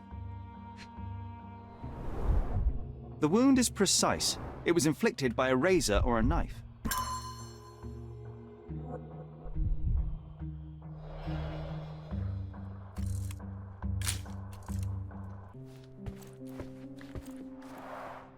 The blood has dried. I've heard of this style of painting. It is called Expressionism.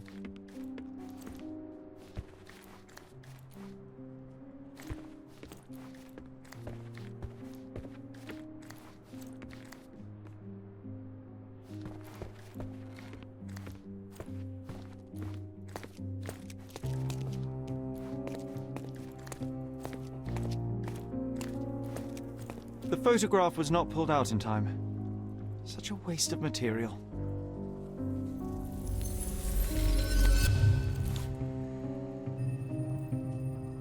Look at this, John. Isn't it our stolen demon?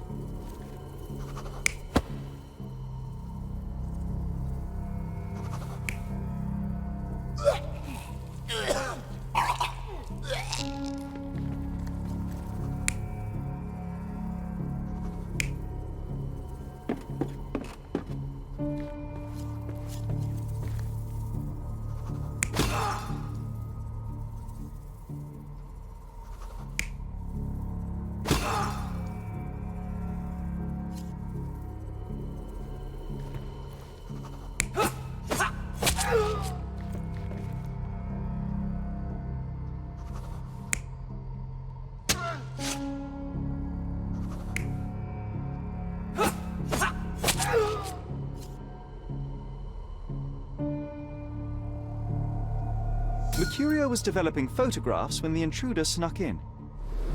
Mercurio heard him coming. While the thief was searching the chest, the painter ran towards him with a bottle in his hand. He smashed it across the thief's head. The intruder had no choice but to defend himself, and the weapon of opportunity happened to be a kitchen knife. Mercurio stepped aside to grab the painting, but the wine-blinded thief attacked Mercurio's throat. When the thief came to his senses, he saw Mercurio bleeding on the floor. He grabbed the rags and tried to bandage him, but it was too late. Why did Mercurio attempt to snatch the painting in the middle of a fight? To strike the intruder? Not with his painting, it was too important to him.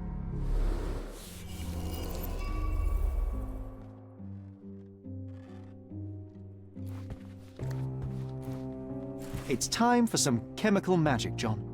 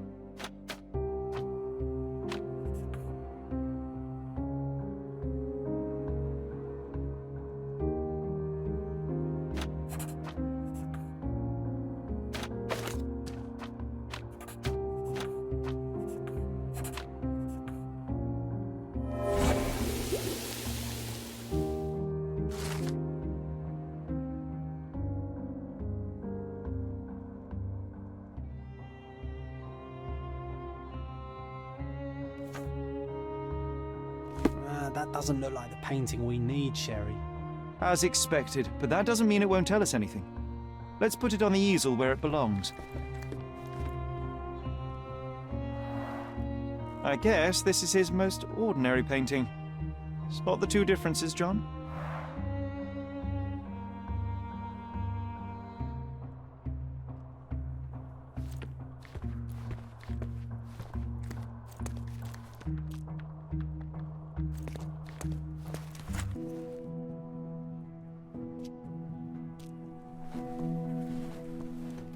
Monster was actually a man. Poor girl. John, you ought to be thrilled. We are now hunting the devil himself. What were you saying, Sherry? I was too busy sketching the scene, you know, crimes and such like, daily routine. Did you find something? A photograph. It depicts a man in a red suit with tails sprouting from his back and multiple people in masks watching the scene. It all adds up. But the act of love, it wasn't given willingly, John. It was a violation. And the girl, she was with child. Give that to me now. Did you recognize someone? No. Although the victim is not from Cordona, she is African. Look at the ritual scars on her face. Get that image out of your brain. You have to continue the investigation.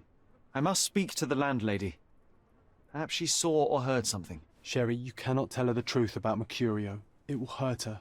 John, that's illogical. Sooner or later, she will come here and discover a corpse, and I still need to talk to her. Just avoid mentioning corpse, all right? Stick to the character, tell her to call the police. I'll take that into account. And wait here. I've redrawn the people in the photograph. Now you can proceed with your investigation without those horrific details.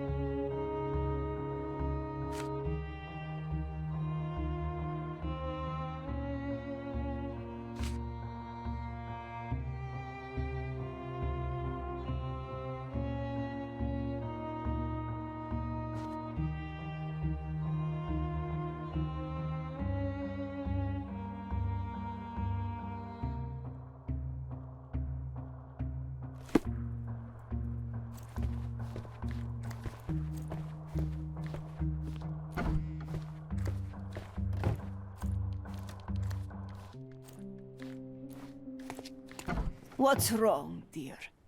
You look like you've seen a ghost. Can you tell me if anyone else has recently entered the flat? Oh, you're talking about that limping man. I'm sorry I let him in. I was scared. And I thought maybe he would motivate you to find money so that you would pay your rent. No offense, dear. Can you describe him? Oh, so you weren't at home. I was so certain you didn't leave your flat that day. He was of average height, had a limp and a tattoo on his neck, and he was smoking Malpal cigarettes. My husband used to smoke those. They have a horrible smell I can recognize from a mile away. Can I ask a favor? Of course, dearie. Please call the police and ask them to enter the flat, and don't look inside until they come up. What? What trouble have you stepped in this time? It really doesn't matter. Thank you, Mum.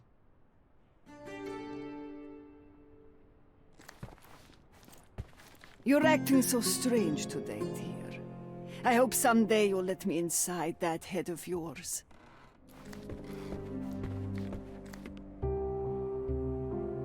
Phew, Sherry, that was close. But you did everything correctly. Now, take off your outfit. I can't let you walk around in a dead man's clothes.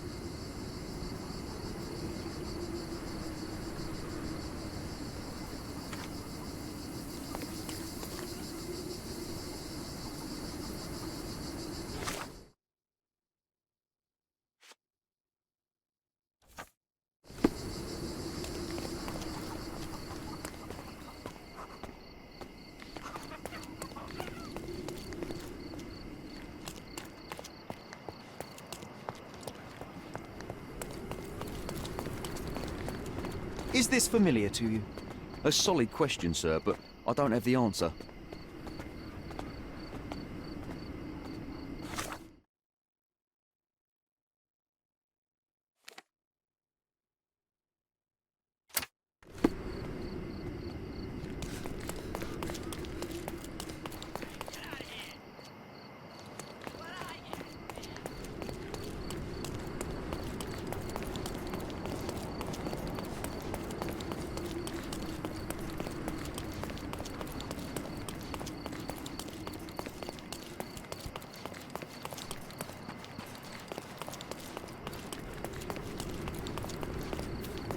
Don't miss out on my unique clothes. Let's pick something that suits you.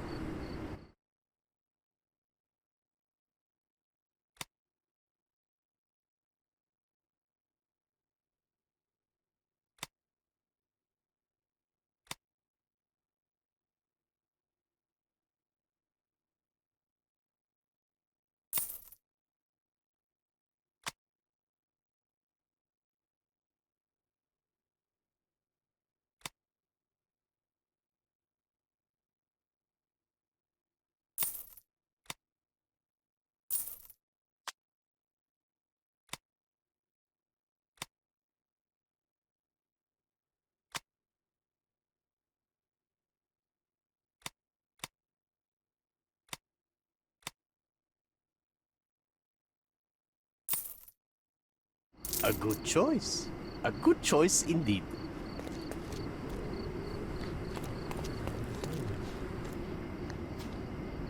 Excuse me, just one question. What a coincidence. I only learned of this recently myself.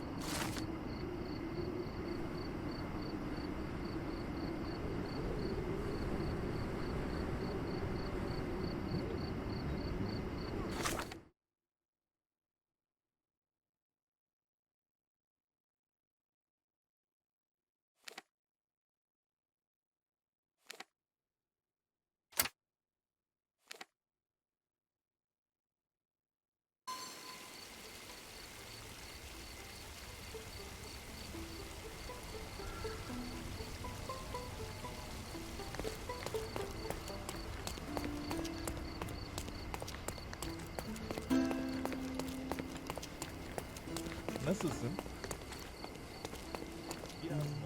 May I ask you something? You have a job, so why don't you go back to it instead of bothering me?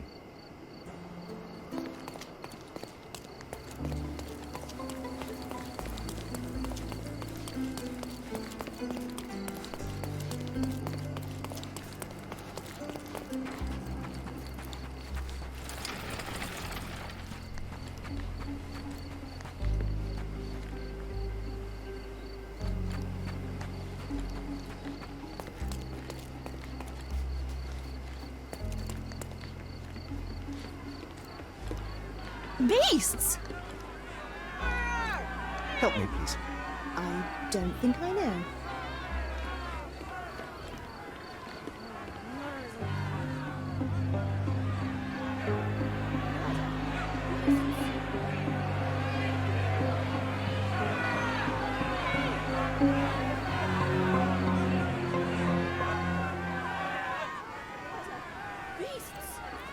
Murderers! They're completely livid. First they come to our land, then they murder. Do you know anything about this? Nothing I can help you, lad. Sir, this place is off limits to the public. Please state your business or leave, or I shall request that the police escort you out. My name is Sherlock Holmes. I'm a private investigator. I'm looking for a witness for a case. A private investigator? Really? Even so, you're not authorized. I can't let you in. And you are? I'm Ronald Harlow, here to handle the refugee situation on behalf of City Hall.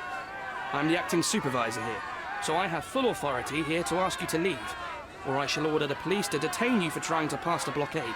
Please, step back.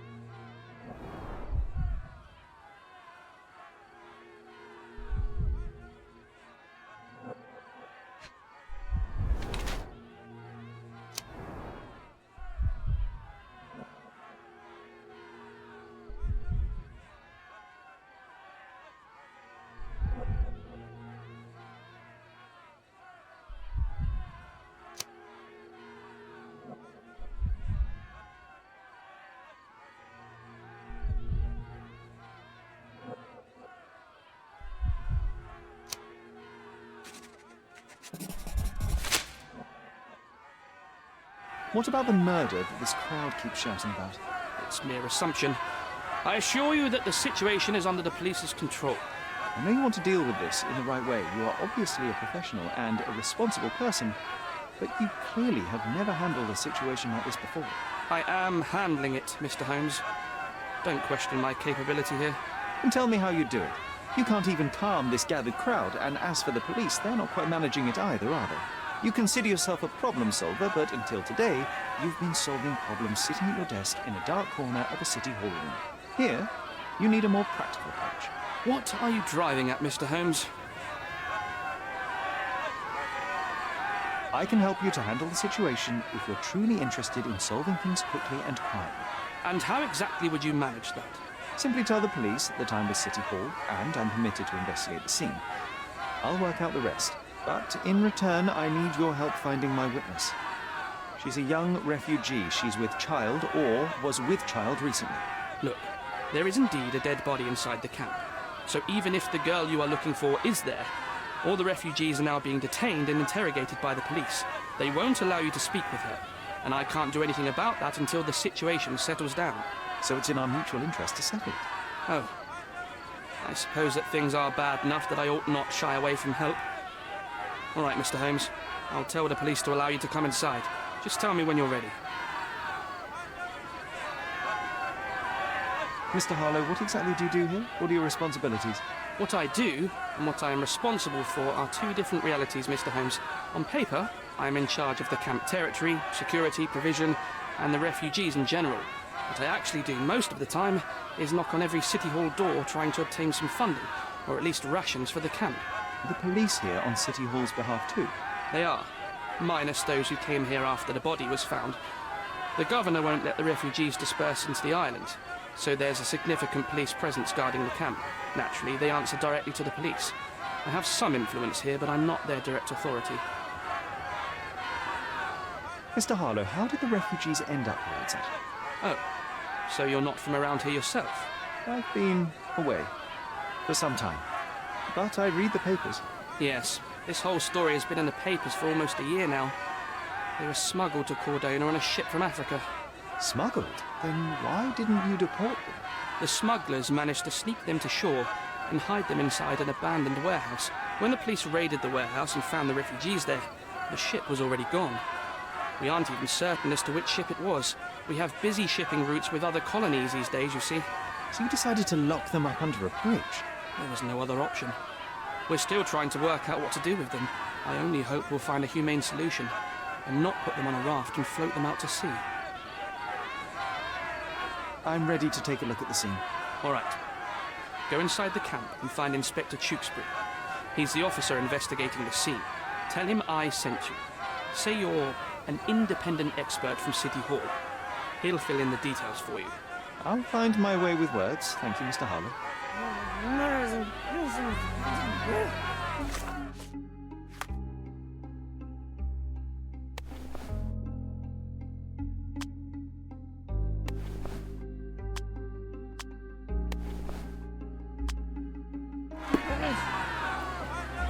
I hope I'm not making a grave mistake in trusting you, Mr. Holmes. Beasts! Who isn't allowed to visit the crime scene these days? So they keep these refugees under a bridge like proverbial trolls. No wonder the people outside are so disturbed. Who the hell are you? How did you get in here? Mr. Ronald Harlow let me in, sir. I'm Sherlock Holmes, a surveyor of refugee affairs with City Hall. You're Inspector Tewkesbury, I presume? A surveyor? What does that even mean? In short, I've been sent to conduct an extensive report on the incident for the Colonial Office and to assess all the damage inflicted on state property. Got it. Another paperworm sent to count money and get food for archive mold. Go on, look around, but don't make yourself too at home. As if I didn't have enough problems before you appeared. Could you first tell me what happened here? What happened? People from the bridge above the camp heard a woman screaming and saw a mass of refugees attacking a man. Clearly not a refugee. When the camp guards came by, the man was floating in the sewage canal with a knife in his chest. Bam. A murder. Big news for Cordona. I'm sure. Thank you, Inspector. And none of the refugees were harmed? One fellow was cut. He's lying over there near their kitchen. He's in a bad way. You mentioned a woman screaming who attracted the bypassers on the bridge. Was she harmed? No, she's all right, but perhaps the whole debacle started because of her. She started wailing and the refugees stood up for the girl. And where is this young woman now? Back there in the shacks, same as the rest of the refugees. She's been questioned by my men, but she's just some refugee girl. Can't understand much English. Did you learn anything about the dead man? The fellow looks like a thug. I've had dozens like him fished out of the sea over the past 20 years. Ever since these refugees arrived, there have been people on Cordona with bad blood in them. My best bet is that this thug had something against them too. And no clue as to his identity? He had some items on his body, but nothing to indicate who he was or where he was from. I think I should catalogue his possessions in my records. Go on. They're on the table near the body. Do you have any suspects yet? You're joking, right? I've got a whole camp full of suspects. And if you ask me, this bloke had it coming. Better bury him and forget about the whole thing. And now there's a crowd gathered at the camp, and my superiors say we must thoroughly interrogate the refugees. At least those who can understand any English. Do you believe that your superiors wish to get rid of the refugees? I think that both our superiors would rather keep the story quiet. Since that's an unaffordable luxury now, they're looking how to protect their public image. That's why I have to waste my time waiting for my people to turn every stone and befriend every refugee. I'm busy. Don't you have papers to fill? City Hall love. Here we go again. Number of hours on Cordona before stumbling upon another dead body. 0. A furrow in the ground. A blood trail leading to or from the canal. Clearly a left handprint here.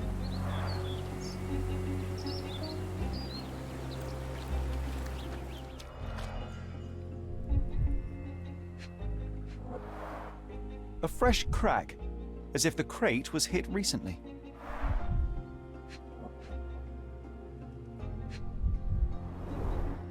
Someone bled profusely here.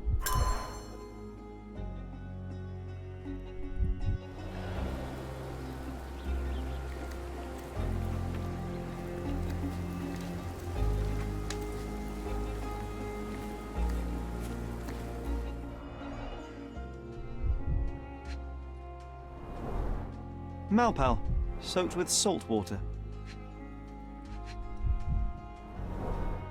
£1,000. A fair sum, especially considering British currency isn't very common in Cordona.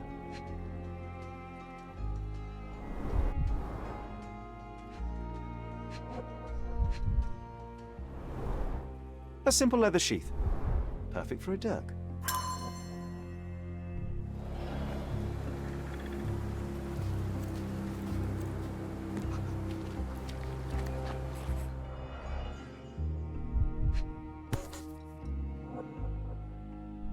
A steel dirk.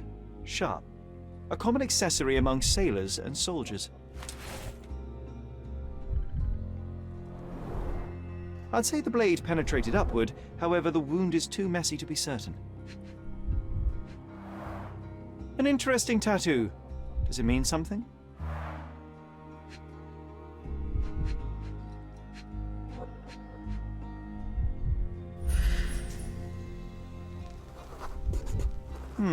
Coal dust under the nails. I don't see much coal around here.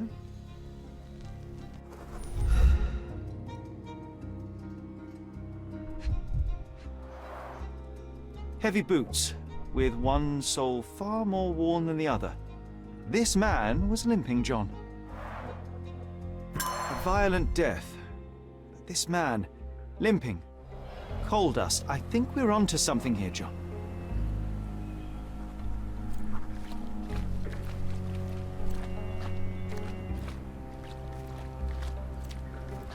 If they find out about the passage, everything will go to hell.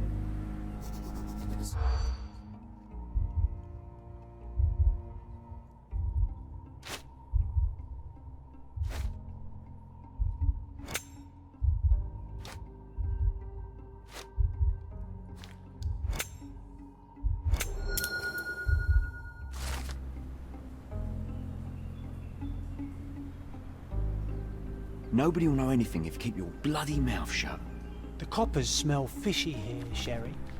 Perhaps we should sniff around in the camp a little. Sherry, just look at this. Living quarters in a sewer. What kind of a genius bureaucrat came up with this idea?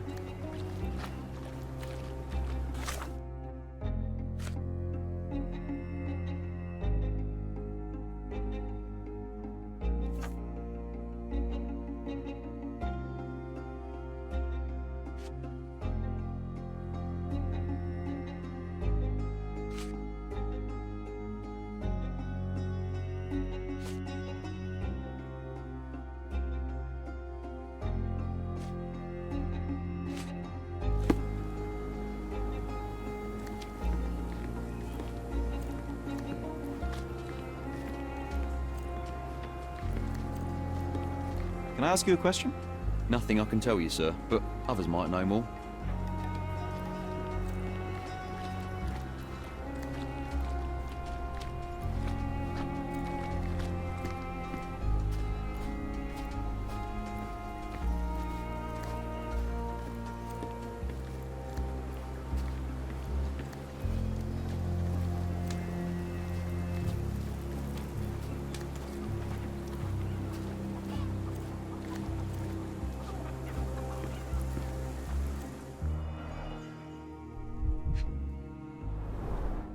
The cut is deep, potentially serious if not treated immediately.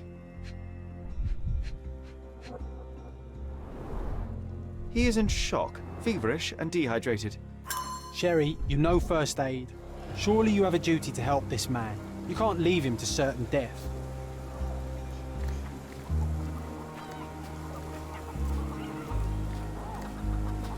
The refugees have been detained and will not leave until all the circumstances are clarified.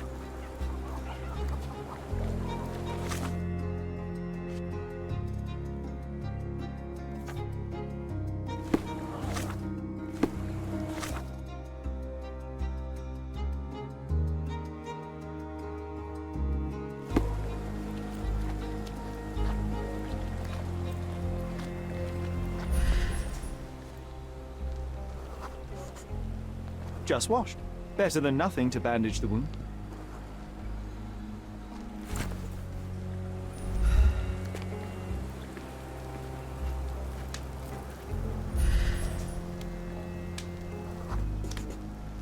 I'll use it to create a solution.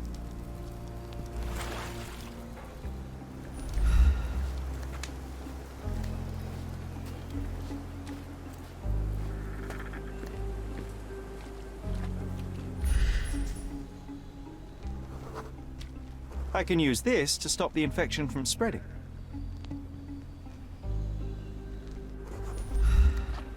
I've plated all the ingredients, now to prepare the first aid solution.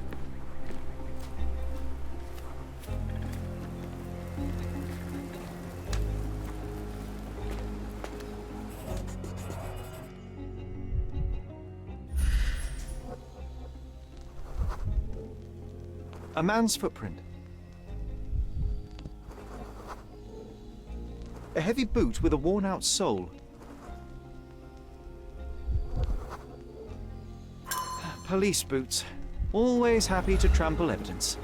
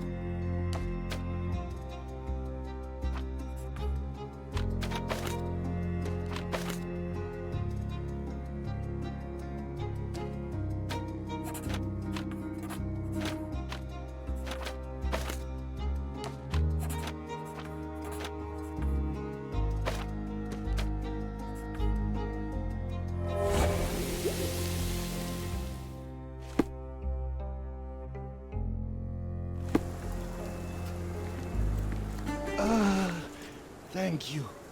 This should make you feel better, my friend. Now remain lying down and drink as much water as you can. Well done, Sherry. At least he won't die from the infection.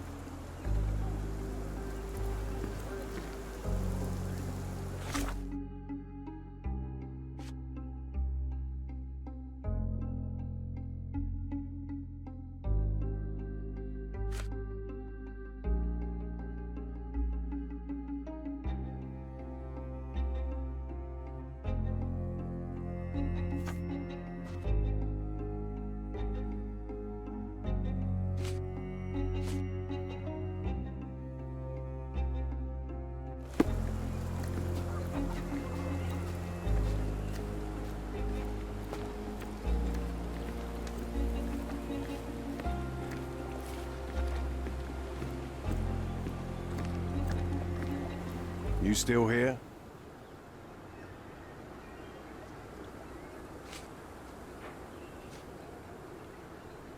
The guards at the sewers were speaking about taking refugees out of the camp. Do you know anything about this, Inspector? Less than you do, obviously.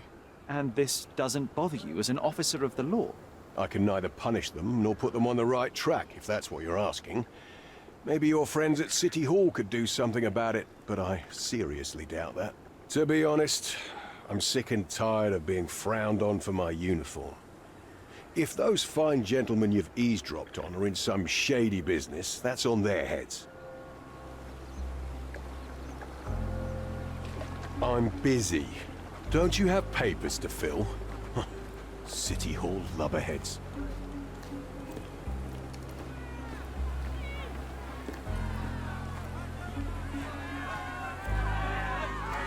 I hope I'm not making a grave mistake in trusting you, Mr. Holmes.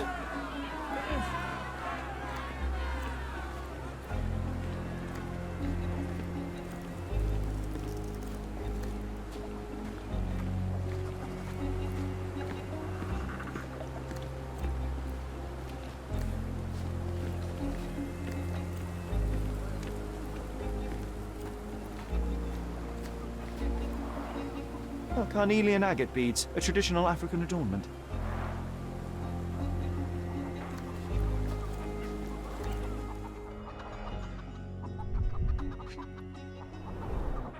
The blood sprayed off the blade after the strike.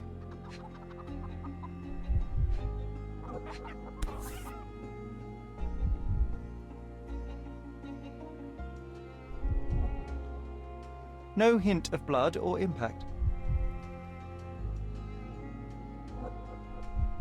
It might have been used as an improvised weapon.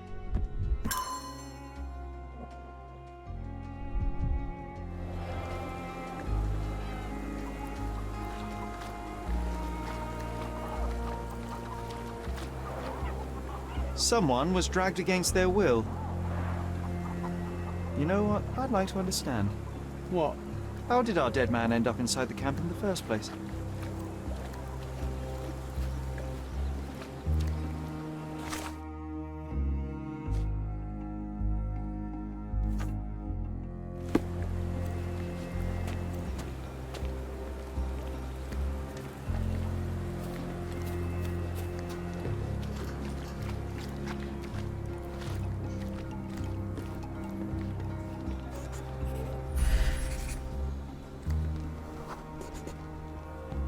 Sealed shut. I doubt our man could get through these grates.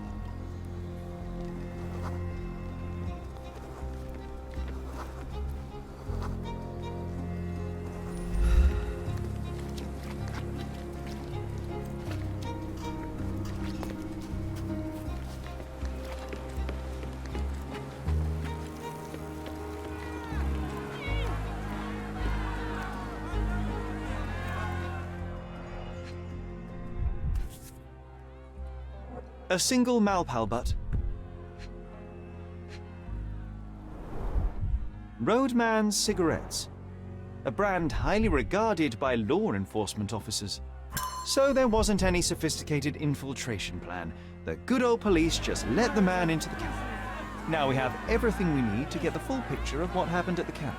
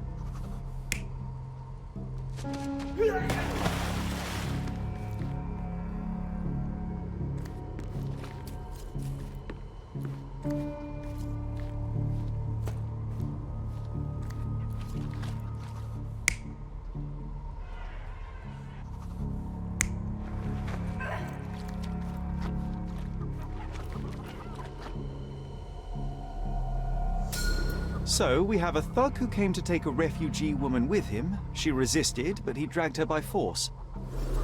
One of the refugees stood in his way, armed with a stick, yet he could do nothing against a cutthroat with a blade. The man didn't anticipate that the other refugees would intervene and stand against him. In the confusion, the woman managed to break free.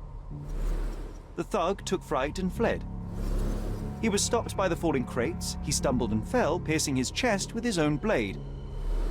However, the wound didn't cause instant death. He managed to stand, but still bleeding, he lost his balance on the bridge and fell. Before all of this, the man had freely entered the camp through the main entrance. The police admitted him after they had a short smoke together. You live by the sword, you die by the sword.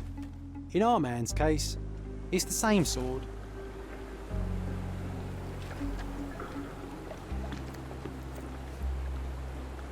You still here?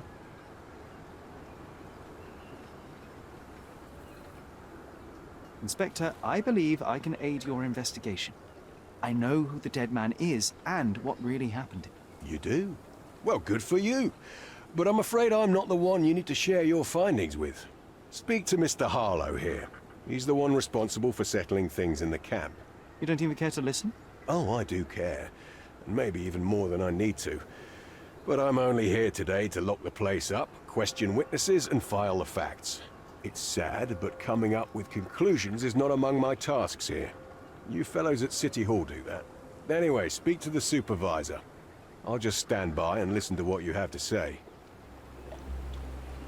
Mr. Harlow, your refugees didn't murder anyone. What? Pray tell me what you've learned. All right, listen carefully. This might solve one problem for you, but will create a few more. Oh, well, that's a great start. The man came to the camp intending to kidnap one of your refugees, a woman. What he didn't expect was that the refugees would stand up to protect the woman. A brawl had broken out. In the chaos of it, the man stumbled over those crates and fell on his own blade.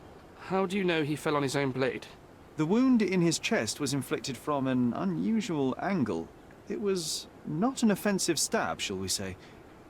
The refugees didn't touch him. And judging by the blood at the scene, the intruder managed to raise himself but was unable to walk very far.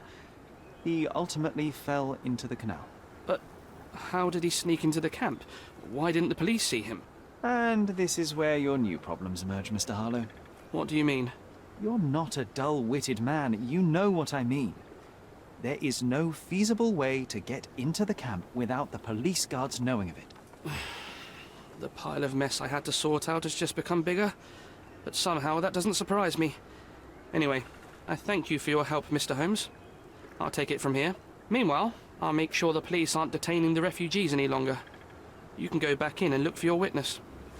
You think one small clock can make any difference in this place? Who knows, John? Just one ill-fitting cog could make the whole machine crumble. I owe you a lot, Mr. Holmes.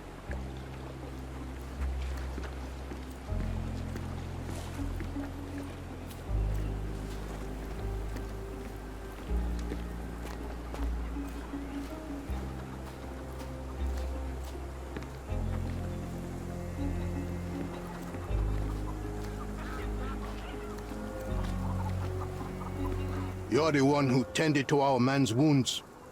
I thank you greatly. The police didn't allow us to help him. The police will leave you alone now. I've proven to them that the man who came into the camp died due to his own foolishness. Thank you for standing up for us. But nobody would help us without a reason. You're here because you want something. Yes, I do. I need to speak with the girl drawn here. The dead man came for her too. He wanted to take the girl away, but we won't allow her to be hurt again. What do you want from Nayla? Nayla.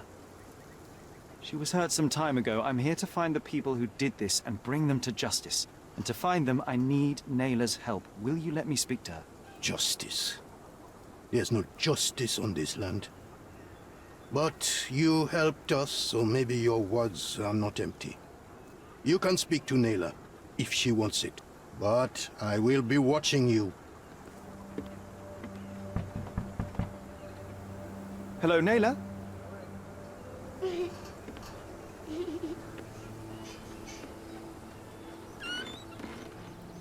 My name is Sherlock. I know someone hurt you. I am here to help. I'm trying to find the people involved and bring them to justice. Please, there is a photograph, and I'm sorry, it is terrible, but I simply must ask.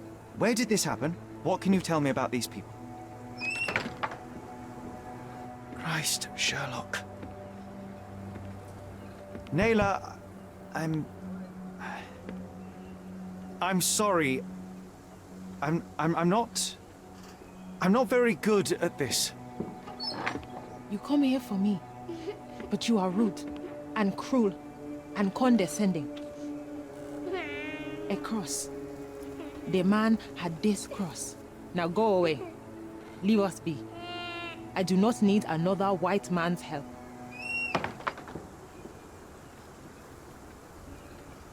Oh, glad that wasn't me. Not my best work, John, by a long shot. Naylor doesn't want us meddling. I'm starting to wonder what this all achieves. But she helped you anyway. Now we know that maniac's face and the cross he wore, we can still catch him.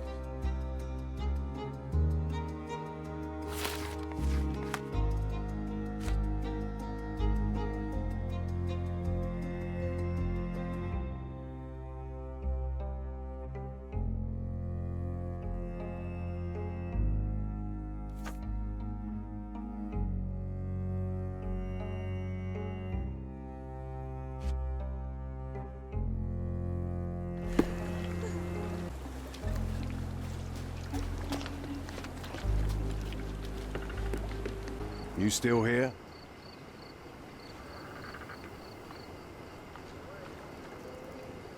Don't bother someone else with this, son.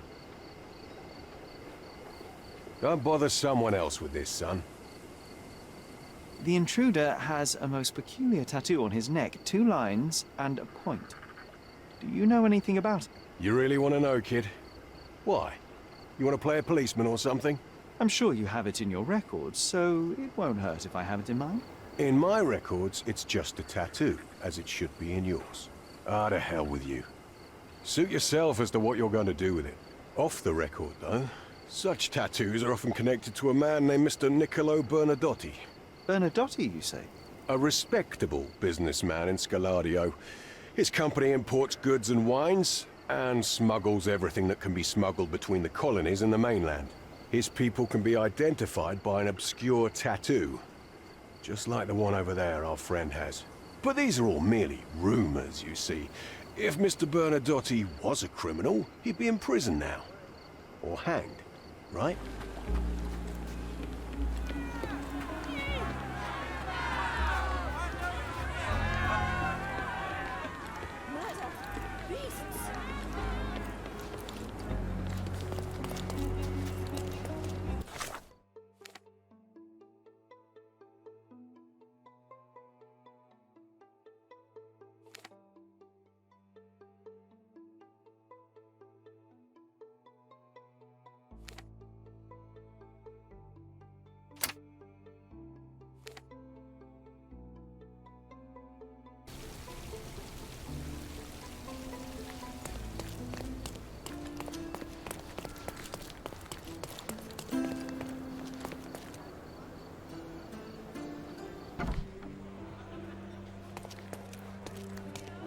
Have you found anything helpful?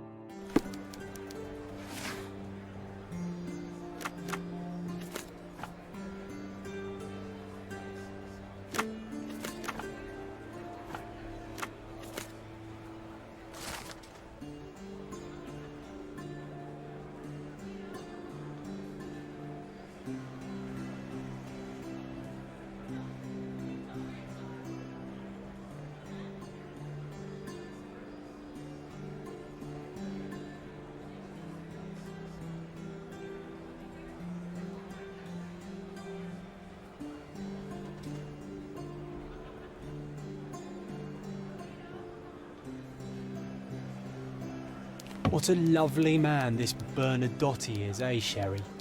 Can't wait until we get to meet him.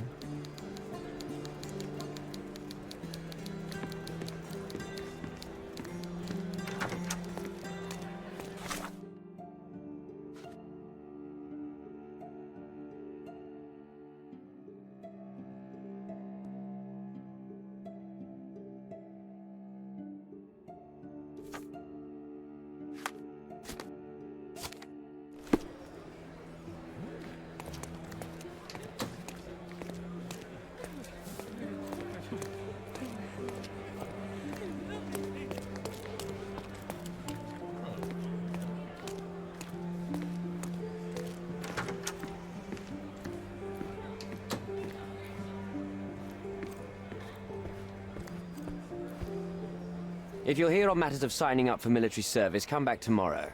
Our department needs to straighten out some business.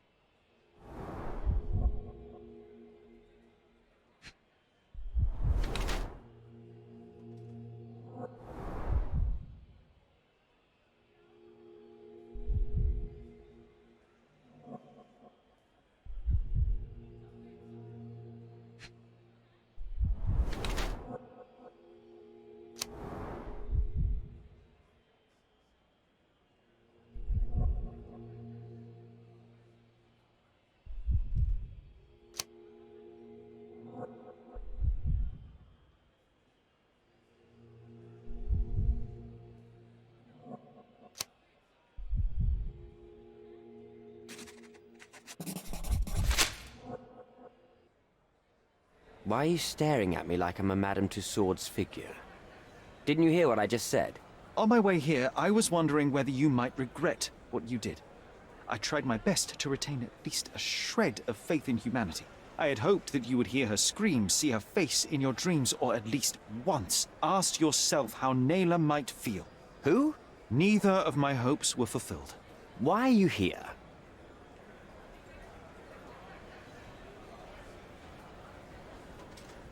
You defiled a girl who was with child. Don't even pretend that you regret what took place. Do you wonder why I came here?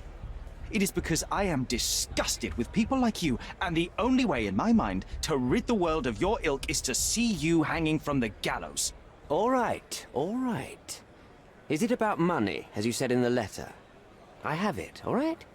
There's no need for violence. I've never written a single word to you. As you can see, I have a more direct approach.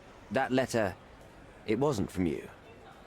So what do you want? Answers, to start with. Fine. I suppose now we have a nice long talk. Do you drink, Mr.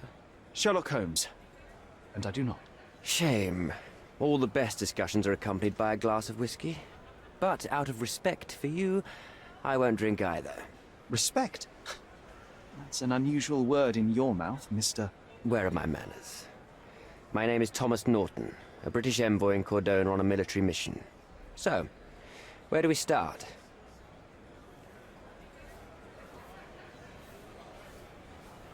You mentioned blackmail. Tell me about it. All right. A couple of days ago, I received an anonymous letter. It said that in the art gallery at Caravansary there exists a painting that incriminates me. The blackmailer made it clear that if there is a painting, then a photograph exists too. And I should be wary of what it might do to my reputation. What does the blackmailer want from you? Money, of course. What else do such people want? Needless to say, I don't remember anyone taking photographs at the party. Up until the last moment, I hoped he was bluffing. But he wasn't, as you've just proven to me. Show me the letter. I burnt it as soon as I read it. I've left enough evidence. There's no need for any more. So, let's return to the beginning. What happened at the party? I vaguely remember that night. As usual at such parties, you meet people, you talk with them. They invite you to spend some time alone with them. What can I say? I got myself mixed up with the wrong company, and somebody must have mixed some psychoactive substance in my drink. After that, it's all blurry. I completely lost my sanity. I made a terrible mistake which I regret deeply. You don't say. Do refugee girls often appear on the menu at those types of parties? It's rather rare. So you didn't attend the party to engage in an exotic experience involving a vulnerable woman unable to accuse you of assault? I would never have planned such a terrible thing. What happened was just bad circumstance. The painting that depicted you in the image of the devil was stolen by a mercenary. Did you have anything to do with it? I might be a rotten person, sir, but hiring criminals for illicit purposes is not in my daily schedule. And buying the painting in an attempt to hide the crime, is that on your daily schedule? What would you do in my situation? I would never put myself in such a situation. You're young. I could never have imagined myself in my current position. Yet, here I am in front of you. We all make mistakes, Mr. Holmes. And I'm no exception. Boniface Mercurio, does the name mean anything to you? He's an artist, right? The one responsible for the painting that compromises you. I found him dead in his room. Oh, that is bad. Wait, you don't think that I have anything to do with this? You had motive to kill him. Maybe I did, but listen. I know how this looks, but murder? That's on another level. I had thoughts that this Mercutio... Mercurio? Well, him, yes. I thought he could have been the blackmailer. But I was too afraid to make any hasty decisions. There were plenty of ways to fail by making a move, so I chose to wait. To see what he would do next. You have to believe me. I don't believe people, I believe evidence. Then look at the evidence. Mr. Holmes, I've built my entire career on hard work and uncompromising dedication to the Crown. I made a mistake, but I'm not a villain from some cheap adventure fiction. By putting me behind bars, you will benefit precisely no one. Rotting in prison is the least you deserve, but I have a better idea. You will make amends and help the ones you hurt. Use your connections to help patriate the refugees, find them decent homes, give them jobs. There must be a meaning to your position and my decision.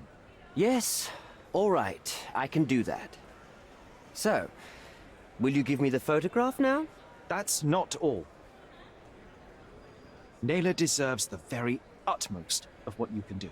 Help the girl? I can't risk the press paying extra attention to her.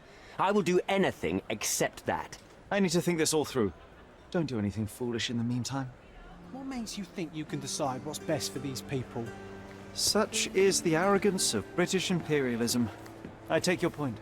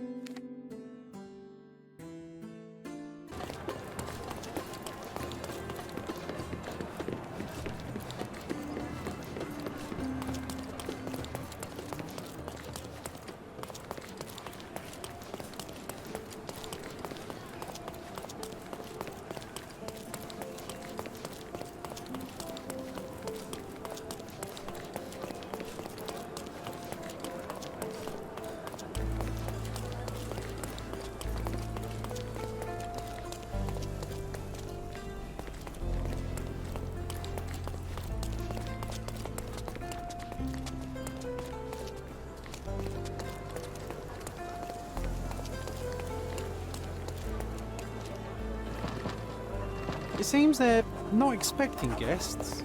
I won't wait for an invitation, John.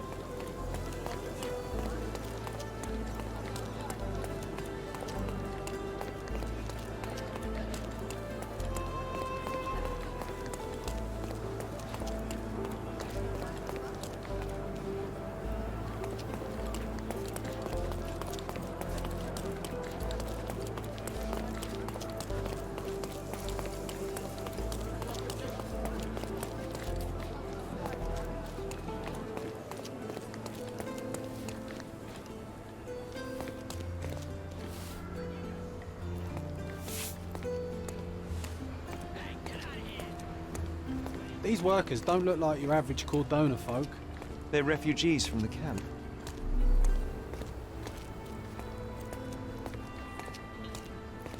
Shipped from Cape Town.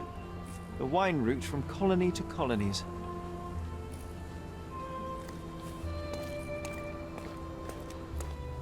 That's our way in, Sherry.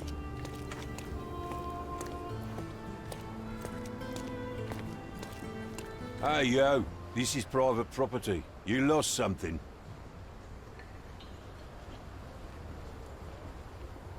I'm here to discuss business with Mr. Bernadotte. I tried the front door, but... Mr. Bernadotte isn't seeing anyone.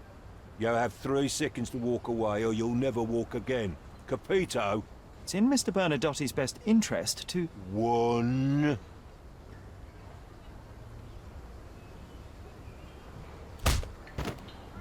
I did try to resolve this peacefully.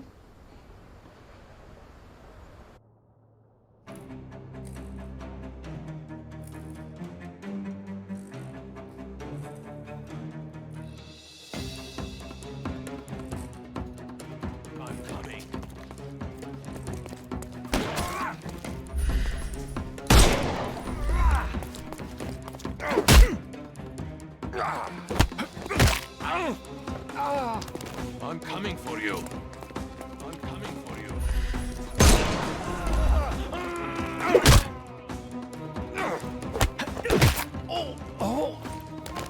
Take a rest, my friend.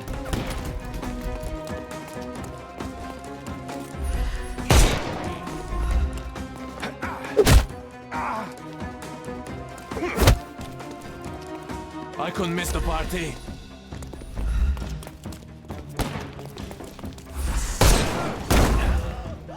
The snuff's ready.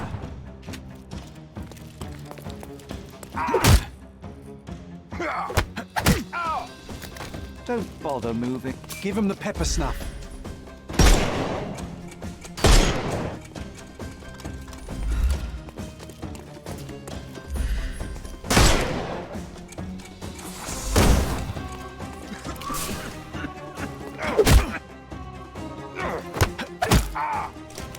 Too simple.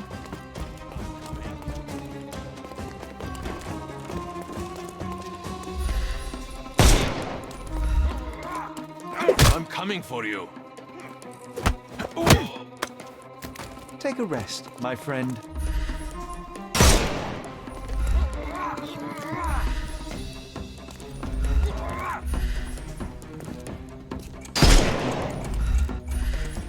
Can overcome the brute now.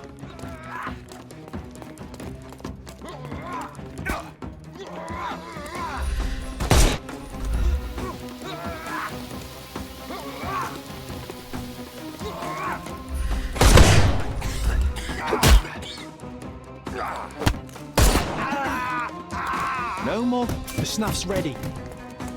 Give him the pepper snuff.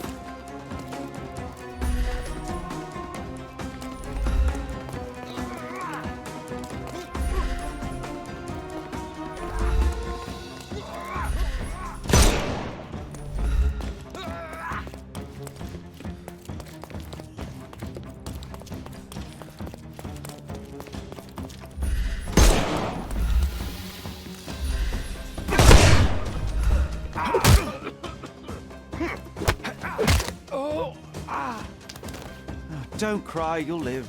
The snuff's ready.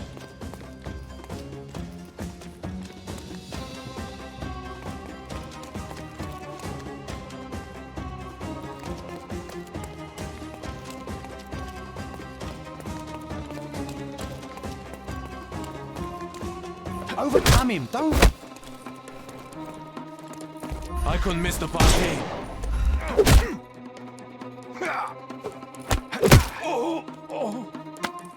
Take a rest, my friend.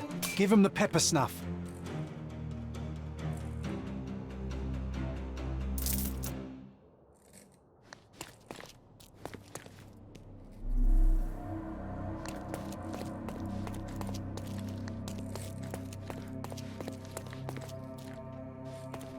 You've disappointed me so much, Sherlock. Sherry, look! This seems familiar. No, sir. Don't hurt me. It's all right. I won't harm you. Like you didn't harm the folks on the way here? An amazing piece of culture. I imagine many collectors and museums would be interested in having it.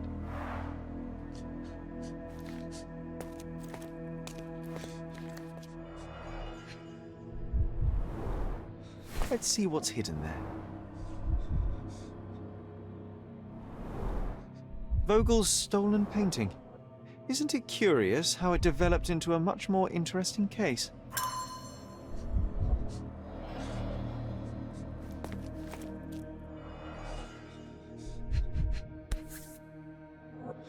A Dogon statue from West Africa.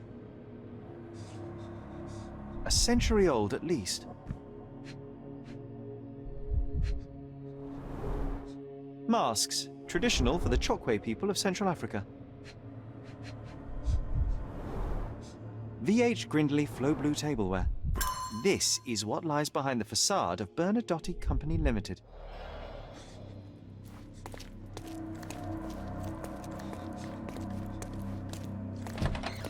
Don't come any closer. One step and I'll shred you to pieces. Have you ever tried to pick up your teeth with broken fingers? Righto. Yes. Yep. Well, excuse me, sir. I think I hear... I've got to... It's better I leave. Whoa. Oh, wow. That was as if somebody put my words in your mouth.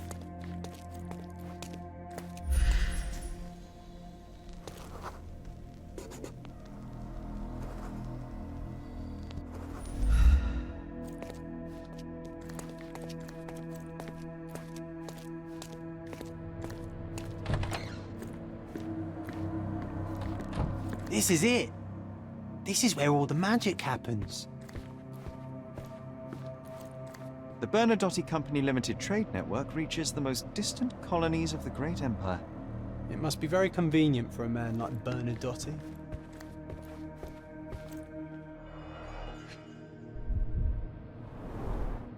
I suppose it's Mr. Bernadotte with our fine governor. 1875. It's taken a few years back. John, how many people in Cordona have a photograph with the governor, do you think? You definitely don't have one. Please don't shoot me. I have a family. Spare me.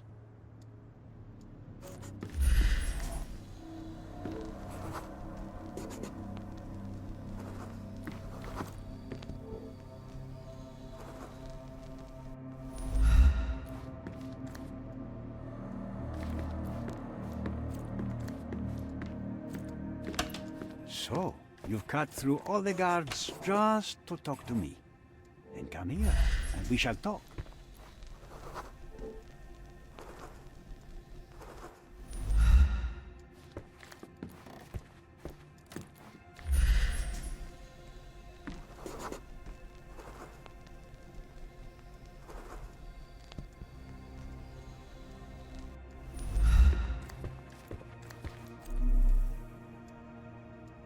Whenever you're ready. I'd hate to intrude.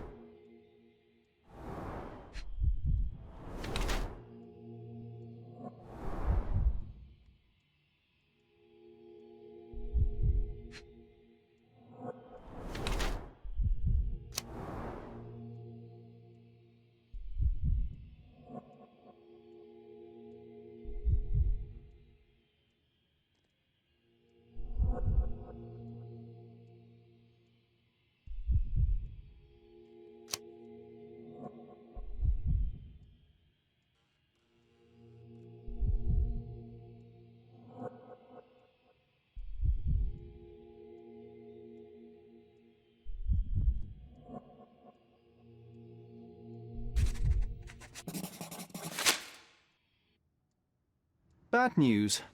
The thug you sent to the refugee camp only succeeded in stabbing himself. His next and final journey will be to the morgue. Hold your horses. Who the hell are you? Sherlock Holmes. And you are Niccolo Bernadotti, a smuggler, kidnapper, and notorious cutthroat, among other things. Few men would dare waltz into my office and address me like that. You are either overconfident or unintelligent.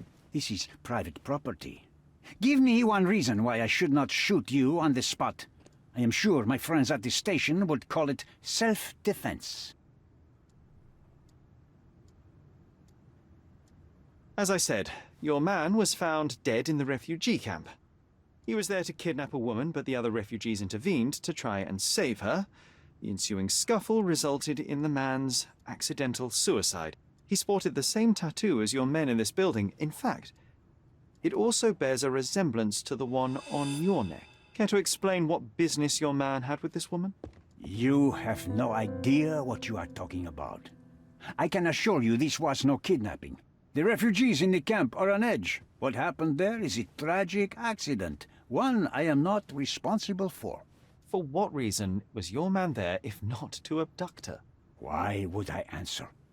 You are yet to justify your presence in the slightest. Mr. Bernadotti, do you know the name Boniface Mercurio? I do not. Mercurio was a local artist. Recently, a man broke into his apartment, ransacked the place, and killed him. The thief was looking for something. You are testing my patience, boy. In a moment, the connection will reveal itself. I was hired, privately, to investigate the recent theft of a painting from an art gallery. My investigation led me to a man from your organization, and thus, to you, Mr. Bernadotti. That is quite a stretch. Why would I need to steal a painting when I could buy anyone I wanted? Interestingly enough, I spotted the stolen painting in your storeroom. I buy and sell a lot of things, Mr. Holmes. Unfortunately, if this is true, it is not the first time I have been sold stolen merchandise. I presume you were hired by the owner of the gallery. Tell them to contact me, and we'll sort out the situation. So, this painting is why you broke into my office. So many words, so little action. When you barged into my office, Mr. Holmes, I got the impression you wanted to talk business. Now I see you had come just to talk. Tell me exactly what you want, or get out. It was necessary groundwork for what comes next. I have enough evidence to conclude that the gallery thief, the artist's killer, and the dead man in the camp are all the same person. Your time is almost up, Mr. Holmes. Before you draw your gun, there is one final detail I am yet to mention. The young woman your man was tasked to collect from the refugee camp had been defiled at a perverse masquerade party. That violation was captured in a photograph by Boniface Mercurio and used as a reference for his painting. The photo shows the attacker's face. Finally. That's why you're here, Mr. Holmes. You have the photograph.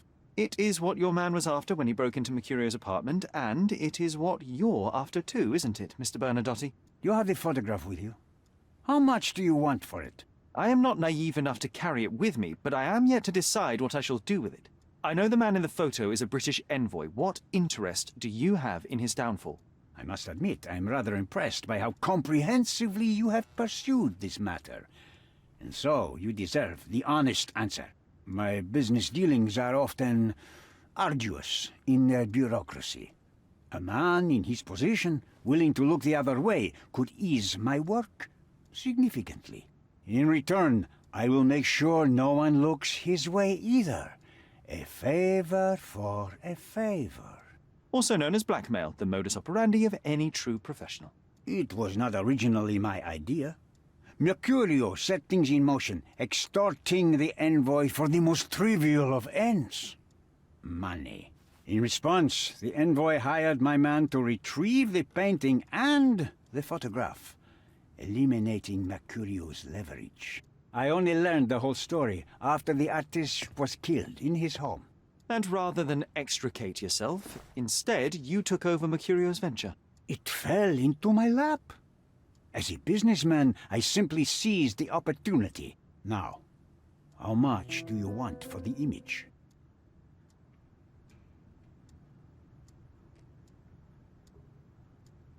I could not help but appreciate the collection of smuggled artifacts in your storeroom.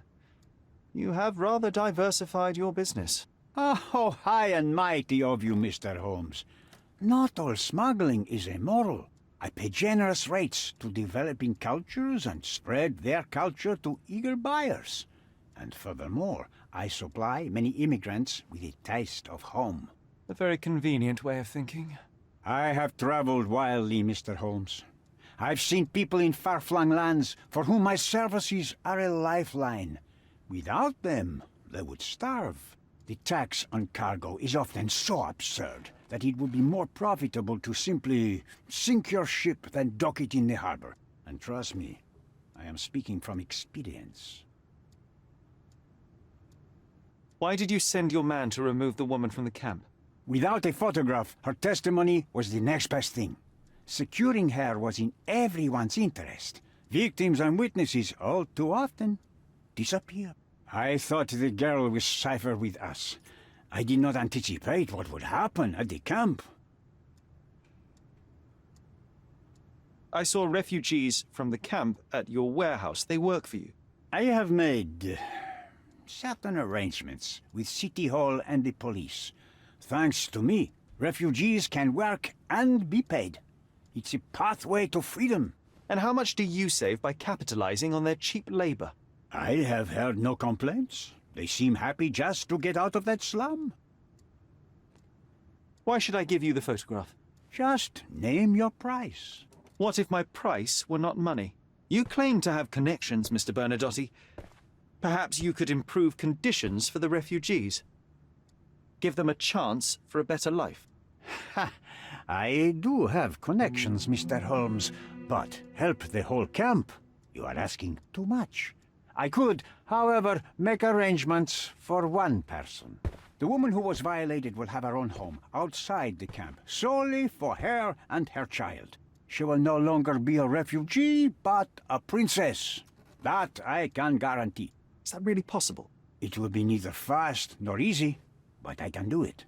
She deserves it, don't you agree? And as for her abuser, he will serve me, as much as he deserves. So, in your plan, everybody will be given their due. Especially you, Mr. Bernadotte. Seems like a fair deal, no? I doubt anyone could offer you better. Simply give me the photograph, and the world becomes a better place. I give you my word.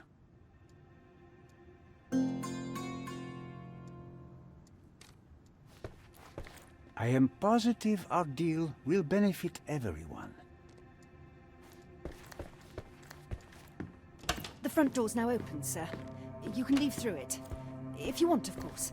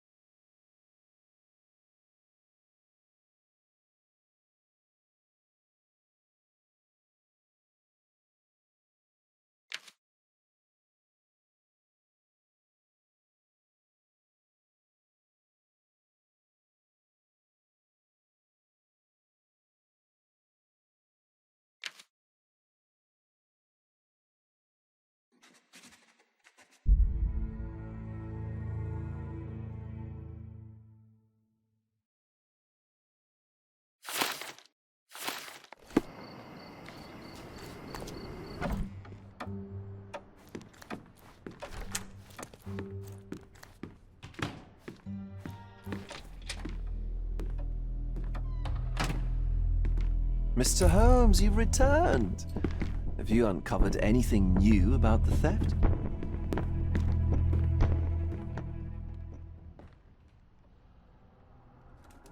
I've brought news, but not all of it will please you. Fill me in, Mr. Holmes. I won't shoot the messenger. I located the thief, but found him rather cold. He was tight-lipped about the painting, too. Huh, he's dead. How very droll, Mr. Holmes. One presumes you were not responsible. It was an accident at the refugee camp. He impaled himself on his own knife. Life is nothing if not cruel and capricious. I tracked down Boniface Mercurio. I presume he wasn't delighted about the situation. He was not having a good day on account of his murder. Killed in his own flat by the same person that stole his painting. Oh, sweet Mercurio.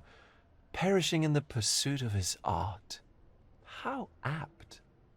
I will miss his exceptional sense of humor. What about the stolen painting? Have you located it? I found the painting, but I could not retrieve it. Well then, where is it? In Bernadotti's office. Bernadotti? That shady businessman? Why would he steal it from me? I'm afraid you'll have to ask him yourself. I take it you found something more then. I found the source of Mercurio's artistic inspiration. A photograph. What troubled me was that the sexual act captured was non-consensual. She was violated? Dear God, how despicable. Her abuser was in fact the British envoy. Mercurio took a picture of him committing the atrocity and then used it as artistic inspiration. I had no idea a mere break-in would eventually expose such barbarity. Mr. Vogel, I want you to make everything public, including the photograph. I'm sure you have a connection at the Cordona Chronicle. Ah, Mr. Holmes. Loyal to your own truth till the end. Yes, I'm acquainted with the staff of the Chronicle. The story is sensational, and will surely draw attention to the gallery. But you must be aware that exposing the scandal will further hurt the victim. Does that not bother you? No matter what one does, the truth tends to come out, as well it should. I won't be the one to stand in its way. Though it's only your subjective truth being exposed. Not that I'm judging. It's perfectly reasonable for everyone to have their own views. When you called me, you knew exactly what you would get. Oh, but I'm not like you, Mr. Holmes. I cannot be sure of anything. Regardless, I must thank you, for art's sake. Well, now that we've resolved all of our outstanding matters, I have a gift for you. I took the liberty of having it delivered to Stonewood Manor. I am told it belonged to your mother. And what exactly have you sent me? Frankly, I'm not sure how to answer that. I trust you'll know. Previously, you mentioned there may have been more to my mother's passing than consumption. It appears you were right. Oh dear. I'd hoped to be wrong. She was unstable, mentally unwell. She required sustained, specialized treatment, but her madness persisted. I knew that Violet had disappeared from the public eye, but had no idea of her suffering. I cannot imagine what you're feeling. I'm fine. Thank you, Mr. Vogel. I am curious to see what you have procured.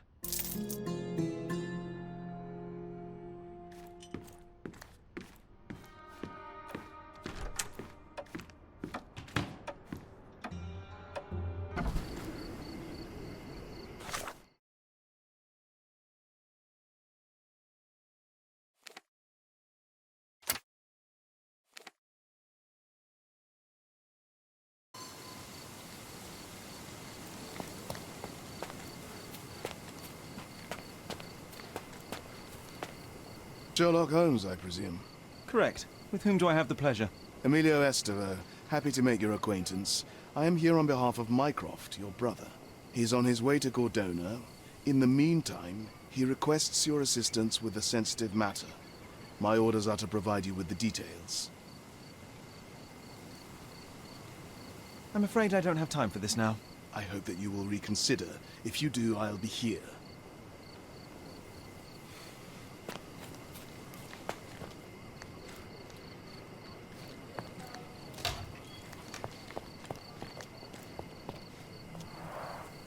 It's a bizarre object, and yet oddly familiar.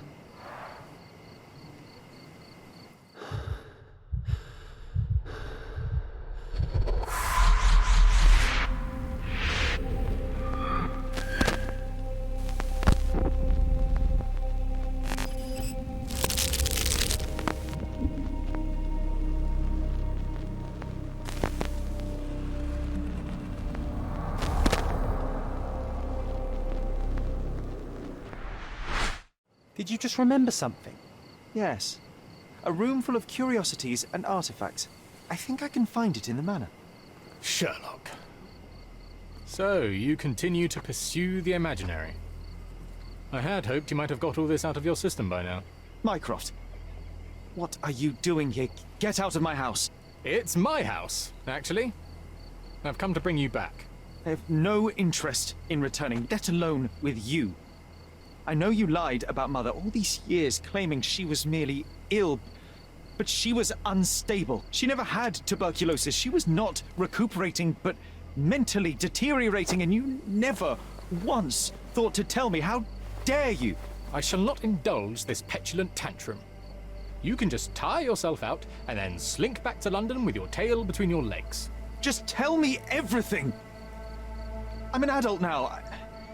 Show me the basic courtesy of an explanation. You know I will find out eventually. The goal was stability, and that's what you got.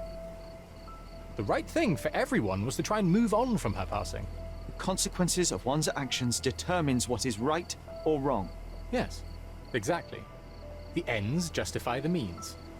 After leaving Cordona, Sherlock, you had a normal childhood. In London, I was able to support you, guide you, shape you into a fine and productive young man. You have so much potential, so much to offer society. But that's not the end. Now I found the truth, and it has shattered everything I knew about her, about you, and about myself. I feel unstable because of you. Your actions were not justified. Lying never is. Oh, grow up, Sherlock. It was a white lie which has as much use in the realm of the interpersonal as the international. It is time you come to accept that some things are bigger than yourself. Oh, you are full of it. You like to pretend you care about the big picture, but it's just an ego trip. You like knowing more than others. You like greasing palms and rubbing shoulders with the rich and powerful. You like having eyes and ears everywhere. The fact it helps the nation is incidental, because all you care about is yourself. It's true. I have agents everywhere, including Cordona. If you weren't so damn stubborn, you'd realize that means I'm only here for you.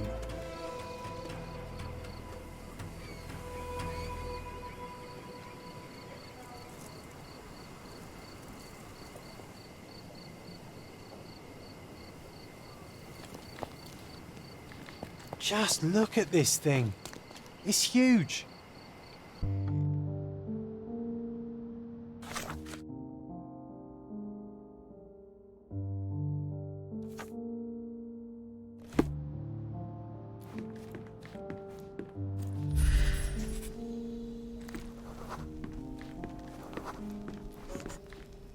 I remember returning home with a pair of perfect sticks. We wanted to turn them into training swords. Oh, that's right. We stood there, frozen, staring at something huge in the main hall.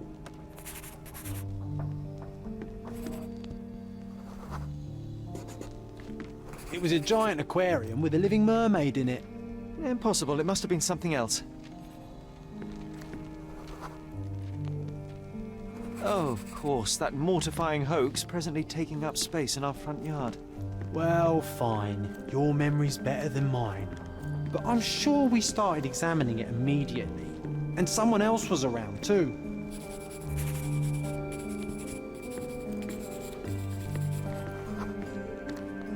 It was my mother. She asked what I thought of the artifact. You were really concentrating and holding something in your hand. I inspected it with a magnifying glass and was able to confirm it was made of two different skeletons. The mermaid was a fake. And so it was time to smash the thing. Your mother took a hammer and... Slow down, John. That's not how it happened. I remember other people joined us. The workers took the artifact and placed it into the cabinet of curiosities. It became part of Mother's collection of fakes. She always said that the truth lies in the details. This mermaid helped me to learn that.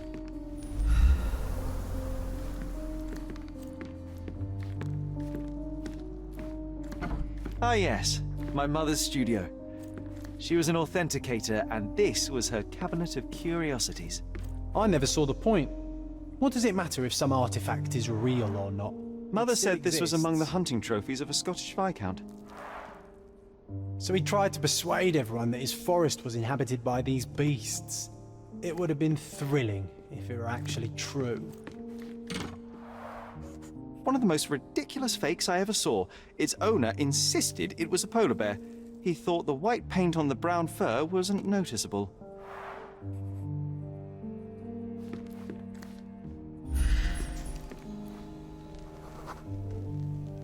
I remember this cozy blanket. It was perfect for... Wigwam! Oh, that was a joy to build them. Imagining ourselves as wayfarers on the other side of the world.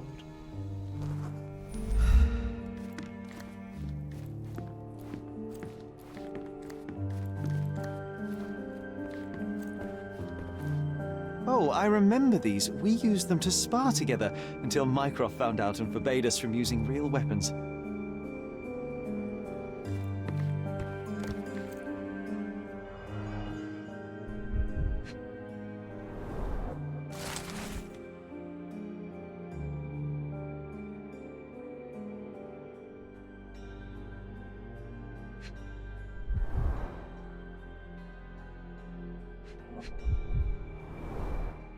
So many calling cards.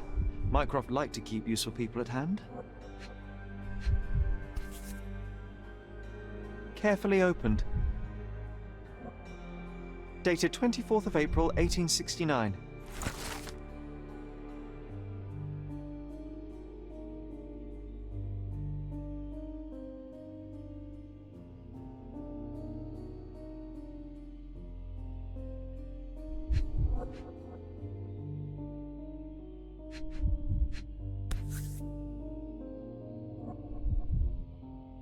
Reliable and driven. I recognize Mycroft's handwriting. Officer Luciano J. Placido.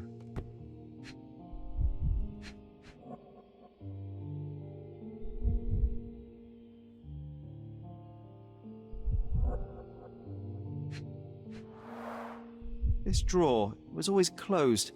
Only Mycroft knew how to open it. I remember we tried to break it open and spy on him, but alas, had no success. Maybe today's the day. Ah, Sherry. Look, it's Roger. This jolly old man's well preserved. Even looks refreshed. I doubt he drew much interest at the auction. That's for the best. I'd be upset if he fell into the wrong hands. The so-called mummy of a Persian princess. The defrauders did good work, but missed one small detail. It's the mummy of a man. And this one was brought from a German museum. They claimed it belonged to Vikings. Nonsense, of course. Vikings never had horns on their helmets.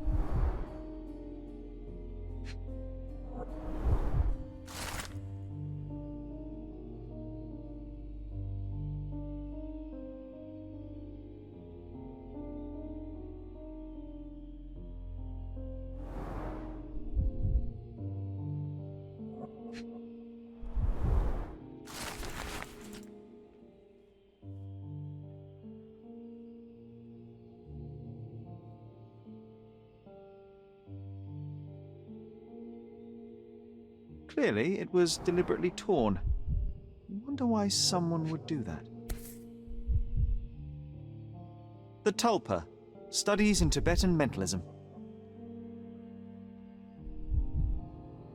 The Tulpa, Studies in Tibetan Mentalism. An impressive number of bookmarks. Someone was rather obsessed with this subject.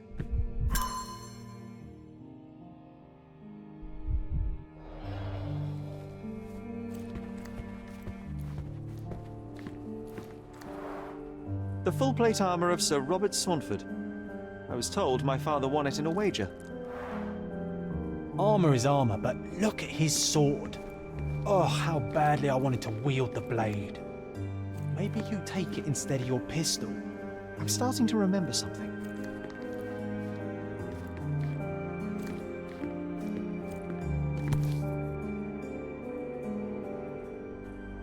Watkinson and Holman, Chapter 1, by Wallace Dioram.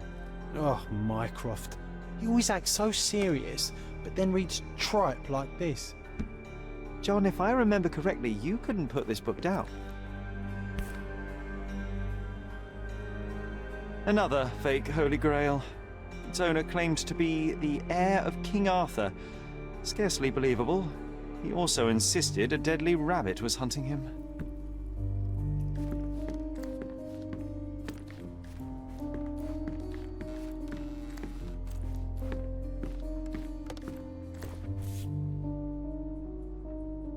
This photo caused a lot of fuss. My mother spent some time to prove it was a fake.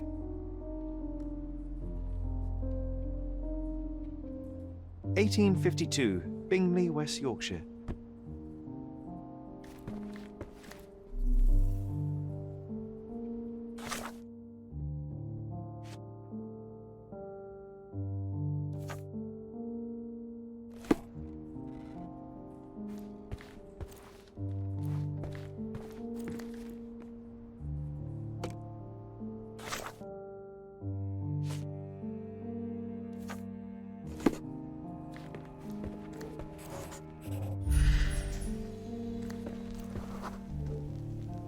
Ah, the memory comes back. We snuck about watching him. He closed the drawer and went to the hall. We were like two shadows crawling behind him.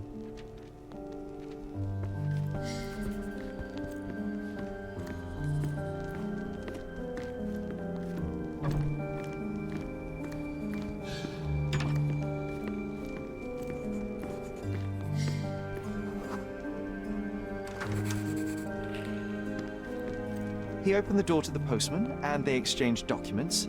If it was a real postman, of course.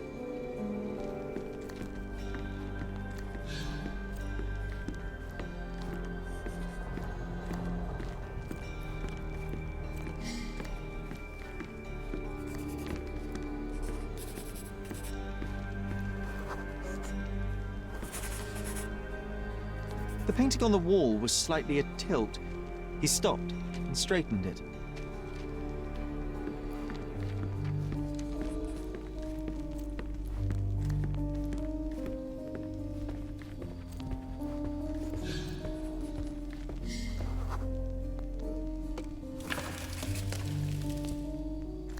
Then he threw some logs into the fire and sat in his armchair to read.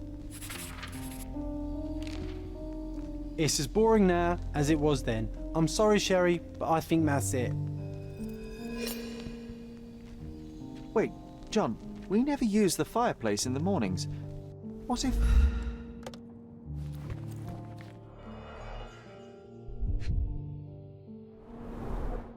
A bit of juniper in the fireplace created a soothing atmosphere. It's the little things, isn't it? I think this is what we're looking for.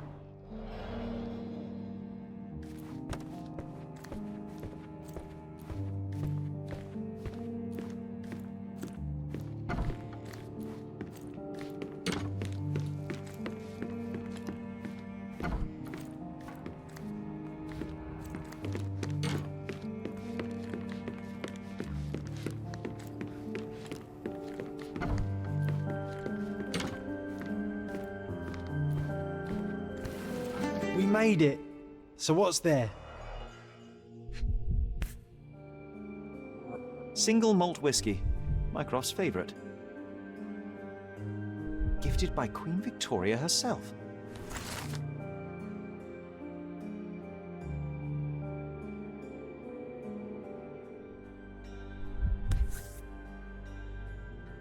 Otto Richter. This one is rather thick. Mycroft can be truly dogged in his research.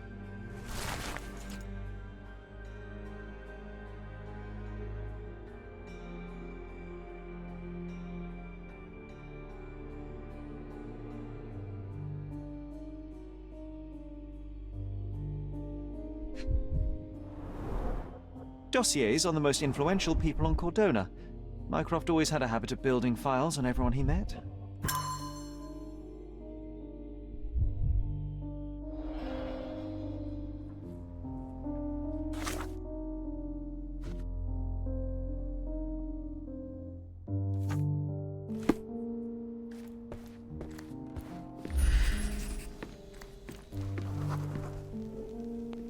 I used this ladder to look at the top shelf, right? On the day of Mother's breakdown upstairs. Right you are, Sherry.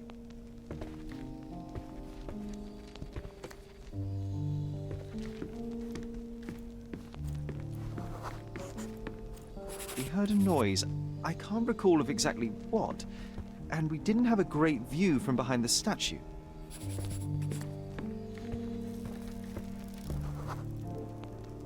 Books and papers from the table somehow ended up on the floor.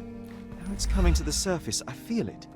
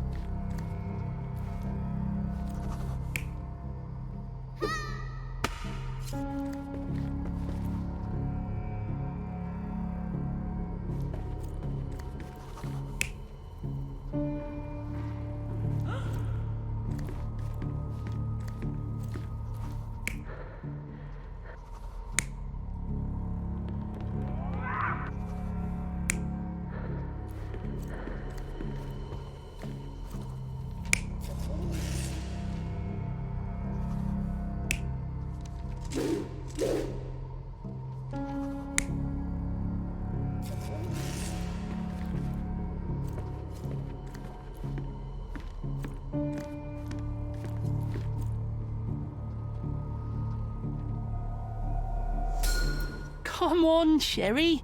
Let's go outside. Wait. Did you hear that? Come here, Sherry. You call this progress? Charlatan, amateur. I'm not letting you anywhere near my mother again. So there was a quarrel between them.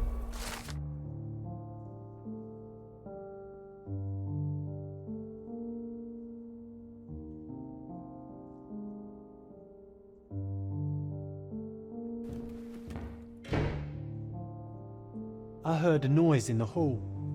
Let's check it out.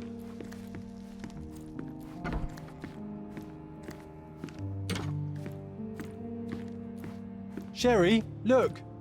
We've got a parcel here. Hurry up and let's see what's inside.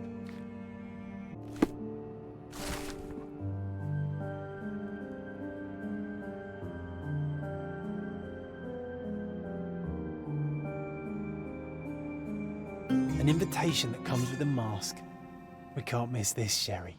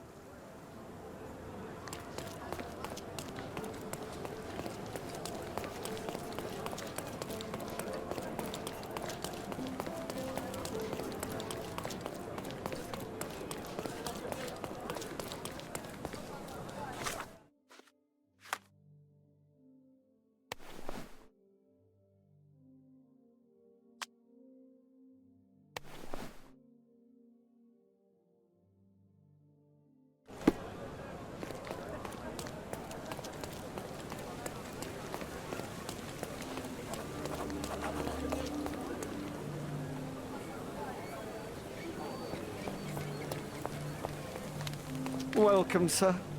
I do hope you enjoy yourself.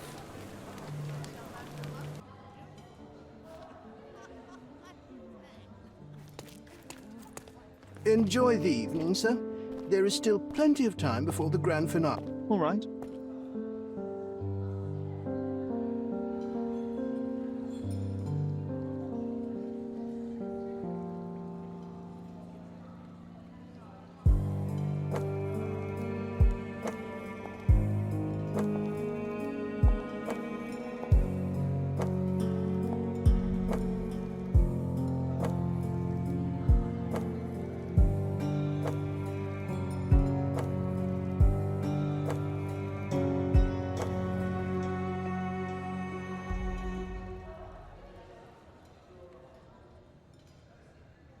What if I write an article about these people here?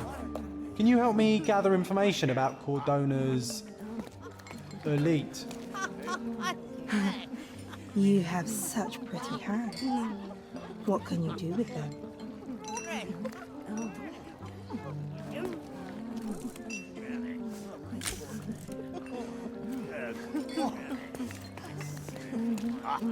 I guarantee we'll have a good time. Want to go somewhere more private? My goodness, Sherlock. They made a blood fountain. No, John, it's definitely not blood, just wine. Cahors, at a guess? Do not distract me. It's not easy to play blindfolded.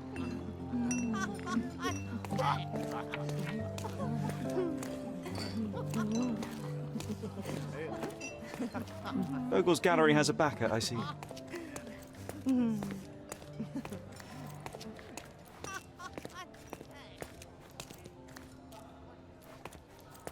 Nancho's had to enforce the masks after the scandal.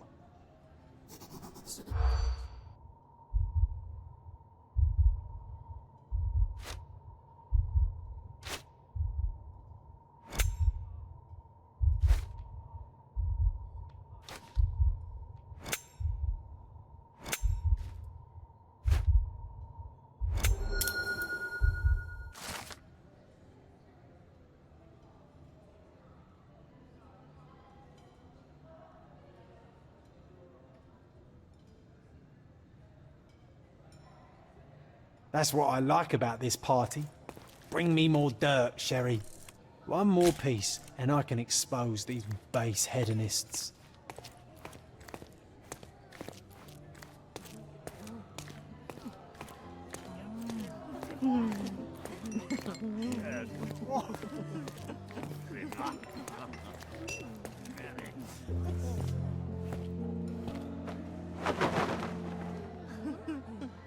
Sherlock! Friend! I wasn't sure you'd come.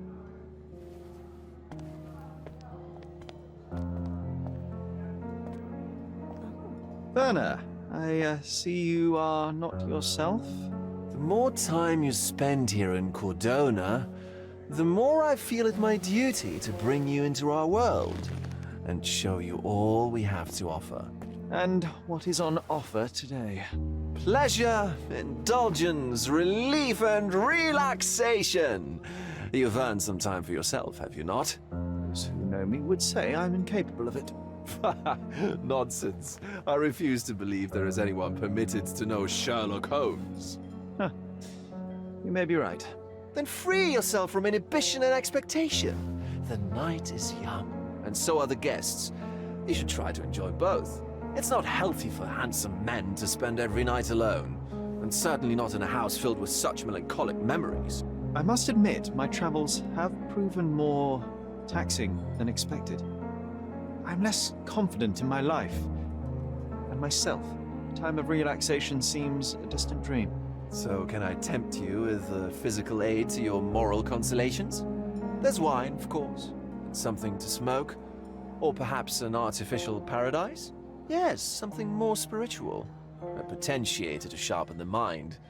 A 7% solution of, well, that'd be telling, but you must try it.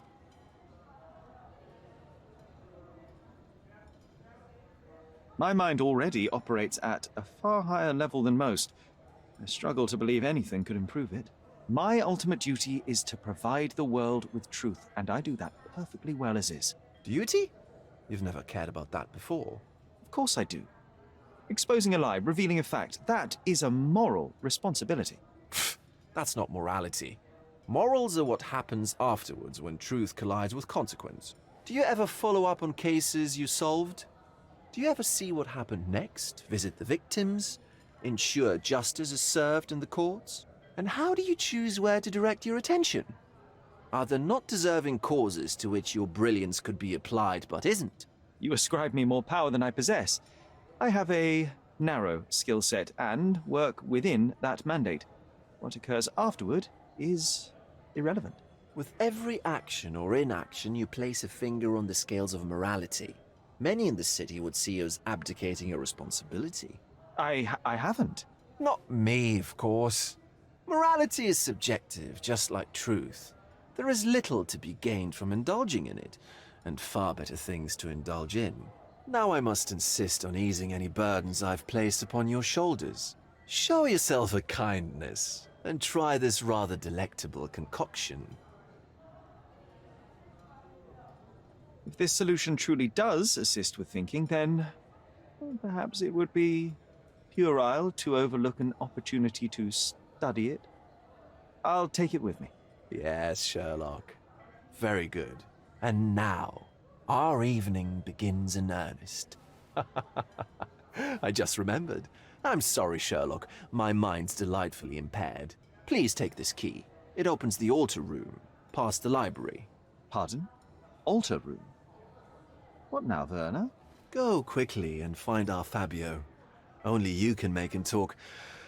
I'll join you in a minute.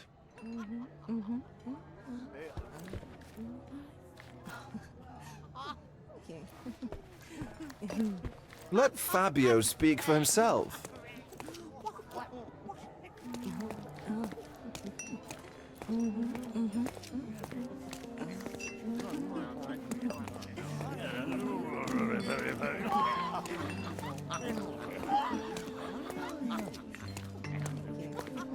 Do you know what was here before Manchiosa's family bought it?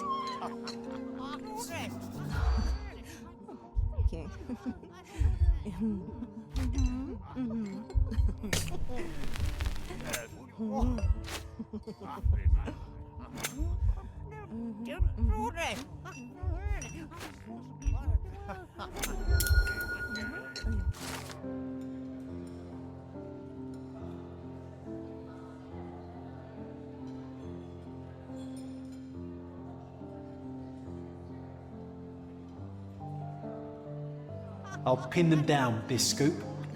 Thank you, Sherlock. Curtains do not guarantee privacy. And you still need a crack, despite being ethereal.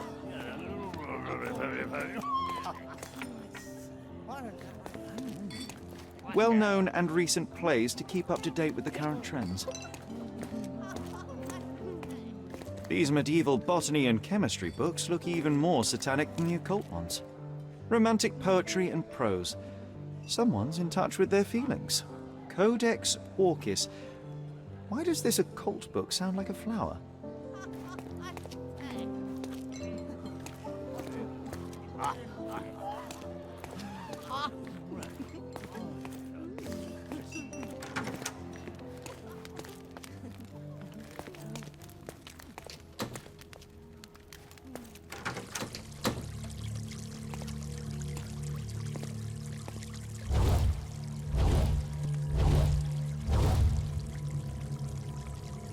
My God.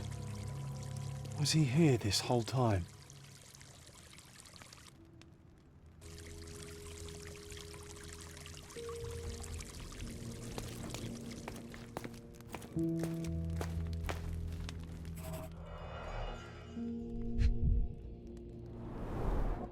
A blunt force trauma may have suffered an internal hemorrhage.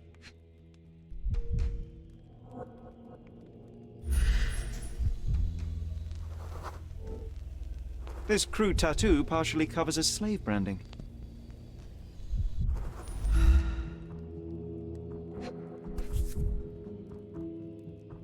This golden handle has a bloodstain on it.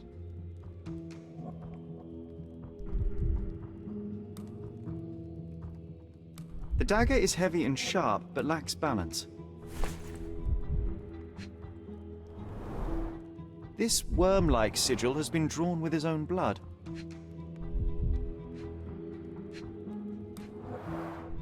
The victim has clenched the fabric so firmly in his fist that it's nigh impossible to remove it.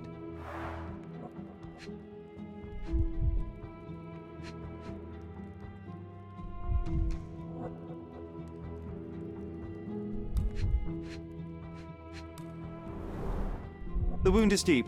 A precise strike reached the heart. He died right here.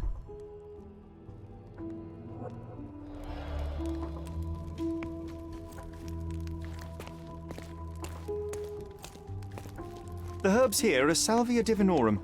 They have a slight hallucinogenic effect to emphasize the ceremony. This elaborate box must be for the ritual dagger. This oil has a slight aroma of flowers and olive. The ointment smells mouse-like. I presume it is an aphrodisiac prepared from a Spanish fly. This one looks like a twisted symbol of Venus, drawn in a hurry. The sign reminds me of the astrological symbol for Mars.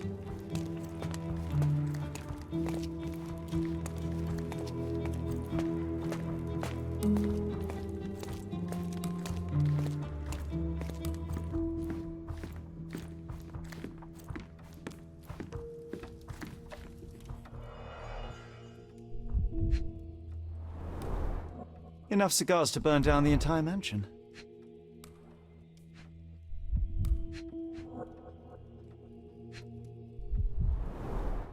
Why don't people tidy up after themselves?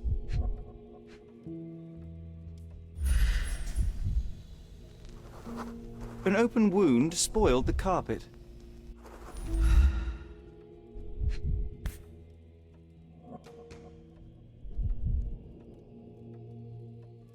Blood. A sturdy bottle met a not-so-sturdy human. It didn't break only because it was unopened.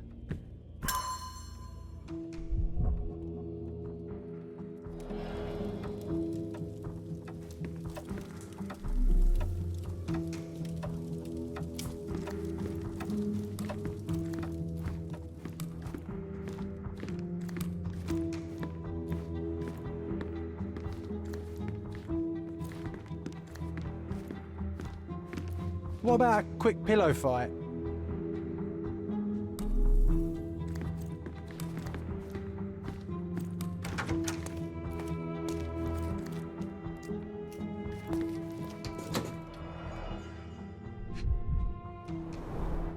The pitcher is empty, but with puddles around it.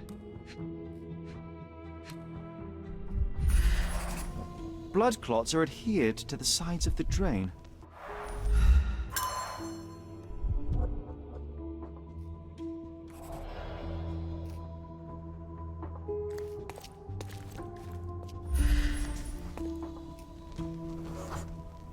Identical to the robes the guests are wearing.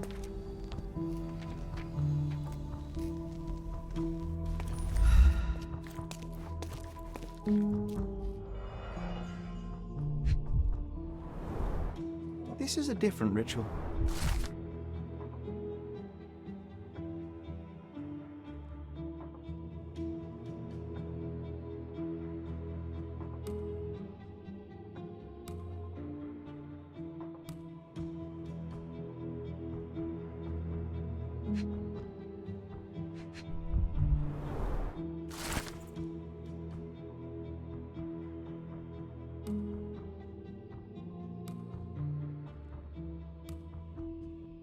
How can anyone accept such behaviour? A useful tool for a disguise arsenal.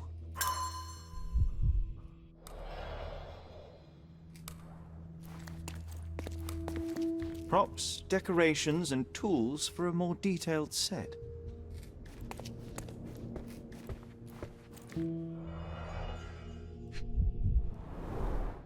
Handcrafted and luxurious cufflinks. There's also a note. For my Fabio, Manchos. The key is similar to the one that Vogel gave me. The capital F on the key fob might refer to Fabio.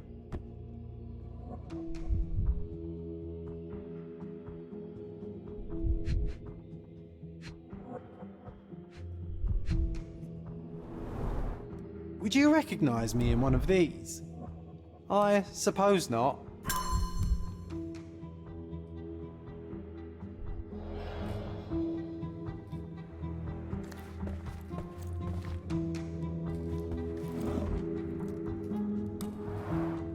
Similar to the guests' robes, apart from the bloodstains.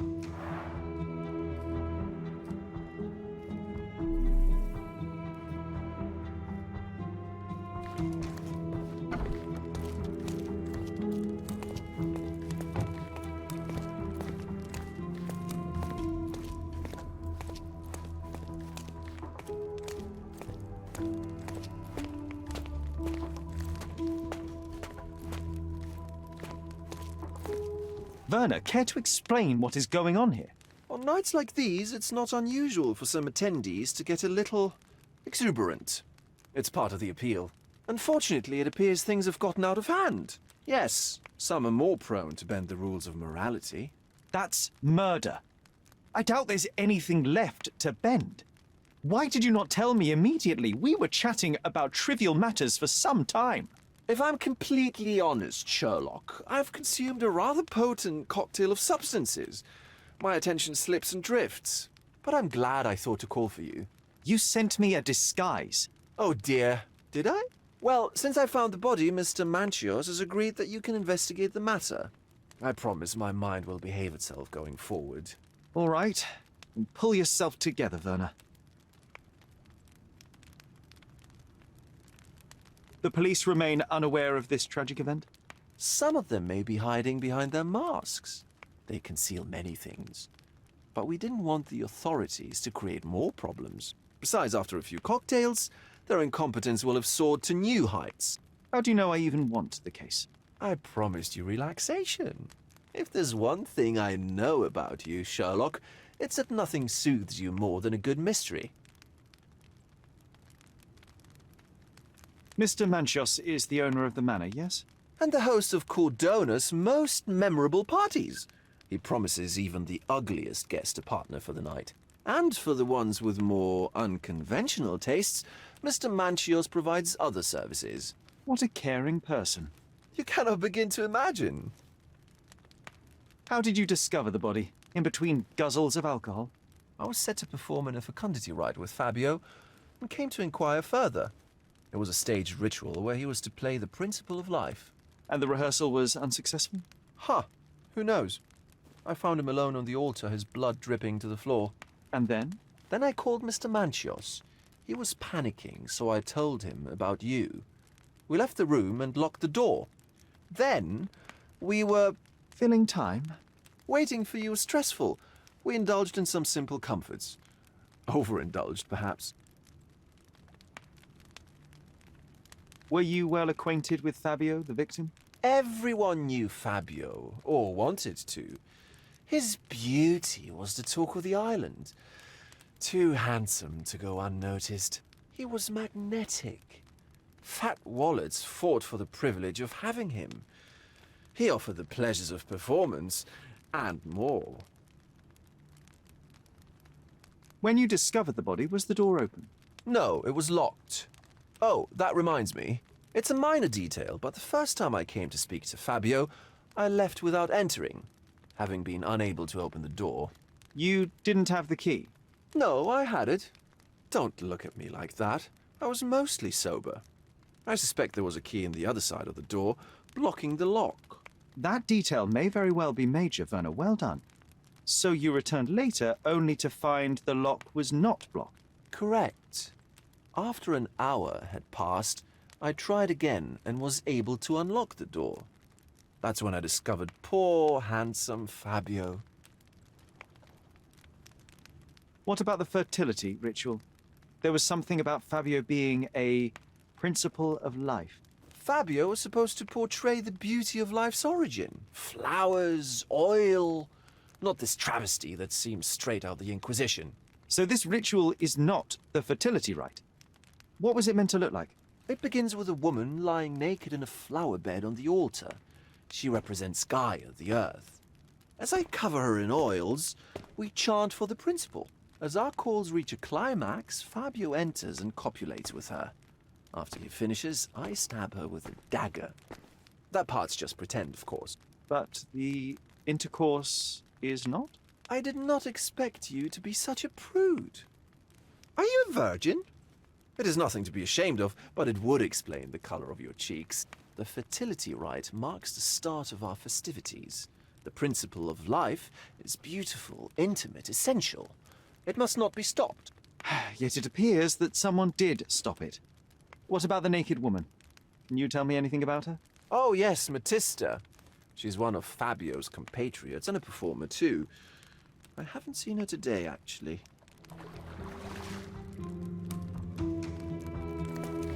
You've got a lot to do, Sherlock.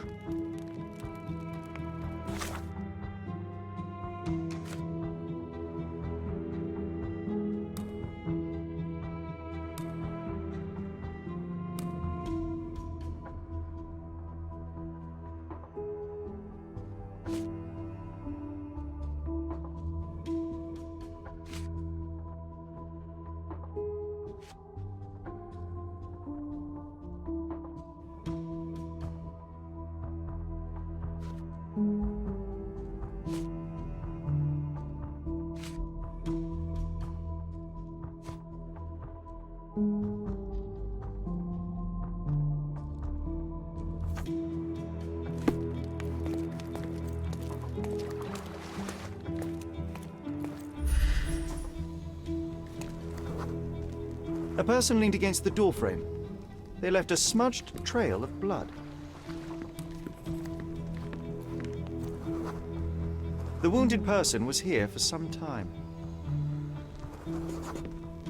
A bloody handprint on an armchair. There appear to be no further traces leading to the altar. So, Sherry, do you have any ideas about the case? Perhaps, perhaps. I think I can deduce what happened here.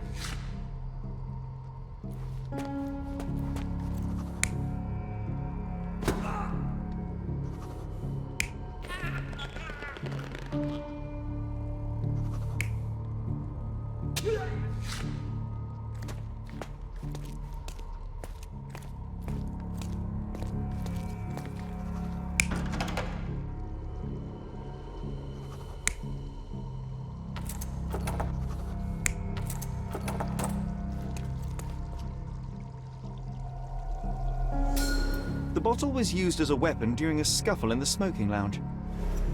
Then, to ensure no one would interrupt, the murderer locked the door. The unconscious body of the victim was moved to the altar room. Once the body was on the altar, the murderer thrust the dagger into the victim's heart. Symbols were drawn with the blood. The wardrobe was used to hide the bloodied robe from anyone's eyes. The killer washed himself and took a clean robe from the hanger before leaving. Are you all right? You're on the floor, not moving. I think I know what happened here. I'm starting to put the pieces together. Fabio was stabbed. I see nothing gets past you, Werner. Yes, he was stabbed, but only after being knocked out in the next room and placed here. I do not yet know why. So, who's responsible? Well, it was one person working alone, and the murderer has now donned a robe. He or she could be hiding in plain sight. We have lost time, Werner, but your discretion may prove to be a benediction after all.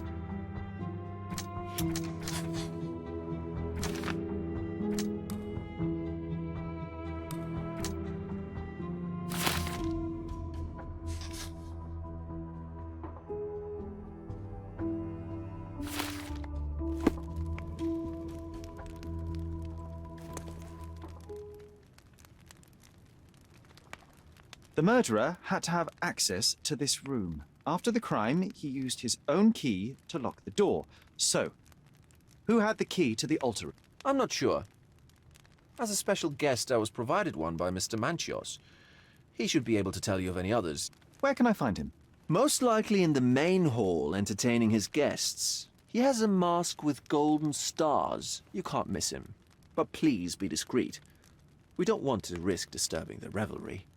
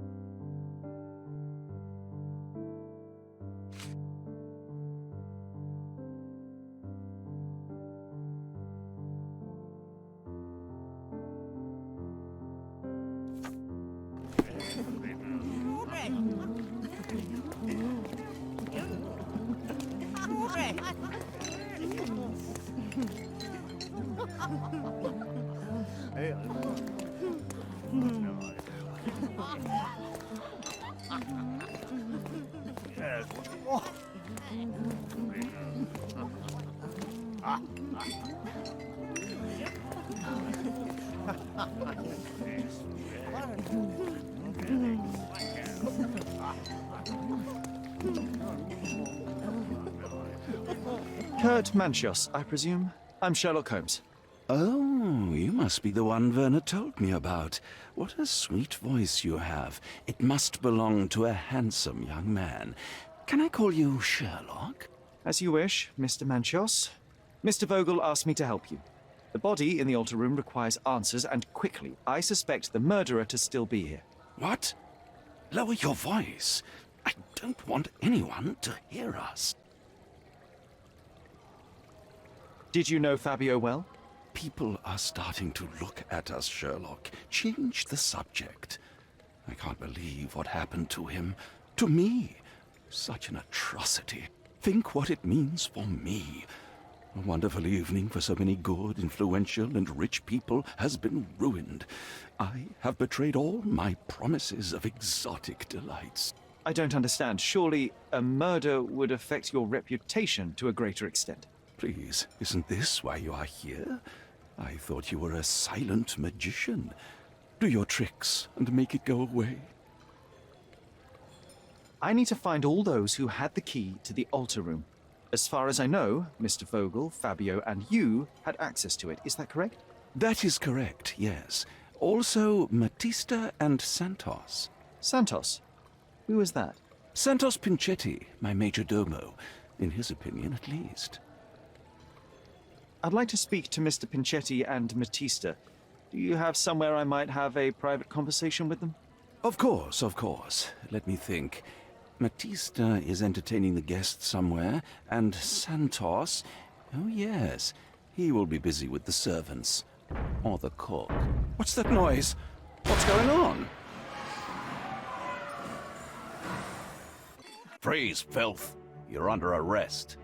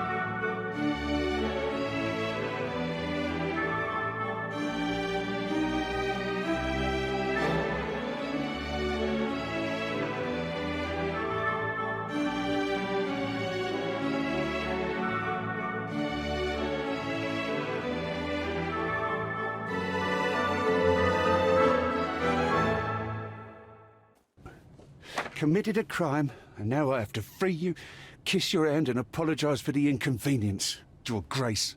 I did tell you that Mr. Vogel and I were innocent. I emphasized it in my statement. Your statement? Thanks to some bigwigs who work for the so-called good of the country by releasing fleas like you. Thank God we have Vogel in his letter. Once I get to that goldfish, I'll... Bigwig? Oh, my wretched brother Mycroft and his long nose. Wait, did you say Mycroft? Mycroft Holmes? Are you the youngest son of Violet Holmes, rest her soul? You knew my mother? Not personally, no. Not exactly. I was working on the paperwork for that case. Would you happen to remember anything of the events? Well, I didn't make the inquiry, but I remember seeing some notes. Why? Perhaps we can negotiate. I could be quite useful. Huh. Got you hooked, right? You know what? Stark and the others think they're the smartest here, thanks to you. Let me get this straight. Are you listening to me, lad? I'm all ears. Take this case. Report to me only, to Constable Harvey Oswald. I'll leave everything I have on this table. Find the murderer. Be a real copper. Question the suspects, make them sing, give me something substantial. And if Mr. Vogel is not a suspect?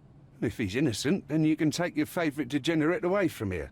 If you slip or mess with the evidence, then trust me, your brother won't save you from my bludgeon. Meanwhile, I'll be checking the archive for you. If anybody asks, then you're a consulting detective. Let's make a start then, partner. I'm glad we managed to get the scoop before the raid.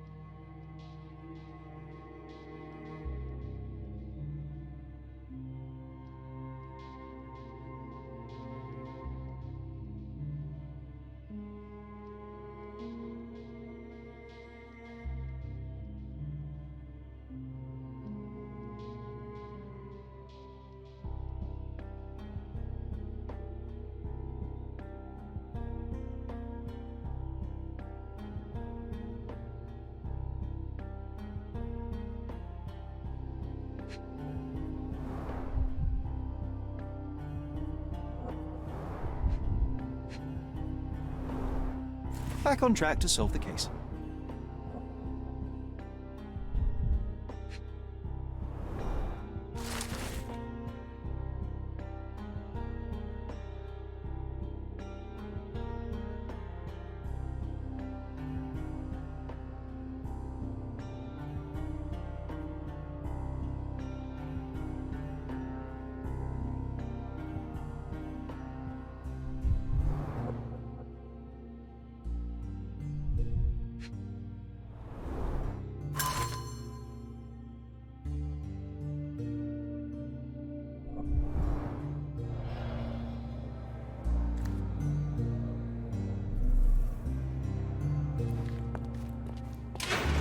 Look, I found Werner.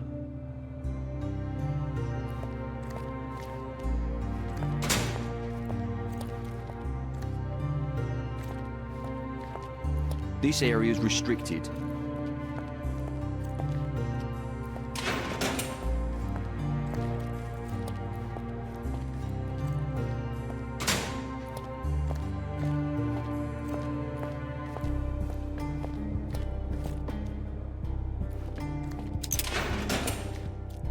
Good day, Mr. Manchios.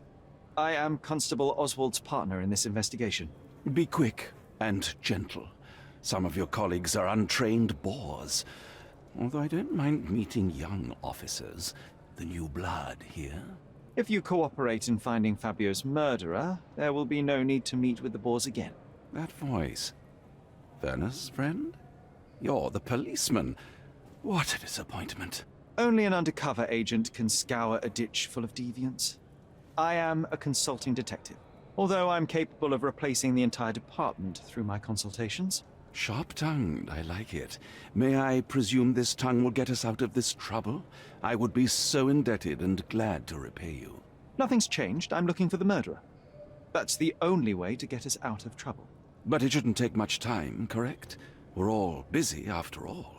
I need to examine you first.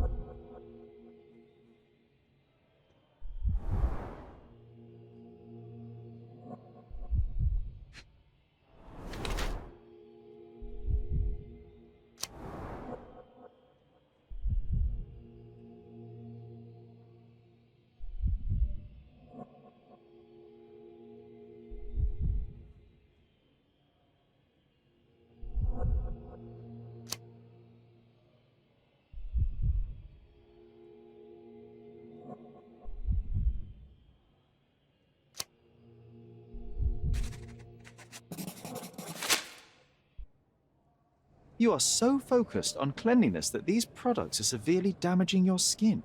I would laugh at you. Ha! If only my cheeks didn't hurt. Not exactly. I try to take care of my body. A young man who has yet to confront his own aging couldn't hope to understand. These chemicals are quite literally melting your face. Ah, the price of beauty. I'll be fine. I'm sure of it. Such a methodical man who cares for his body but misses the soap under his fingernails. Are you so impatient, or perhaps even impulsive? I wouldn't call myself that. Silly little details. If I missed it, it wasn't important. Or rather, it was less important than who or what I was focused on. Mr. Vogel told me a little about your parties, but I would like to know more directly from you. I'm all yours, Sherlock. You have me arrested and locked here, with you alone. Why did you invite Mr. Vogel as your special guest? He's a pretty fellow. He's capable of surprising the public. He has a talent for saying words that no one else would wish to either say or hear. I suppose I can't argue with that. He is a free addition to the eccentricity of the party, which is fine by me, as long as it enhances my party. I'd like to know who you usually invite to your parties. Free minds who are able to leave reality for an evening, who can taste forbidden fruit without prejudice. There is nothing that quite spices up life like these parties, assuming one is old enough and has worked many years for the good of one's country. Oh, all true labourers, I see. What was Fabio like? His personality, his habits? Anything you can tell me? He was the brightest star of my parties. Young, magnetic, and full of energy. I don't even want to mention his beauty. Otherwise, I'll be sobbing. An expensive champion, I imagine. His performances were flawless. He deserved his payment. Do you think he was murdered because of money? Possibly. What about the other guests? Were they used to opening their wallets as well? I wouldn't restrict my guests from anything. I'm sure Fabio received a few coins from others for his services.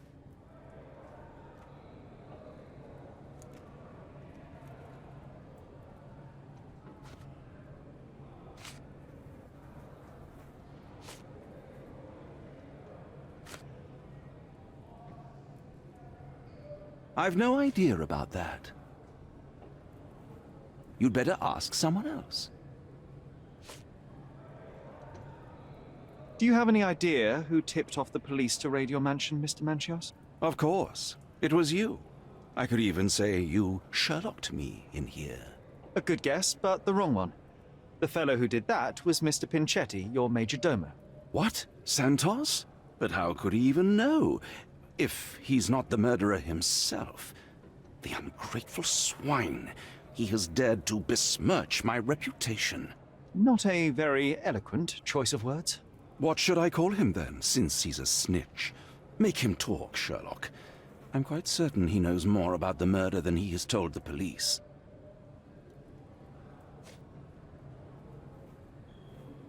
That's not something I know much about.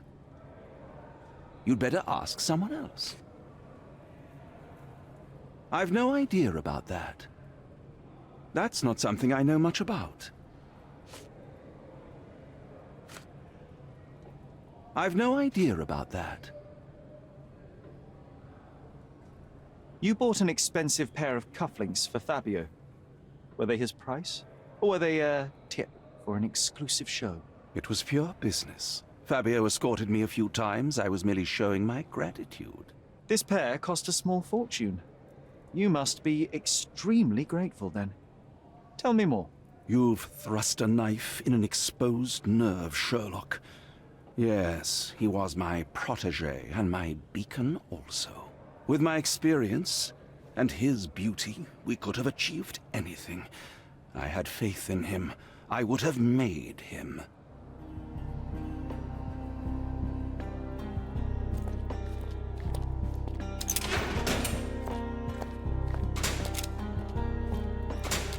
I'm Sherlock Holmes. I'm helping Constable Oswald. You are Matista, Fabio's friend. This body, yes, it's Matista. But it's a mere shell that will die someday. Just like Fabio. Please accept my condolences for your friend. Thank you. I'm just here to ask questions and find Fabio's murderer. It will not bring Fabio back.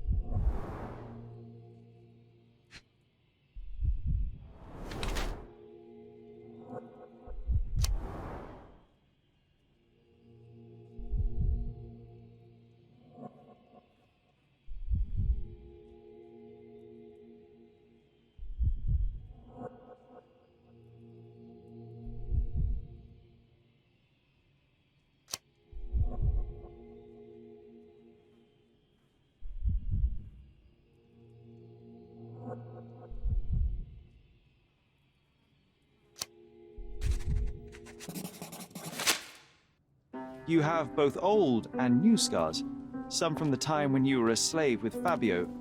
Other scars have a different origin. The guests pay good money to torment you? I am skilled in giving pleasure, but I don't participate in such practices. I thought your body was... For sale? It's true. Many unwanted things were done to my body. And the pain helped me to discover... Occult deities? Yes, the tattoo speaks loudly of it. Yes. Your gods abandoned me, and the ones I favor now are more protective of me. How did you escape? Something happened. One night the master fell down the stairs. I made him fall, and he died. We ran away that day. We managed to get on a ship and traveled here, to Cordona. Fabio and I started a new life here. It was very hard at first, but it became better with time. Until today. The bruises on your neck are not self-inflicted. Someone else made them. Some guests can't contain themselves. They even bite, sometimes. I know I can handle the news.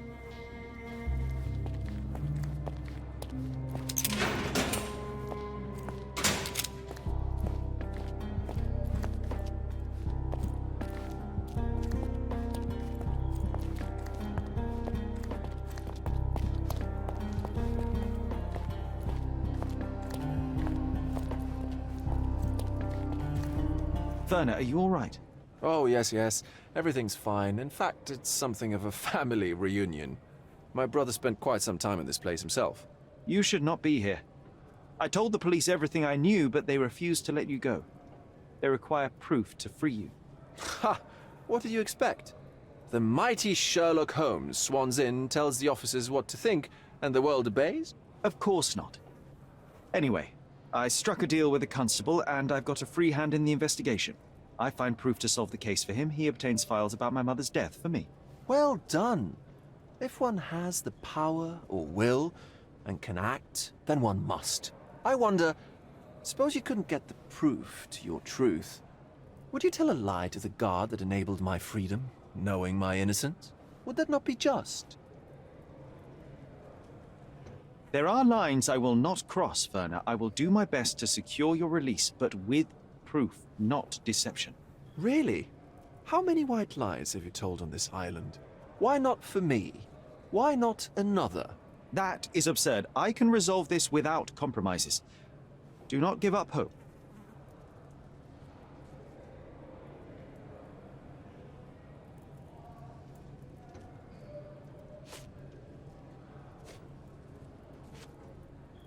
I'm not supposed to know anything about this.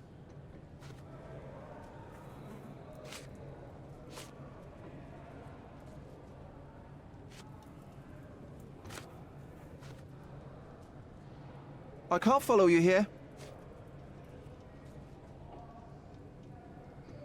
I don't think I can tell you anything about this. I can't follow you here.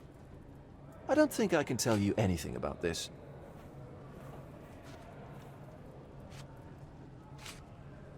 I can't follow you here. I can't follow you here. I can't follow you here. I can't follow you here. I have learned who told the police about the crime. It was Santos Pinchetti. Do I know him? The major domo of the manor. He cleans up after you? Well, then he does his job perfectly. All but invisible. I couldn't tell you the first thing about him.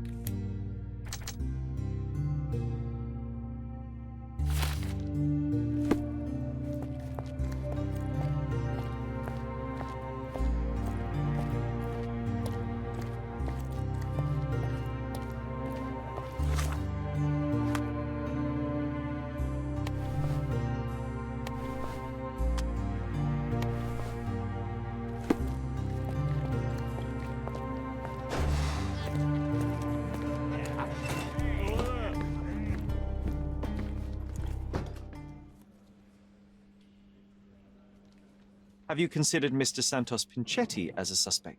The snitch? Have you seen him? I mean, my breath could knock him down. What's so special about him? As a major domo, he has keys that open all the rooms, including the one to the crime scene. Could have testified only to circumvent suspicion, don't you think? We need to question him. Right. I'll send our men to fetch him.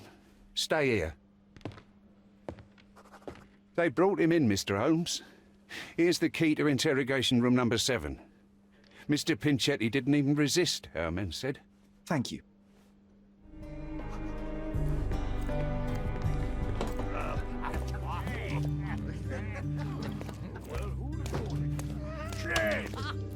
Did you hear Basilio Copello is in jail? A dead body was found in his shoulder.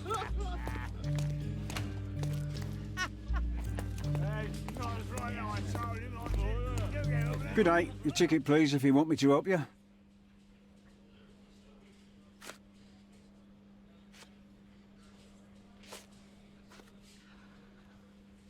I'd like to check the evidence from this case.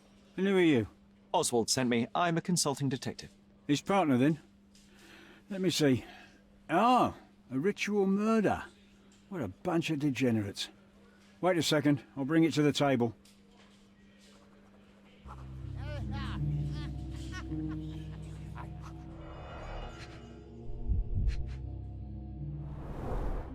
An emergency kit for boredom.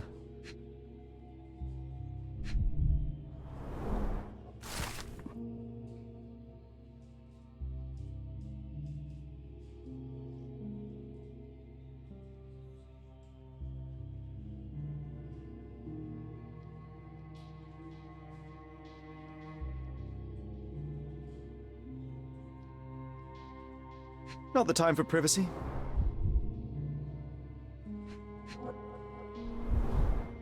Werner's personal sketchbook. A heavily perfumed handkerchief with the initials KM in the corner. It's a miracle this ruby hasn't tempted anyone. All the keys of the mansion on one golden ring. A handcrafted charm that contains hair and nail clippings.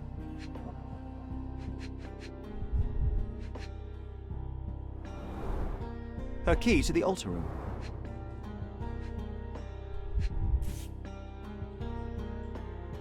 That's not for bedtime reading. This ex libris belongs to Manchios Library.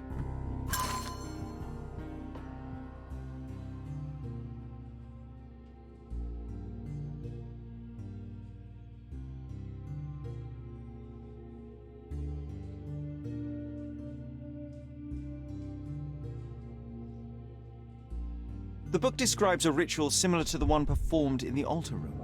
Thank you, officer.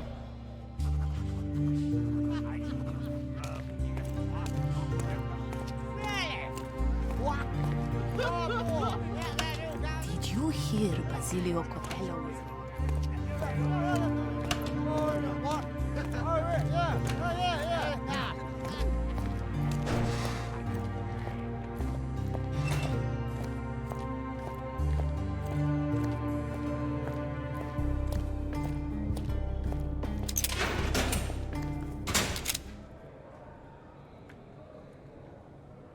Do you recognize this book?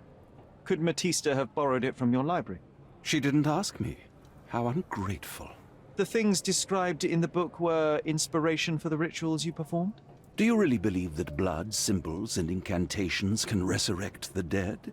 They are just eerie tales with a mix of occultism and voodoo.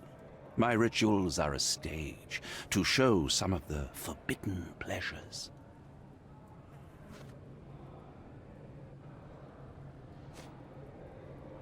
I've read this letter from Fabio. It had no addressee, but it was found in Mr. Vogel's pocket.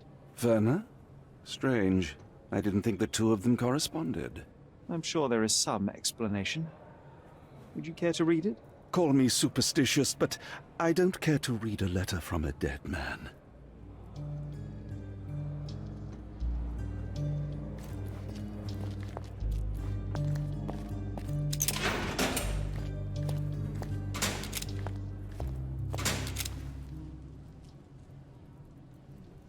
This book, The Power of Love, Blood, and Mandrake, what do you hope to achieve? To learn more about the invisible strengths that govern us. Occultism is real. The master who fell that night when Fabio and I escaped, I made him fall. I cast a spell on him and it worked. Or was it a coincidence? The universe is rarely so lazy. If you say so.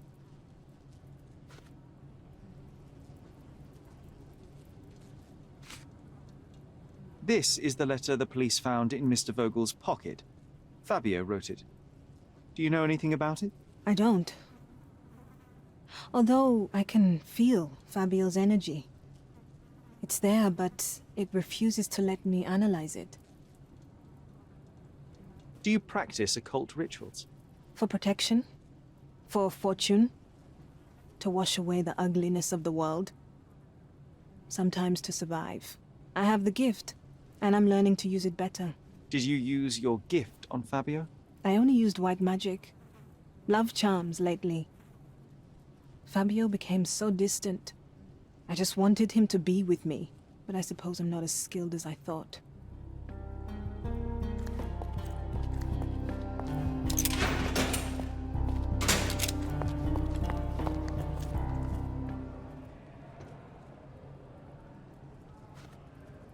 I don't think I can tell you anything about this. So, the police found a letter from Fabio in your pocket? I cannot tell if it was truly in my pocket at all. Perhaps it was placed there later. Well, that is one hypothesis. If it were true, then how did it get there? No clue. But this night has been rather eccentric. Such a detail could have easily eluded me. Indeed. Do you recall reading it? I can't remember that either. But I tend to respect privacy. Reading others' personal notes is not one of my perversities.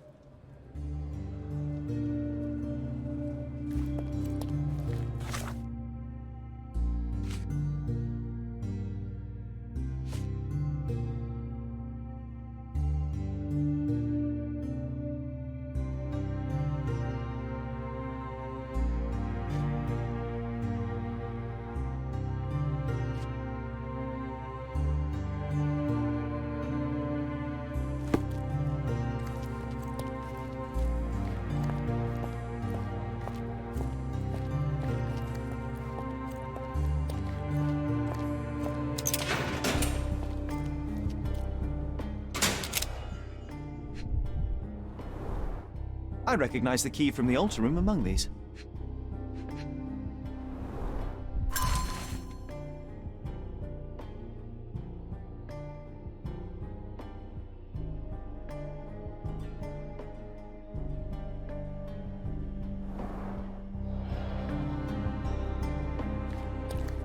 Mr. Pinchetti, a pleasure to meet you. I'm Sherlock Holmes. I'm helping Constable Oswald.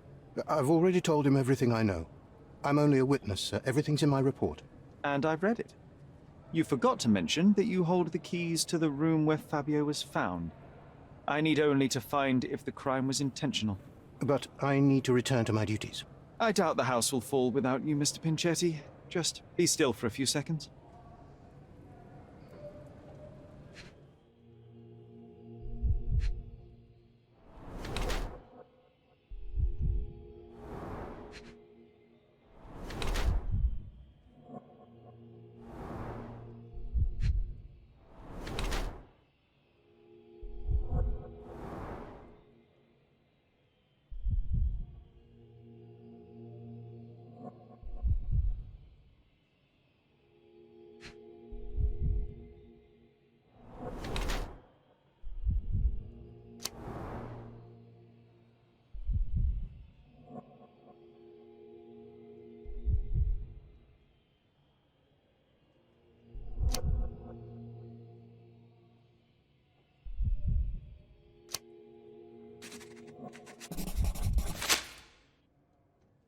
You are the major domo of a rich mansion, and you seem barely able to afford decent clothing.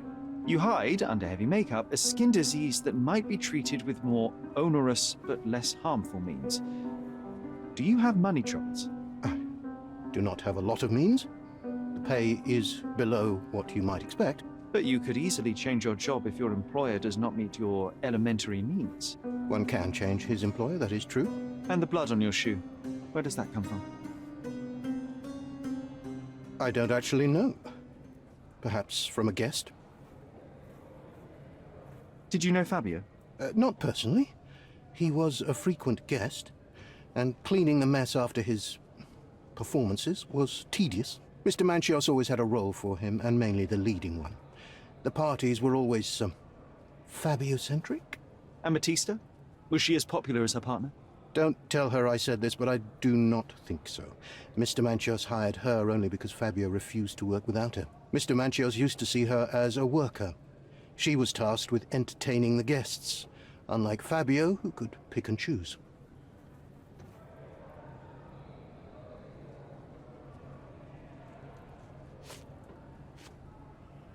Mr. Manchios says that you begged him to be included in the heritage. Isn't that a little extreme, even for a major domo? He's not only my employer, he's my uncle. And I'm his next of kin. The only one. Mr. Manchios flatly refuses to pay a family member. All I have to do is repay his so-called love, cleaning up the filth after perverts and decadents. He's imprisoned me. The best I can hope for is a new broom. That's why I wanted to have my part of the inheritance. Is it that bad? You have a roof above your head, a salary, and the status of a major domo. For God's sake. I'm forced to dye and stitch my threadbare clothes, and the holes in my shoes are painful. I'm ashamed every time a guest looks at me closely. Why do you think your uncle treats you this way? My mother, my uncle's sister, had me illegitimately. She died, and I was given the surname of one of the maids. But you are entitled to some of the money that belongs to your family. He thinks not. I was not responsible for my mother's death. I work hard, and he pays me nothing. I feed on the leftovers. While he wastes our estate's property on decadent parties, he paid Fabio handsomely and showered him with expensive gifts for their disgusting relationship.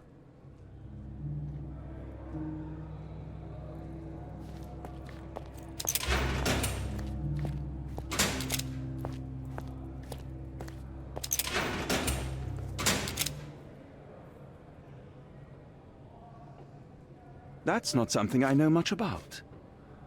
I've read the letter about your will. A harsh method of ridiculing Santos. I doubt he will use mustache wax when he wears no mustache to begin with. Where did you get it? Is the slug here? Tell him I shouldn't have to provide for him. He's a grown man who shouldn't sit on his uncle's neck. He conceives himself as my only heir. And who is he to you?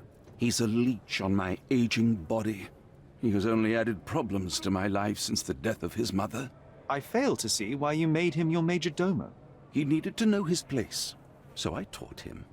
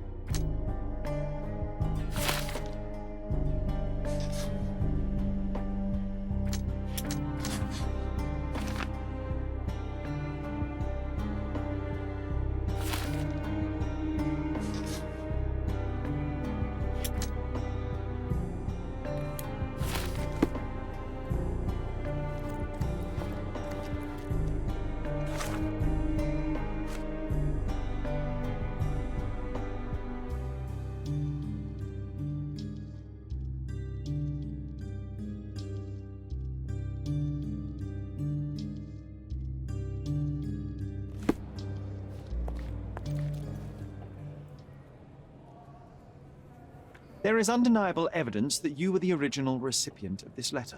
What are you talking about? Is it addressed to me? Your protege wanted a fresh start, it seems. This is sufficient to charge you. Me? Hurt my star? Are you insane that you would accuse me of such a thing? He did not consider himself as yours. Since you deny everything, let's move on. Do you have any idea as to how the letter could have ended up in Mr. Vogel's pocket?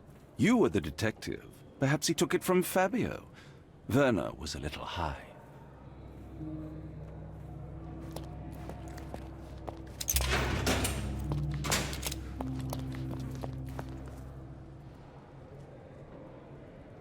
I have reason to believe that the intended recipient of the incriminating letter may have been Kurt Manchos. Well, that makes sense. Too bad I can't remember how I came to possess it. Though I did spend quite some time with Mr. Manchios during the party. Unfortunately, even with an answer, that may still not be enough to clear you with the police. But fear not, I will persevere. I hope your attempt to put things straight will make up for... You being on a bender? Touché.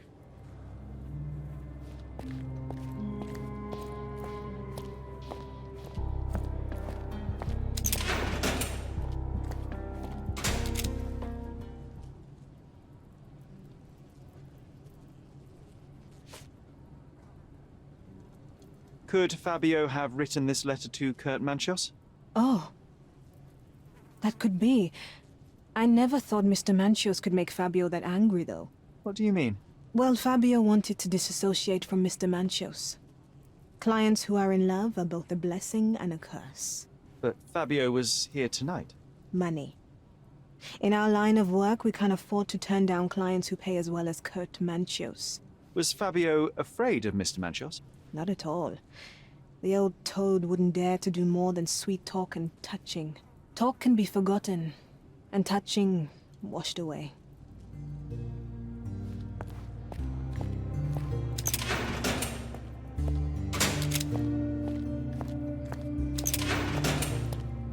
Please let me out.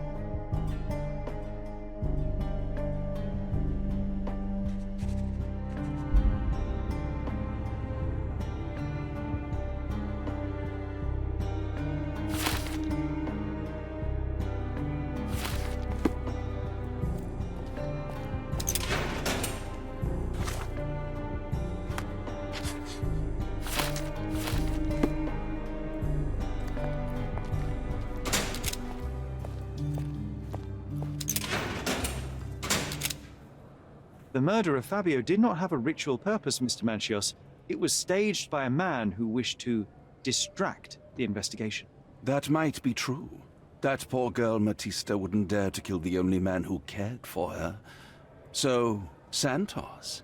Mr. Pinchetti snatched at the chance to solve his problems. Ungrateful little scum. Will he be executed? But what for? He informed the police as to the crime, that was all. He couldn't stage the ritual, but he found the body, I believe. I can't believe it. Why did Werner do it? Mr. Vogel. He had no reason, and he won't be a scapegoat as you plan. You put Fabio's letter in his pocket when he was intoxicated, didn't you? You can't be serious.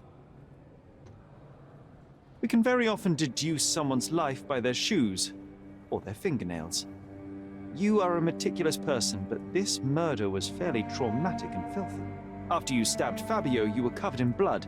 You panicked and neglected to rinse the soap from under your fingernails. The devil is in the details, Mr. Manchos. Nonsense.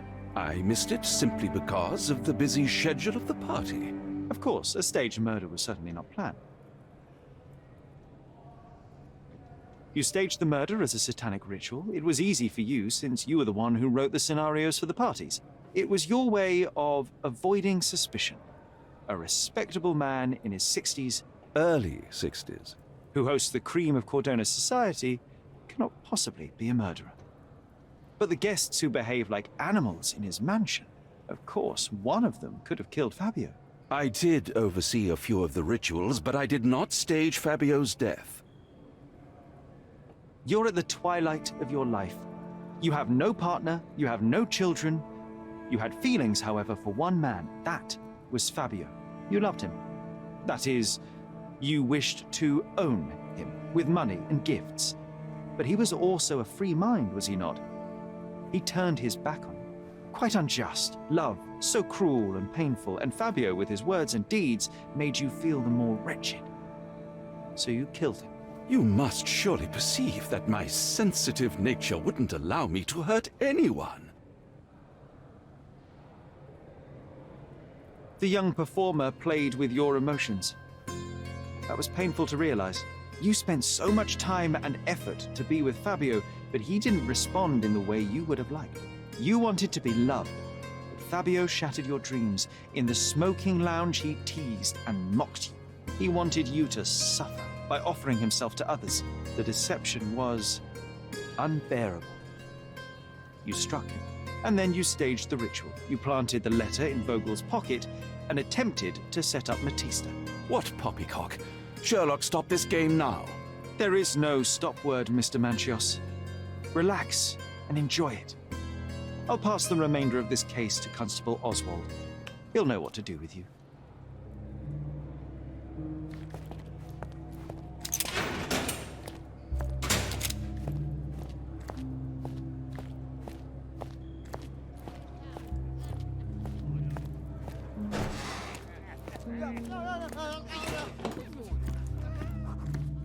I have a name for you.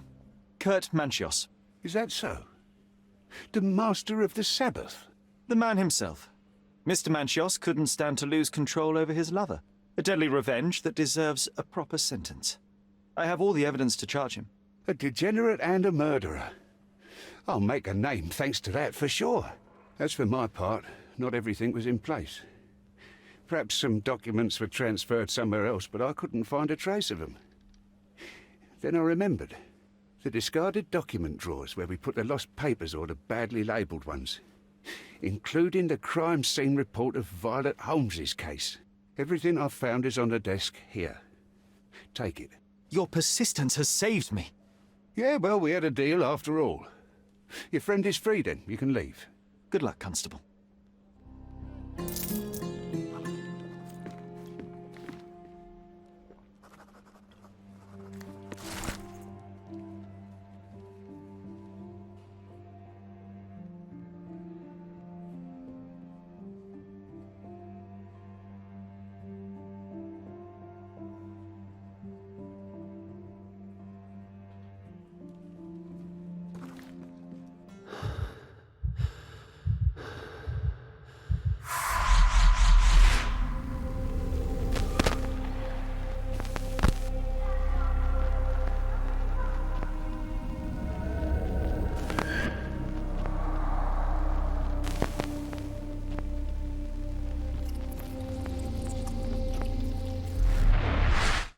Garden.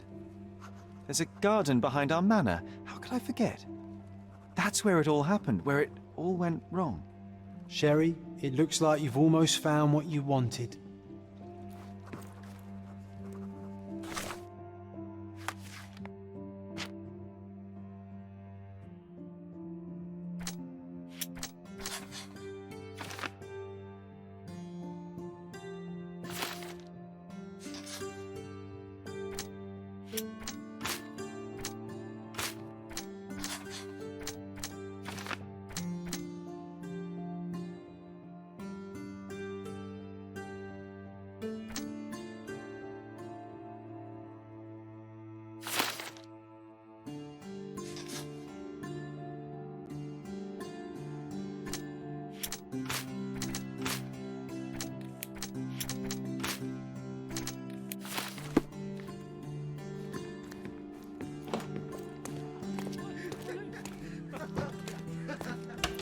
Oh, you did it, Sherlock! The case is closed, and all rewards belong to the winner. Bravo! It is merely the triumph of the truth. Is it? No compromises? No lies? You're happy with your decisions? It was the best decision I could obtain. The truth must be told in the way it is most acceptable. You're making progress, Sherlock. I was right to believe in you. By the way, did you get that precious information about your mother? Oh, not that you must. Yes, I did. Forgive my intrusion in such a personal matter. I simply worry I'm failing to be of much help to you. Actually, you were. For some reason, all the archives on the case had disappeared. This was a rare opportunity to obtain the impossible. Outrageous. Perhaps someone found the truth unpleasant. Society usually rejects those who speak with too much honesty, doesn't it? A comfortable lie is often preferred to an uncomfortable truth. Still, I believe that the latter should prevail, and I cannot remain silent. That's quixotism at its best. Your mere truth cannot defeat institutions, systems, and power. Etiquette, religion, marriage, they're all lies told to preserve connections, love, and sanity, and it's all corruptible. Lies destroy human dignity. How could you make a free decision without any knowledge of the truth? Are we really free to decide anything in this world, Sherlock?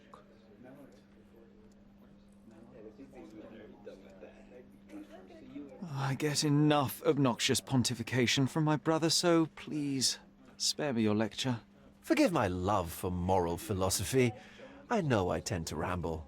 You're a walking contradiction, Sherlock. You refuse to lie to others, but constantly lie to yourself.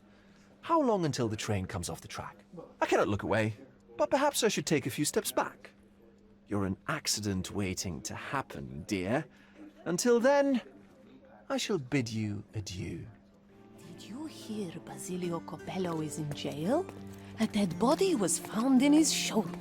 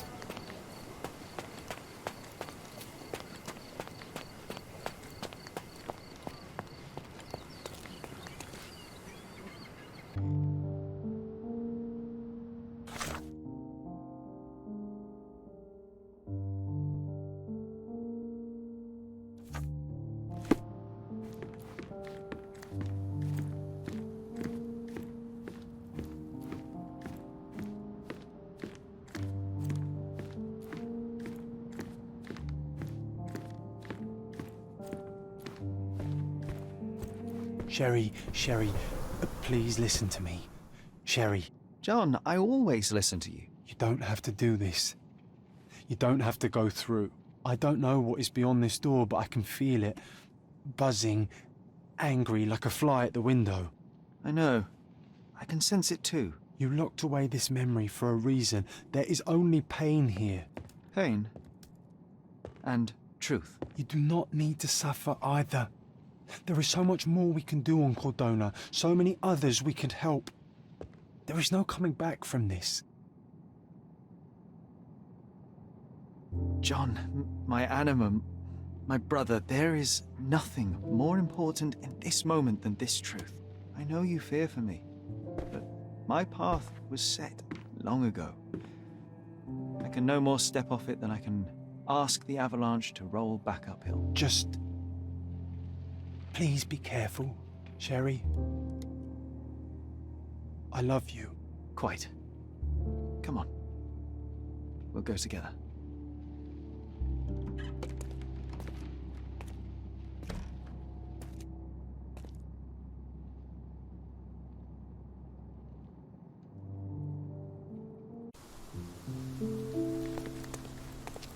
Why didn't I remember we had such a big garden? Maybe you forgot it for your own good.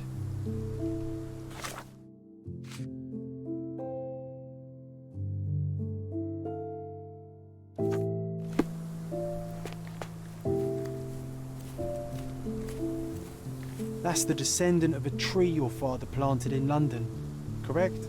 Indeed, we planted the sprout here, and for a while it grew happily. Alas, it seems without us here to care for it, it didn't survive.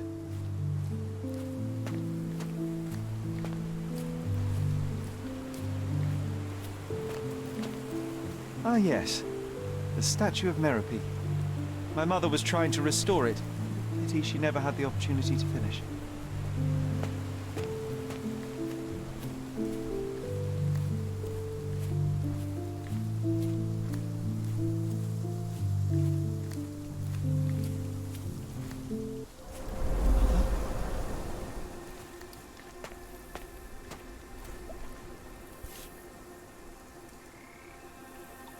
That's from Mother's favorite tea set.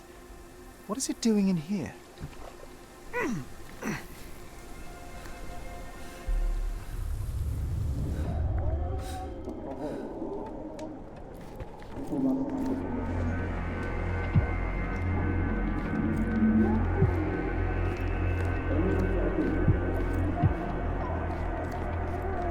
Come here, Sherry. Hurry!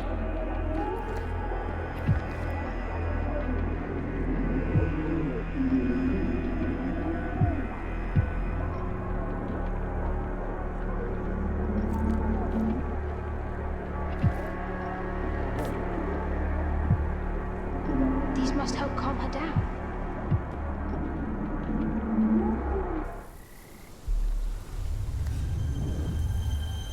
What are you thinking about? Is everything all right?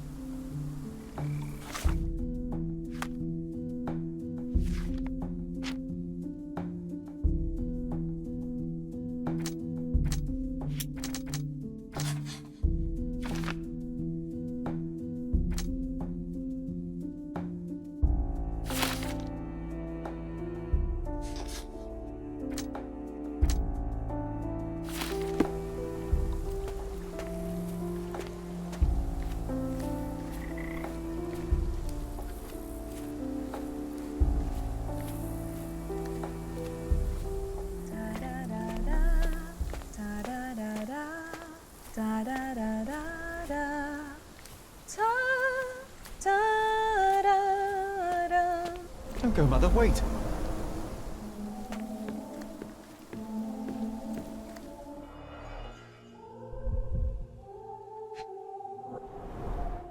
I remember this artifact from Mother's collection.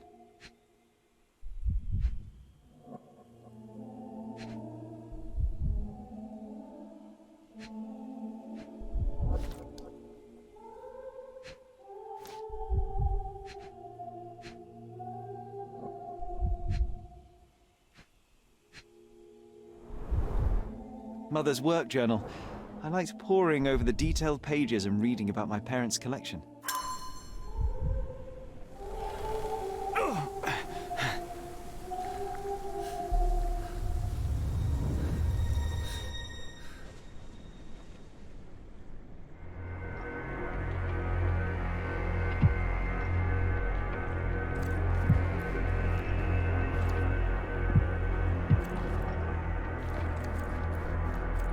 Here it is. We'll just borrow it for a while. Did you hear that? Someone's coming. Let's take a peek. You call this progress? Charlotte, amateur.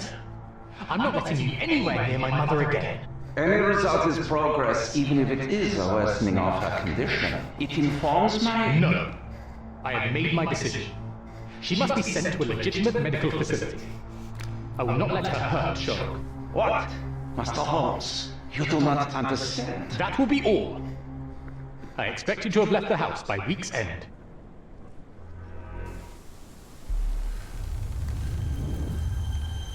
Sherry, say something. Can you hear me? You're scaring me. Sherlock, I'm here. Come closer. Sherry, come here, darling. Coming, Mother! This was for my mother, wasn't it? I remember how we came to the garden for a breath of fresh air.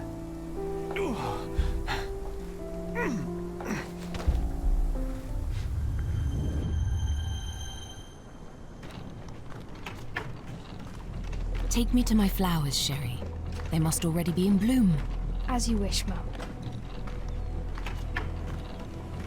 I bet you missed the fresh air, didn't you? Terribly. The sun is far brighter than I remember. But I like it. We can walk each day from now on, if you want. That would be wonderful.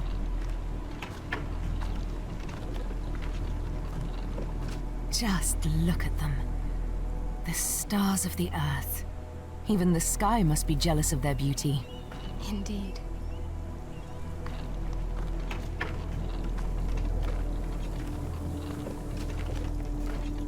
Mother, would you like to go around the water? That would be perfect. I always wanted such a nice pond in London. It looks so peaceful. Mycroft knew you would like it.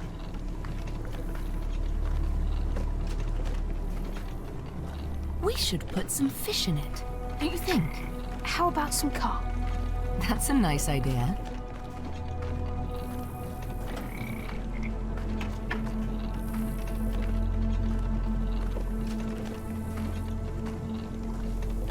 Let's visit your father's tree. It grows so fast, just like you. We could even build a tree house in it. Yes, Sherry.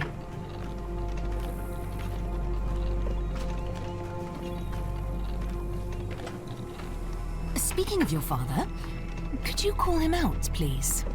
Mom! I'm sorry. He passed away. He's gone. No, he's not. I'm telling the truth. Did you forget again? No. Don't you dare say such things. You are a liar like all the others. Mother! Don't call me that. You aren't fooling me. No! Mom, it hurts! My son would never lie. Mom, stop! Who are you? Reveal yourself! Please, stop! It's me, Sherlock! You are not my Sherry! Give me my stuff back or I'll kill you!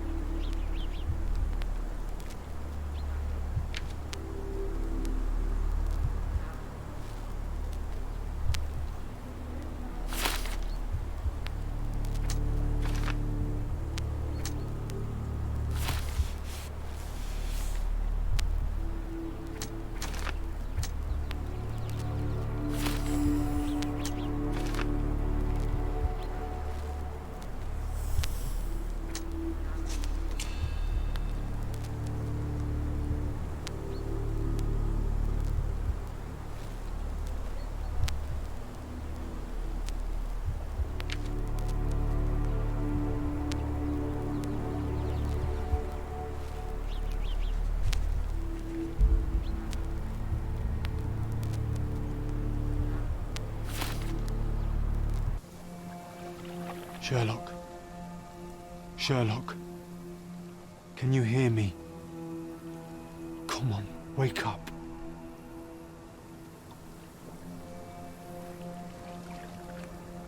Get off me. Sherry. You knew, and more than that, you hid it from me. You couldn't bear the truth, Sherlock, so I shouldered it for you. I took your pain, your horror. Otto Richter murdered my mother, and Mycroft covered it up. Whisked me away from this place, buried me in schoolwork, and left the past to rot. And you needed a way to cope, so I helped. You were a lie, John, a fiction, a crutch. No, I was a friend. Sherlock, please. Sherlock? What? Are you okay? I don't know. I told you not to come, Sherlock. Where is he? Who? Your friend, John. He's beside you. Was all this worth it? Is he worth it? Why is he here? I think, in his own way, he was trying to protect me. From a truth I couldn't bear. But now I must face it.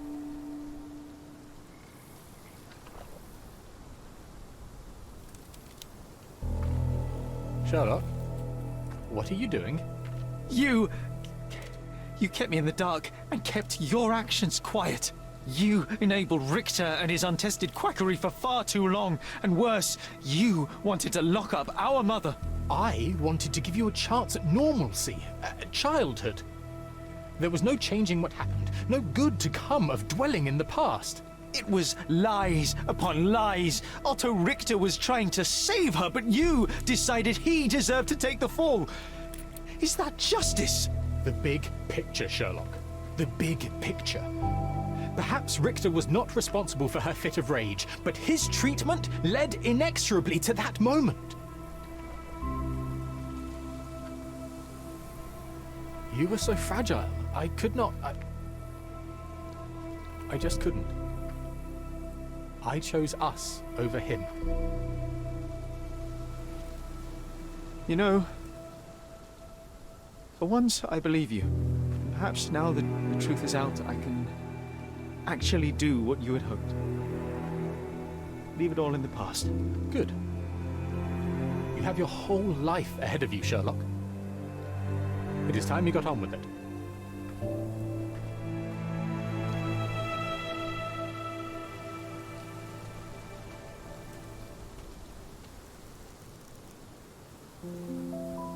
I was worried there for a minute, Sherry. Really worried. I didn't want to hurt you.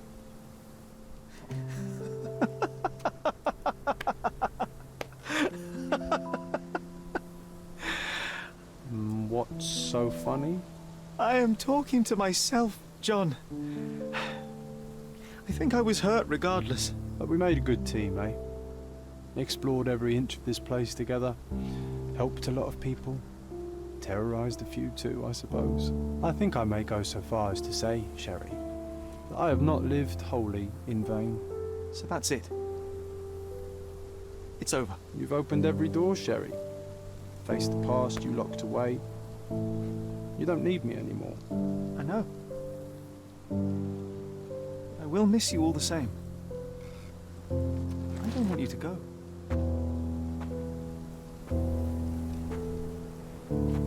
Yes, you do.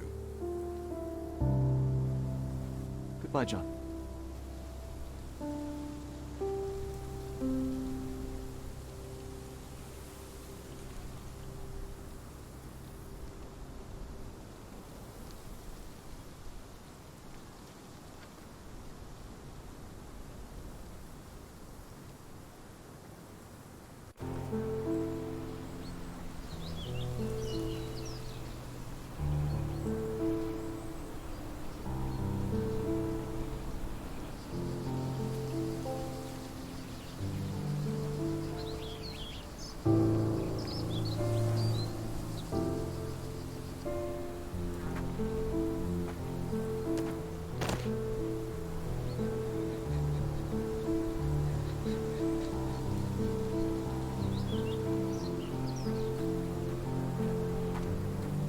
you here? Closure, I suppose. And to help a friend. You and I are not friends. In a race between the thawing of the ice caps and our friendship, I would buy a boat. Ha! Is that right? I can see it now. I know what you did. What did I do? You needled me. From the moment we met, you were searching for weakness. You pushed me to pursue the truth about my mother. You questioned everything I did, everything I believed, to break me. To blur truth and fiction, reality, morality. A saboteur in silk. Was it vengeance, Werner? Or do you prefer Klaus? Excuse me? You are Klaus Richter, Otto's younger brother. Do you hold me responsible for his end? Ha! There was no love lost between me and my brother. I am sure you can relate. Otto was merely the gravity that pulled me into your orbit. Or you into mine. Once I met you, I could not keep away. Why? What reason do you have for all this? To help you. You're lying. To show you that you were wrong. More lies. I know you now, Werner. Try again. To see what had happened. Or is that yet another untruth? Does it matter? Take your pick. Who cares? You're my masterpiece. I turned Sisyphus into Ozymandias. You could not see the futility of your quest until I helped you to let go of the rock. And now, nothing beside remains. I remain. Despite you, and to spite you. It is a matter of will and power now. Will you overcome this, or shall you decay? Oh, on that note, I brought you something. I want nothing more from you. When one wants for nothing, Sherlock, the best thing to get them is something personal. So, here you are. Now, please excuse me, but the gallery calls. I'm already conceiving my next project.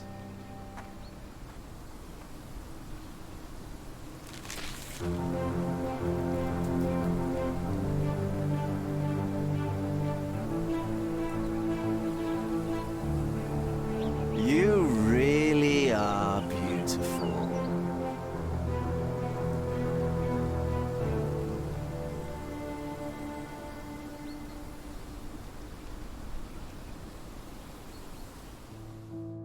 My brother returned to London soon after our disagreement.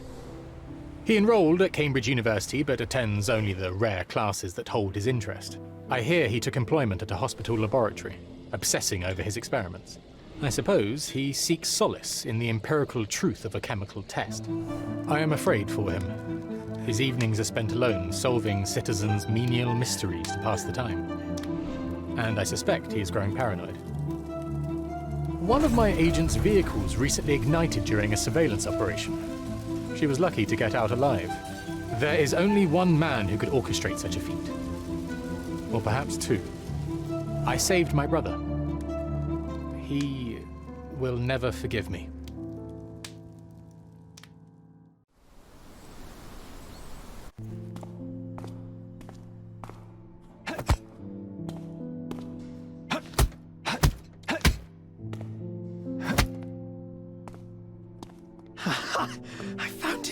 I found it! I found it! And what is that?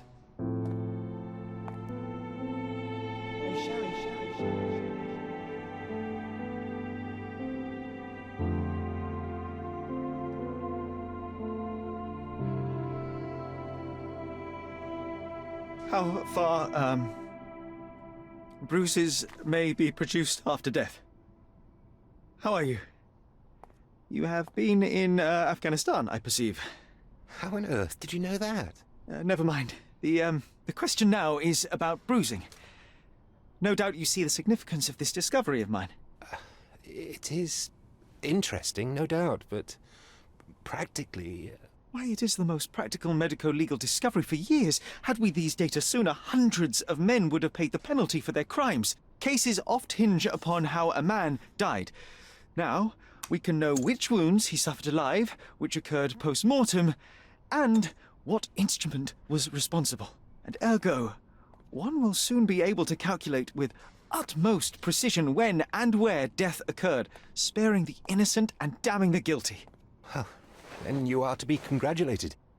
Indeed. But, you came here on business. Correct again. I am looking for someone with whom to take diggings, and heard you were complaining that you could get no one to go halves with you. I have my eye on a suite in Baker Street, which would suit us down to the ground. You don't mind the smell of strong tobacco, I hope? I smoke ships myself. That's good enough. I get in the dumps at times, and don't open my mouth for days on end. Just let me alone, and I'll soon be right. What have you to confess now? It's best for two fellows to know what bruises each other carries before they begin to live together. My last companion and I... Well, I object to rows because my nerves are shaken, and I get up at all sorts of ungodly hours, and I am extremely lazy. I have another set of vices when I'm well, but those are the principal ones at present. Do you include violin playing in your category for rouse? It depends on the player. A well-played violin is a treat for the gods. A badly played one. Oh, no, that's all right. I think we may consider the thing as settled. Oh, forgive my manners. My attention wavers. Sherlock Holmes. Dr. John Watson. John.